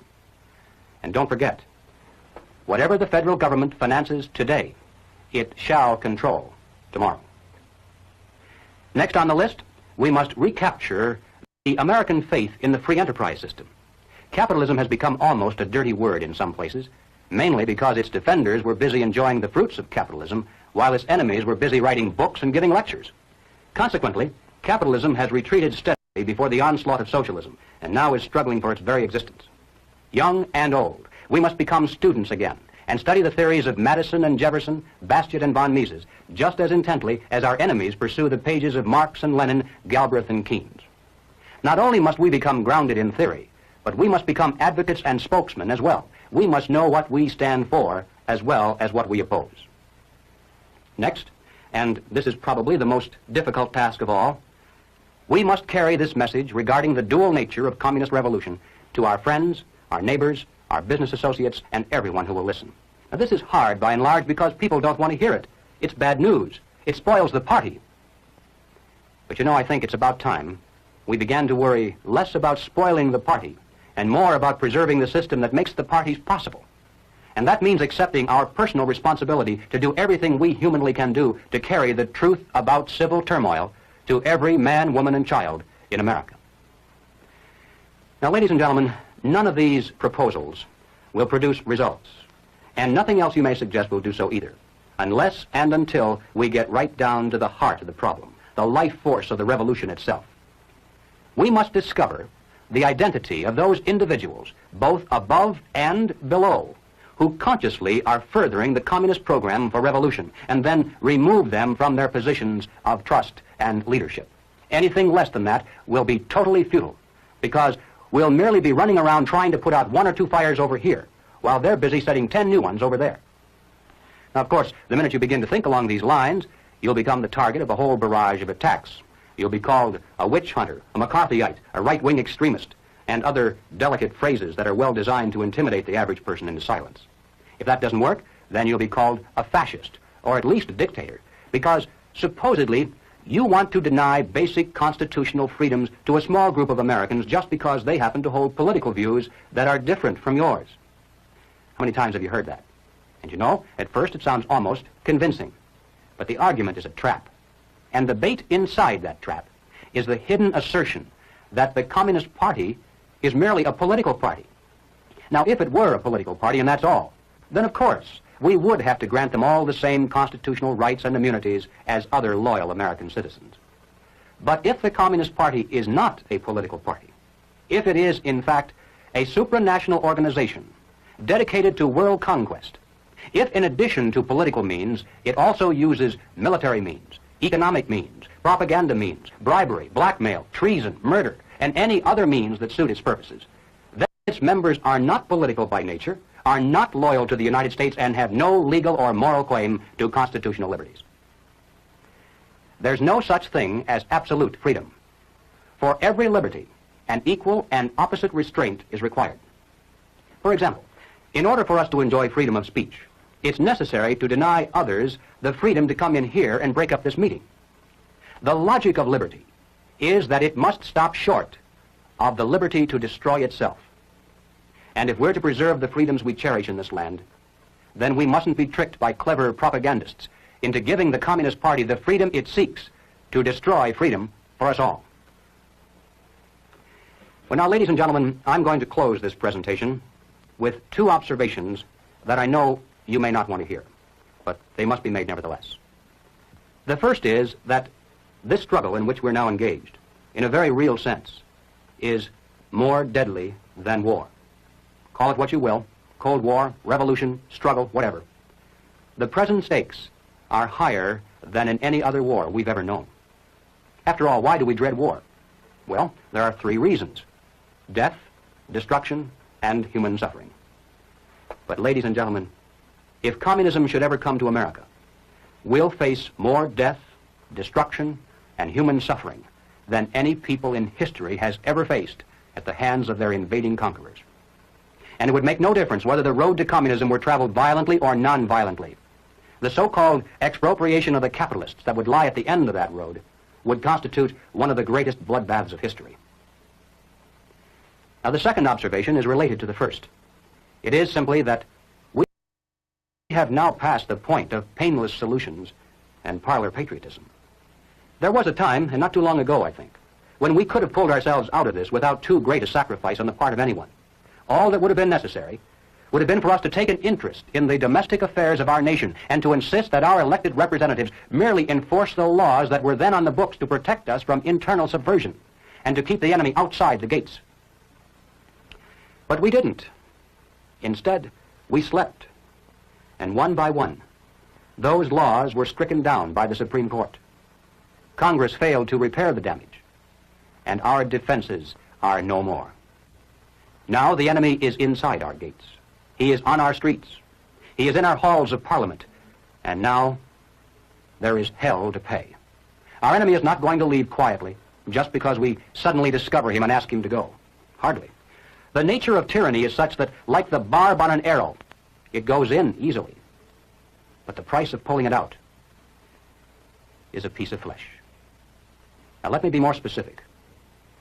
Before we finally win this battle, and I should hasten to say that there's no doubt in my mind that we're going to win. I'm increasingly convinced of this. But before we finally do see victory, it's now inevitable that some of us, even in this room, will lose our lives in the communist revolution that already is raging around us. I can't tell you who it's going to be, of course. But I can tell you that it'll make no practical difference whether we're resisting at the time or whether we're merely trying to hide. Most of the casualties will occur because people just happen to be in the wrong place at the wrong time. Now, I mention this not to suggest that we all grab our guns and groceries and head to the hills. In many ways, this too would be playing right into the hands of the communists. No, I mention it for only one reason, and that is to stress the seriousness of the challenge that now confronts this nation. It's literally a question of life and death for all of us. And it's about time the American people began to face up to that fact and to act accordingly. I have no idea of what each of you is going to do in the critical days that lie ahead. It may be much, it may be little, it may be nothing at all. I don't know. Only you can answer that question. But ladies and gentlemen, whatever it is you decide to do for your country, do it soon. Do it now. Every minute that you delay further will add dearly to the price of ultimate victory. Thank you.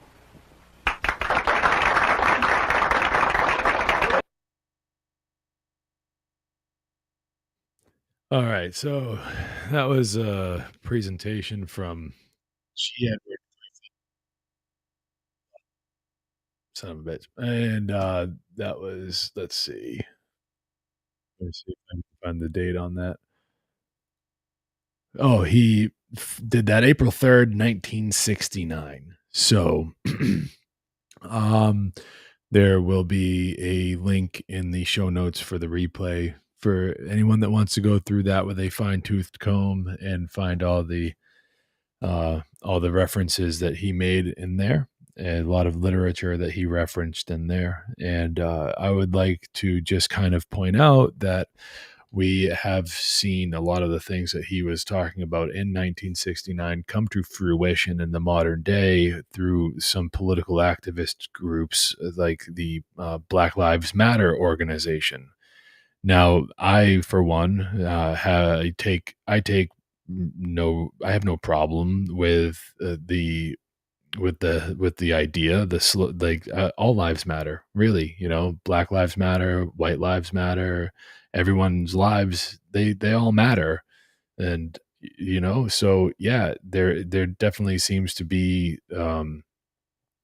there definitely seems to be like a huge problem with the police in this country, and they're taking out aggression on the African American communities all over or the Black communities all over this country. You know, I mean, for crying out loud, we've gone over this ad nauseum on the show before about the origination of the police. The law enforcement institution in this country being so heavily involved in the slavery system post American Civil War Part 1, as I like to kind of cheekily call it. You know, let me get rid of this lower third here. Anyways, so just kind of going over that, but so I would like to point out some of the things that he was referencing in there that we can kind of see going on in the modern day, when it could be, could it be, cancel cultures and the ESG scores, the CBDCs that we see, these things that we're, kind of combating these days. These are communist, these are communist, agenda type of talking points and kind of things that we're dealing with. So that does that for that section of the show. And back to bringing it back to the original subject matter for the evening when it comes to the schools. There was a little bit of talk in there about the schools, Oh, and not just, he was talking about um the problems that they were foreseeing back in 1969, and if we kind of reround, my cats are going nuts in the other room. I'm sorry. If we were to rewind the clocks a little bit and kind of like put ourselves back and see the things that were going on back in those days. I mean, he was constantly referring to the black population in this country, and it seemed kind of heavy-handed in that respect. Yeah, we see similar things going on today, and I would also like to kind of I'd like to kind of lasso and drag into this conversation another group of people that consider themselves marginalized and oppressed in this country. And we all know who I'm about to talk about. And it's the alphabet people, the LGBTQIP, whatever it is this week, hieroglyphics and symbols group of people that like to, scream really loud at the top of their lungs about how many rights they don't have. And usually those rights have to do with being naked in front of children. So we're going to also be kind of roping them in this conversation. And I would like people to rewatch the presentation by G. Edward Griffin and kind of imagine, where apply his presentation and pretend that it was given yesterday, that it was given on, July 1st of 2023, and kind of fill in the blanks, if you will. But okay, so to kind of round out the show this evening, I have one last clip, and this is one of those clips. Sorry. This is one of those clips where it's kind of one of those things where it's like, I had to watch it, so now you have to watch it type of thing. And, I'm I'm sorry. So- but it's something that needs to be put out there. And it does actually kind of reflect some of the things that G. Edward Griffin was talking about in his presentation. So, given the hour and the disturbing nature of the next uh, clip, the next video, which is almost 30 minutes long. It's 29 minutes and 25 seconds long. I'm going to play it on normal speed. That way you can soak it up. So we're going to play a little game. You're going to play at home, and it's called Find the Communist Talking Points. And this has everything to do with the conversation that took up the majority of the time this evening that Stephanie took part in. And, we really ought to go over to freedomlabs.info. You guys got to get over there. This is going to be an awesome thing. One last shout out to Stephanie. She's creating a resource. She's creating something. She is giving back. She's bringing value. Okay. She's bringing her own value, created something to help people. Okay. So get over there and freedomlabs.info and help her help you. So, okay. Let's set up this final clip. So the NEA is the National Educators Association. Is that correct? Yeah, the National Education Association. All right. So right there in the word already, if we remember G. Edward Griffin, we need to kind of look out for these things that like national this and the people's that, and these types of titles can kind of give away the intention of these groups. So, the National Education Association, 2023, the what's it called? The Representatives Assembly. Okay, this is where thousands of delegates from the NEA, they all gather around, and they kind of like swap stories and come up with plans to see how they're going to carry on this machine of brainwashing and mind control, this slave factory of public education, government indoctrination schools. So, but they have presidents and vice presidents and things like that, like these groups always do. So this group, the president is Becky Pringle, like the chip that comes in a tube, and she gives her keynote speech in front of about 7,000 of the educator delegates.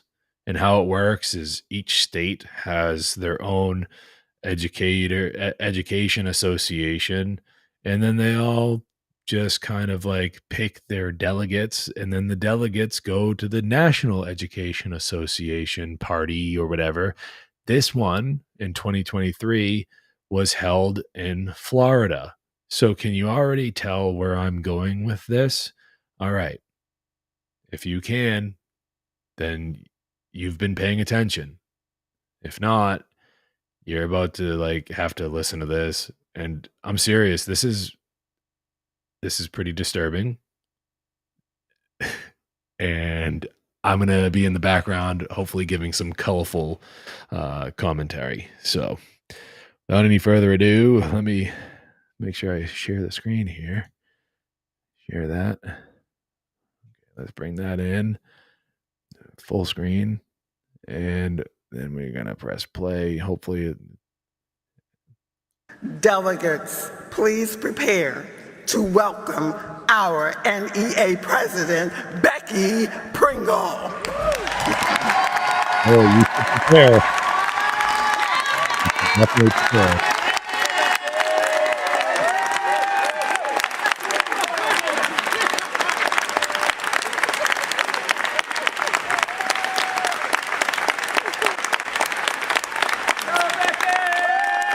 Yeah, go ahead.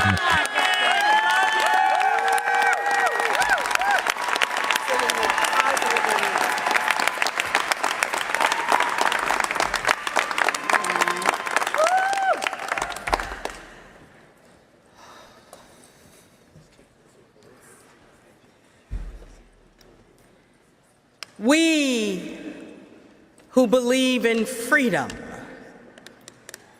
cannot rest.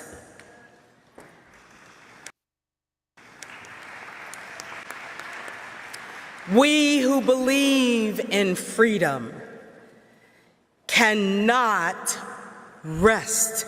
Who are you trying to convince, Becky? Born in 1903 in Virginia, Ella Baker grew up in North Carolina,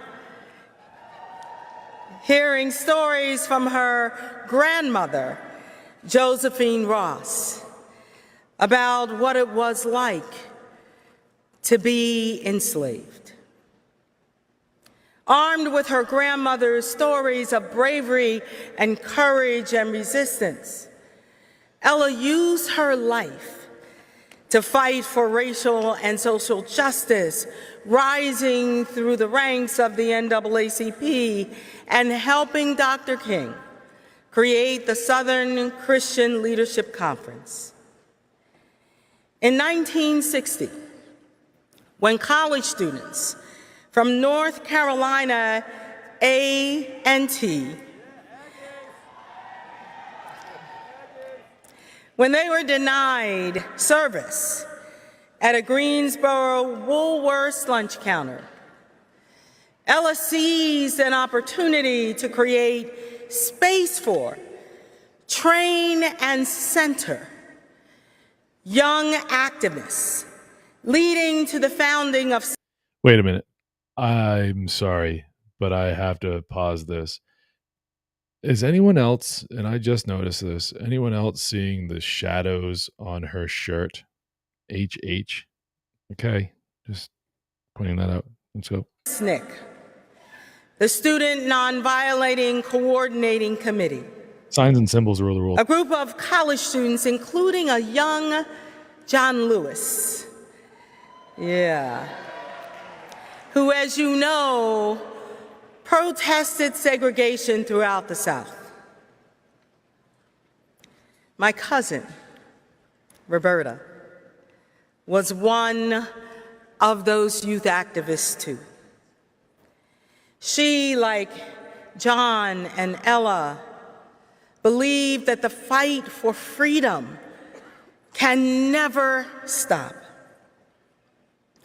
Roberta also taught me that when you grow weary or overwhelmed by the responsibility to fight for justice, Becky Sue, she would say, always remember our ancestors surround us like cushions, ones we can lean back on when we need to call on that power. NEA, we gather today almost 7,000 educators strong, the highest governing body of the National Education Association, the largest democratic deliberative delegation in the world. Ooh. Holding the legacy of leaders who came before us, building on what they've done, we, the NEA, are taking up the mantle to fight for freedom every day, all day.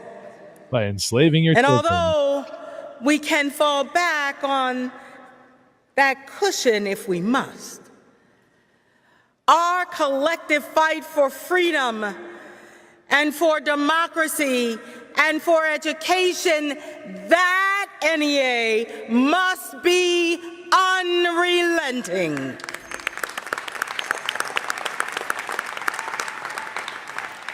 With 3 million members strong, in households all across this nation, it is our duty to lead in the magnificent and complex constellation that is public education. In the coming days, we will learn as we lean into what's possible. We will deliberate as we make the decisions that will guide our work ahead. We will leave this space inspired by new ideas and insights, diverse experiences, and newfound expertise. NEA, our struggle for freedom will never rest. We have come here to Florida, our nation's ground zero for shameful, racist, homophobic, misogynistic, xenophobic rhetoric and dangerous actions. We have come. They have to mention it has to be ground zero because never forget, right? Like it's just mind control, really. It's all. Here because our children are here. We have come here because our colleagues are here. We have come to Florida because educators and students and their communities are being attacked by laws that threaten their safety and question their humanity, that block their access to every basic right that defines the word freedom. We stand ready to lift up and protect our colleagues and their students. And right here, Right here in Florida, we will preserve and strengthen a democracy that was steeped in the power of the Constitution of the United States of America. It is we, the people, NEA, we the people, all of us deserve the right to be truly free.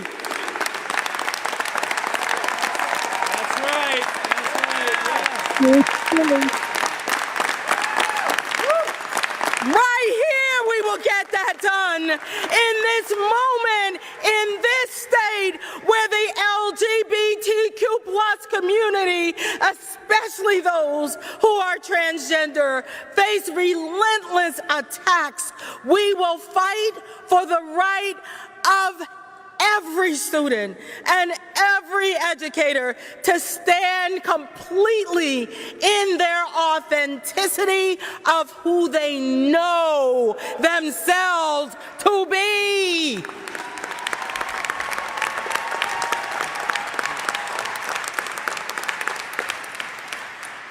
In this moment, when voting rights hang in the balance, when reproductive rights are at risk, we are required to fight for fair and free elections and a woman's right to make decisions about her own body.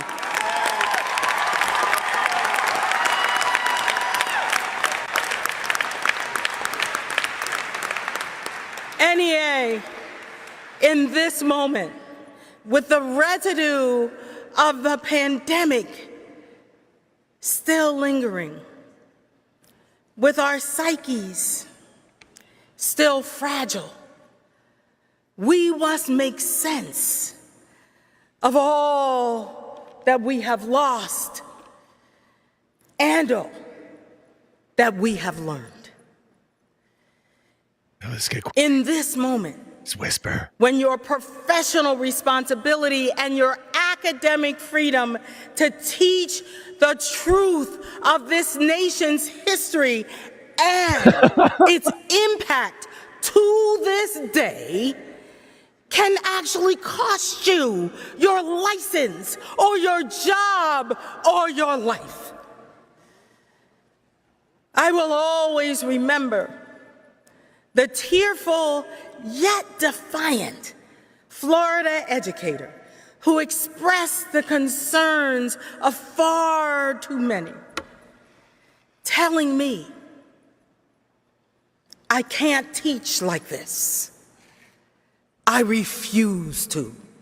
Oh, boo-hoo. NEA, in this moment, when an extremist out-of-touch Supreme Court slammed shut the doors of affirmative action, refused to acknowledge the way student loan debt puts higher education out of reach for so many students and keeps millions of Americans from experiencing financial freedom in their lifetimes. During a 24-hour period, this radical court struck yet another blow against our LGBTQ plus community with a decision for the first time ever that actually licenses discrimination under the First Amendment against a protected class. NEA, it is in this moment that we cannot rest. We cannot rest, NEA. Because as educators, we know that Justice Ketanji Brown Jackson told the truth. She told the truth when she wrote her dissenting opinion every moment these gaps persist is a moment where this great country falls short of actualizing one of its foundational principles. The self-evident truth. What is she, drunk? That all of us are created equal. Justice Sonia Sotomayor told the truth when she wrote, despite the court's I think she's drunk. unjustified exercise of power, the opinion today will serve only to highlight the court's own impotence.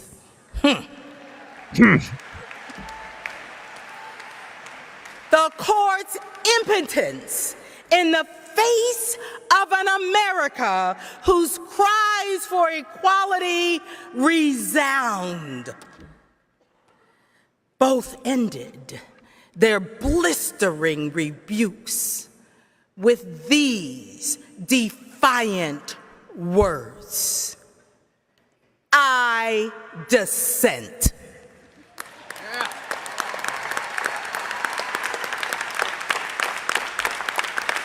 NEA, we all dissent. We all dissent. We all dissent. Good break, man. Oh my God.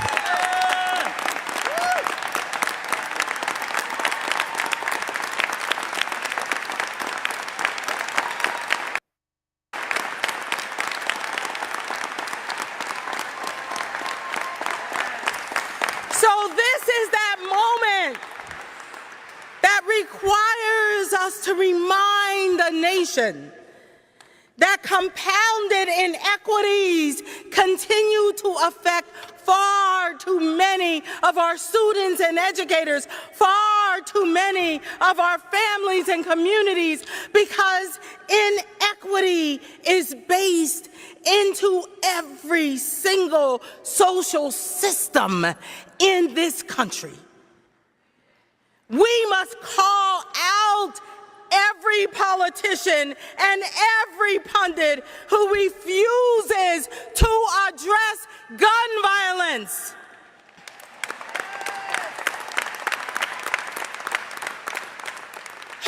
Who seek to erase the beautiful stories of indigenous people, of our Latino and API communities, who refuse to acknowledge the right of our trans students to live their true identities.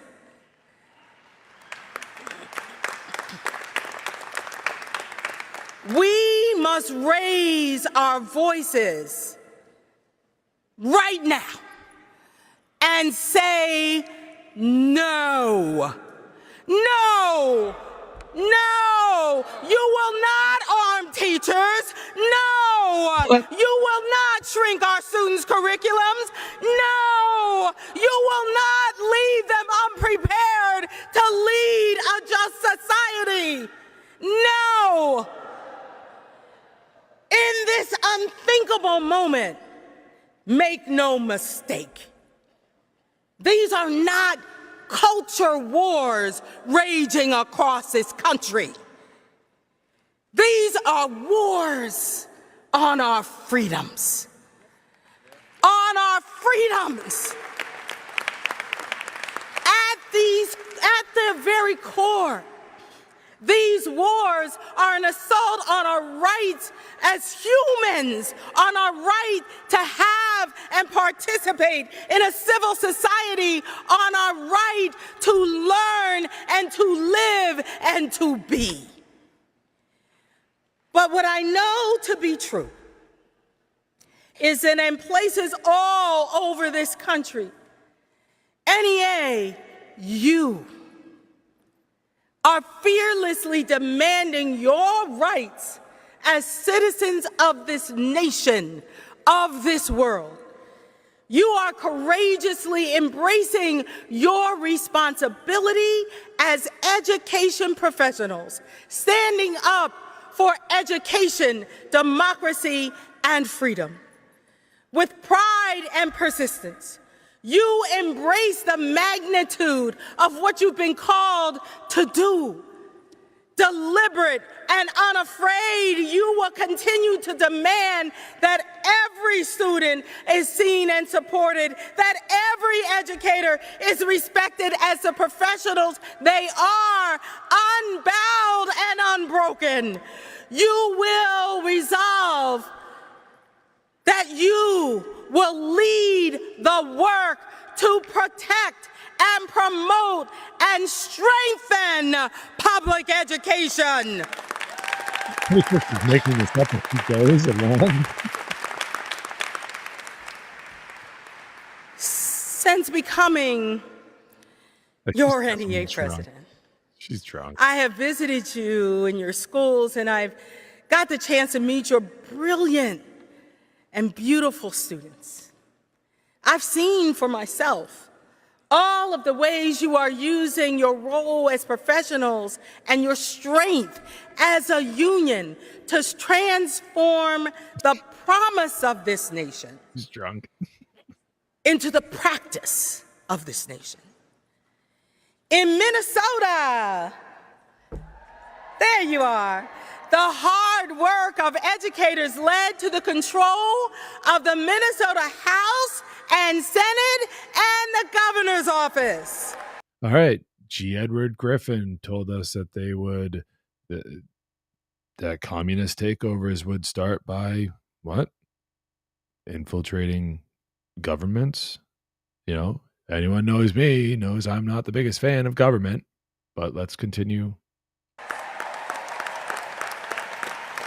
Today, our Minnesota colleagues are using that power to hold their leaders accountable, to deliver for Minnesota students and educators and families, to win common good contracts that will make historic improvements for students and for our professions. Educators in Colorado and New Mexico, they have strengthened their gun laws to help create safe spaces for our students to learn and to live. Massachusetts, yeah, they won a huge tax fairness victory that will have the wealthy paying their fair share. What a fucking stupid, just stupid thing to say. I mean, but let's continue.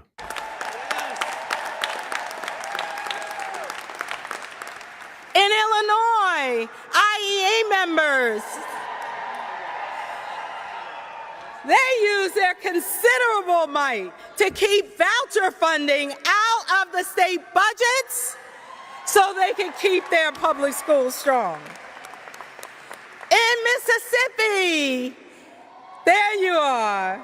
Thousands of educators raised their voices, and the state's legislature approved an historic increase of $100 million to fund their schools.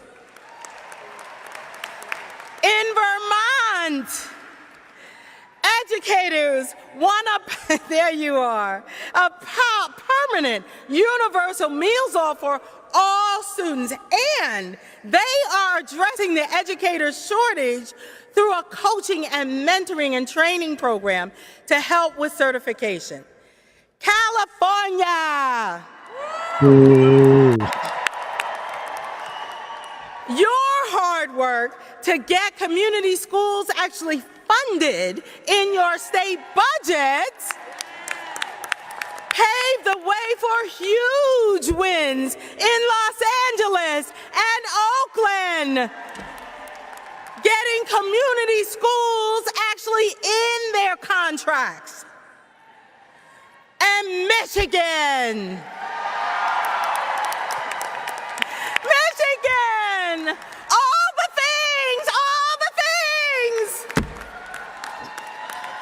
want everyone to look under their chairs. You get a school district, and you get a school district, and you get kids to oppress upon, and you get people to tell what to do. Proving that elections matter, they won back rights for their union. Yes.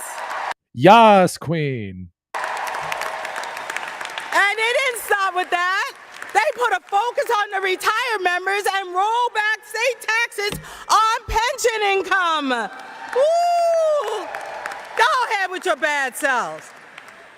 And of course, I could not be more proud of the aspiring educators. Yeah, pension income, pensions that probably won't exist by the time that they, actually go to collect them.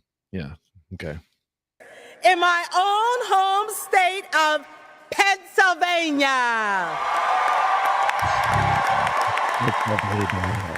Their hard work convinced a bipartisan group of lawmakers to introduce legislation that creates a stipend for student teachers.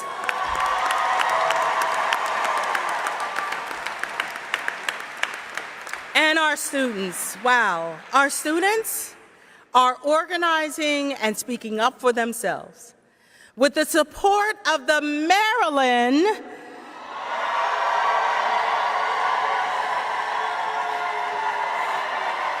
State Education Association, students in the Minority Scholars Program are using their own voices to demand access to the tools they need. Did anyone else catch that? Like, she's like, they're using their own voices, and she does this weird body language type of thing where it's like, we're not telling people to say what they're saying. They're using their own voices. And also, and it's a little late to say this, but we're getting close to the end here. But if anyone's been paying attention to her eyes, they're so disingenuine. Like, I don't think she believes in anything that she's saying.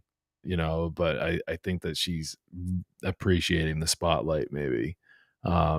She seems drunk, for real. Like, I'm not joking. Like, that she sounds like she's drunk, and it's just disturbing, the rhetoric that's coming out of her mouth, the verbal diarrhea that's spewing from her mouth, and I hope that people are catching what I'm talking about here. She's talking about obviously talking about unions. Unions are originated in communism, and she's talking about all of the infiltration of, as much as I hate to admit it, but like, these governments and everything, they're being infiltrated and being made to bend to these people's wills. She's already referred to these children as their kids, once or twice already, and they're not your kids. She's talking about LGBTQ 2+, whatever, talking about this group of people, and look, she mentioned reproductive rights. She's the head of the National Education Association. So reproductive rights for who exactly? And then how is that? It's all being tied in and casting a wide net, So anyways, let's finish this up. Need for an equitable education. Yes. In states nationwide, our students are marching to end gun violence. Our students are returning banned books to their libraries. Our students are calling on the adults in positions of power to make decisions that will center their humanity and invest in their futures. NEA. Well, under whose influence? Like, the kids are doing this under whose influence? Okay? Because, like it or not, the vast majority of children are among the most impressionable portion of any given population on the face of the fucking planet. So, under whose influence? And what are the intentions of the people influencing the children?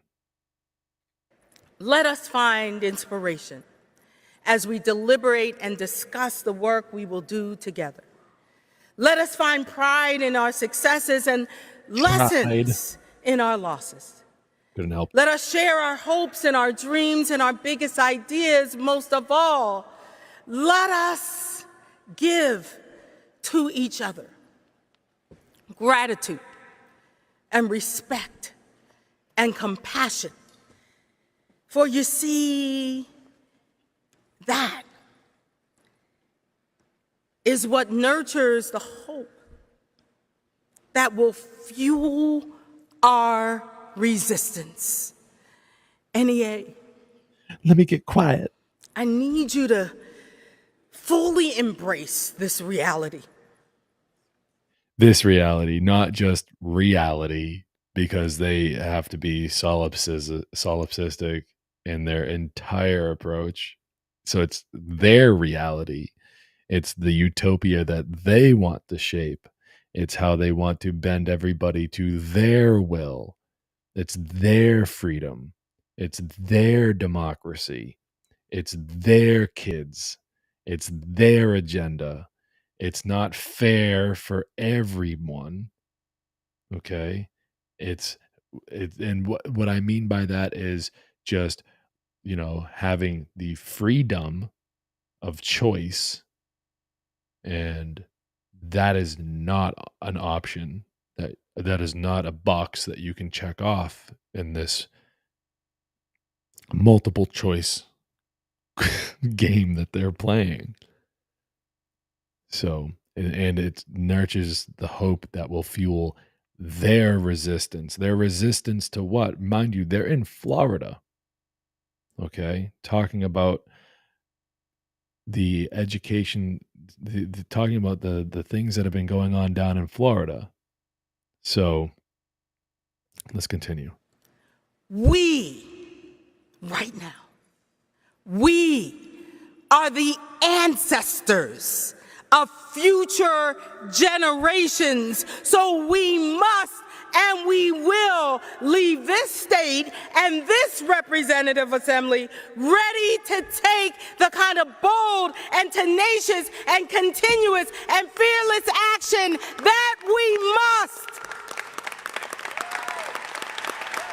He doesn't believe what she's saying.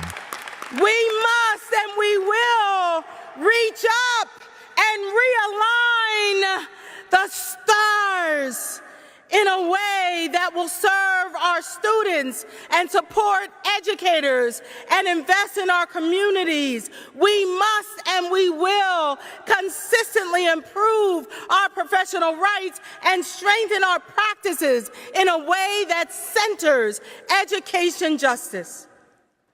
We will set our gaze on the North Star of our shared vision. That we will unite not just our members, but this entire nation to reclaim public education as a common good, as the foundation of this country, and then we will transform it into something it was never designed to be, a racially and socially just and equitable system that prepares every student, everyone to succeed in a diverse and interdependent world.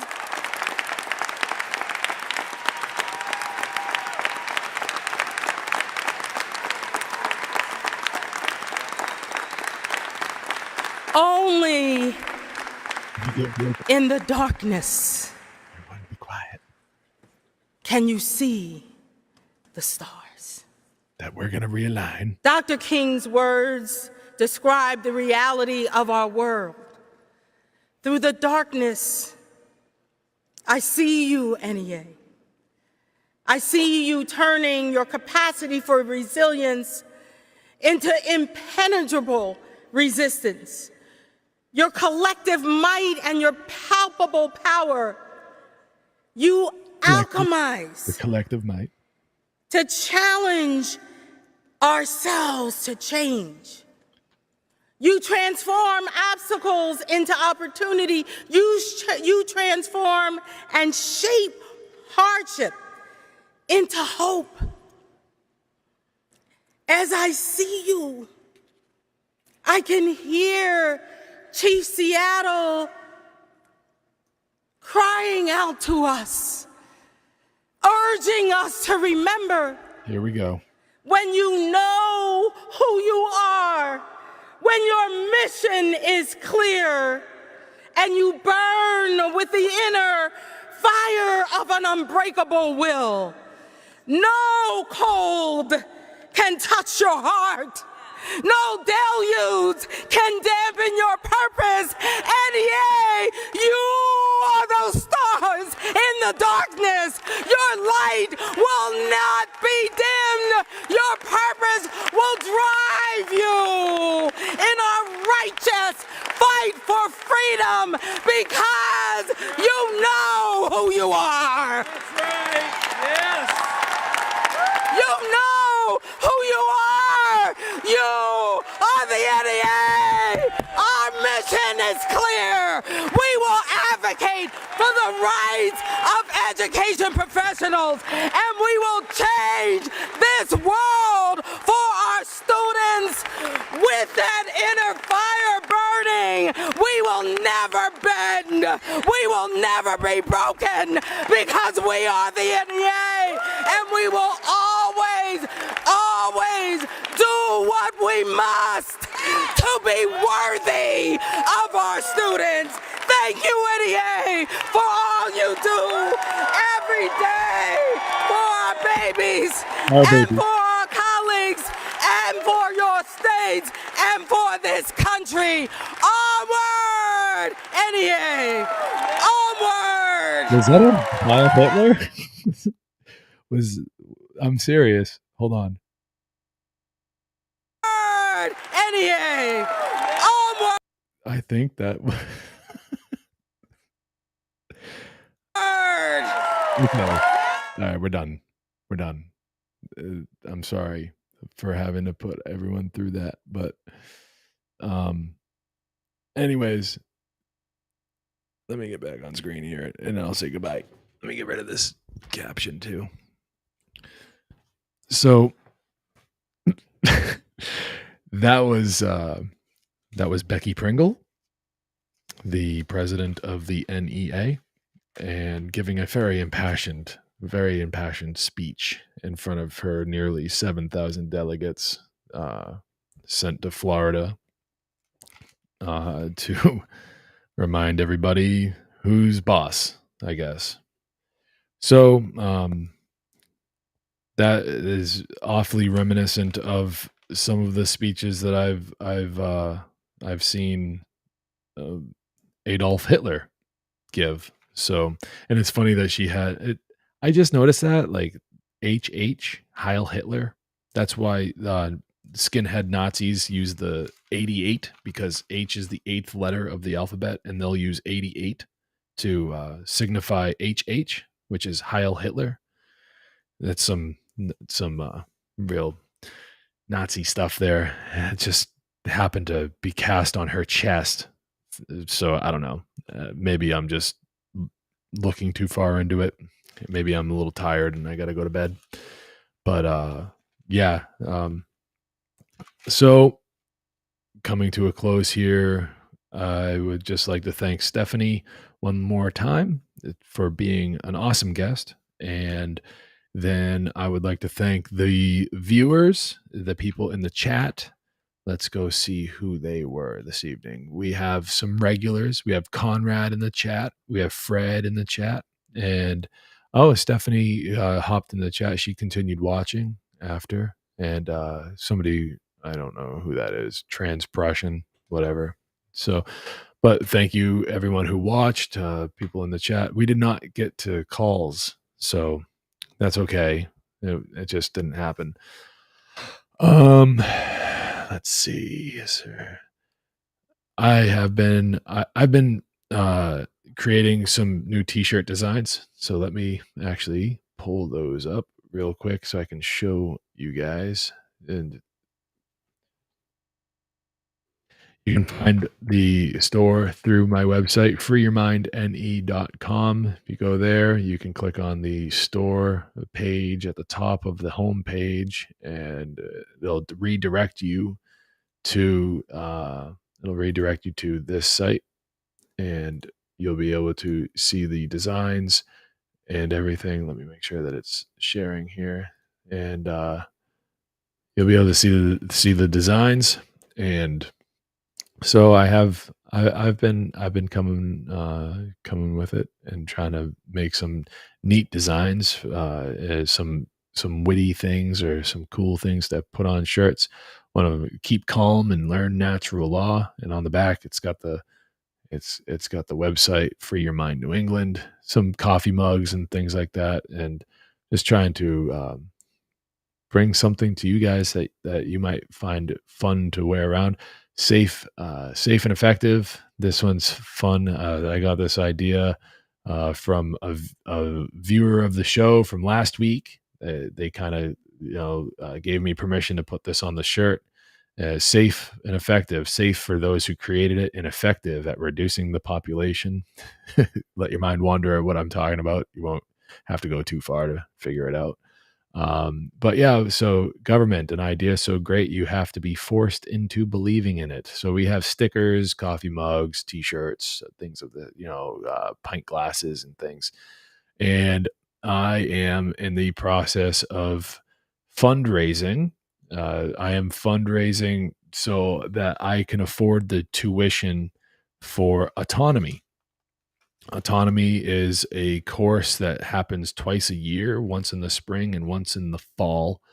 And I really, I could really, I could really use that type of course in my life. So, and many of you out there who regularly watch the show are aware that I do in fact have a full-time job, but I also do in fact have a wife who homeschools my children. That is her job. So we do, four of us live, and if you want to include my kitties, there are 6 mouths to feed in this house, and we all eat and stay warm in the winter and stay, we we do all this off of one income, which is mine. And I don't really have the money to be doing this with everything going up. So I figured, why don't I kind of come up with some neat designs that I can put on some shirts and offer them to all of you fine folk out there. And at least if you want something in return, you can buy a t-shirt. I mean, obviously I accept direct donations as well, but I personally would feel a little bit better about receiving some money if at least I know the person who gave it to me got something in return, other than some what could be some kick-ass podcasts. Like, it's, at least get a t-shirt or like a coffee mug or something, some stickers.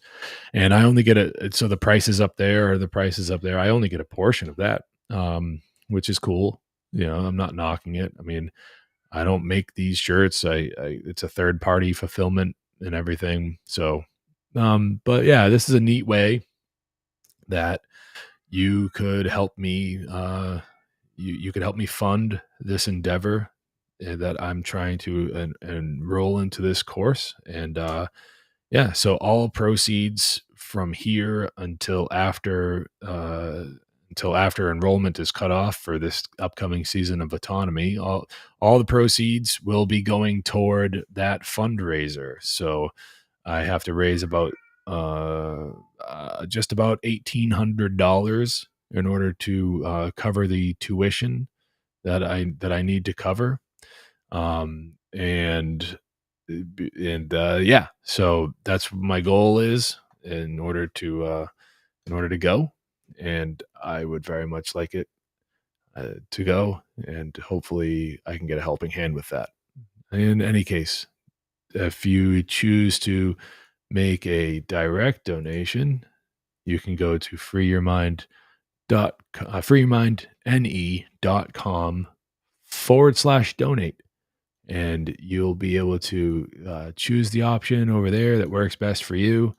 If t-shirts aren't your thing and you just like want to kind of, help out with anything, usually any sort of donations that I get kind of go toward keeping the website online and everything like that. So, some coffee, tech items and whatnot. But here are the options. You use PayPal, Venmo, some Bitcoin, GPay, buy me a coffee. Over at Odyssey, you can donate over there by sending a tip or becoming a member. It's like $5 a month. You don't get anything extra. No, that link is outdated. So that's got to be a different link. I got to fix that. Storefrontier.com was good for a while, but I never shared my screen there. Sorry guys. So yeah, here's the donation page over at Free Your Mind New England, and that's what you can expect if you go over there. So anyways, that's gonna be just about it for this evening. Then let's see. Make sure that I have everything covered, and I do. Oh, yeah. No, I covered that. All right, good. We're good to go. All right, ladies and gentlemen, thank you for sticking around. This has been an extra long episode. I don't usually go this long, but hey, it was fun. It was a blast. You can pretty much expect this to be, kind of happening just a little more often. And so, but in any case, here is Joe Murray to play us out. My buddy Joe, over at Freedom for All. That's FOR, Freedom for All .online. Go over there and check out the rest of his music. He's kick ass. So we're gonna play that, and then then we're gonna call it a night. I love you all, and keep in mind that no one else is really responsible for your actions but you. Okay, like you really can't abdicate responsibility for that, for your own actions onto anyone else. This includes the responsibility of raising your own kids. And yeah, I hold my understanding. I know what I'm talking about with this. I really do. And I want you to know that,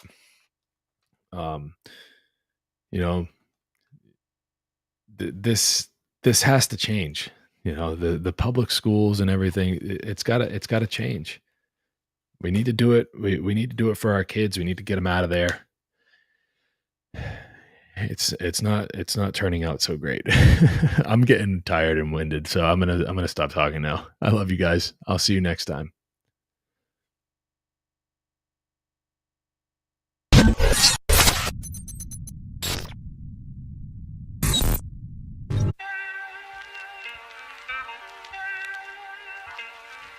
Because there's a handful of people actually run everything. That's true. It's provable. Not conspiracy. It's all about control. To them we just cattle, numbers, battling each other while they creeping in the shadows, scheming, plotting, clocking your every move, locked in your mind, brainwashed until it's rocking. Got the population operating as they want them, symbolically mocking them, thinking nothing can stop them. So open your eyes to the lies of the evil, the poison in the minds and the lives of your people. And every time they lead you down a line to deceive you, and by then it's always too late to see through the veil that they hide behind, cause your third eye is blind. Better take a stand, we running out of time. Ain't nobody coming to save us, fuck what you had in mind. Arm yourself with the truth and jump behind the battle line. Can we turn it around? Yeah, it's possible. Divided we'll all fall, but united we're unstoppable. This is for the world, this is for the masses, attached to the strings being pulled by puppet masters. This is for the youth, searching for the proof, keep on looking for the clues. I'll provide you with some truth. This is for the ones waking up from the spell, beginning to discover themselves. Yeah, this is for the youth, searching for the truth. Keep on looking for the clues, I'll provide you with some proof. This is for the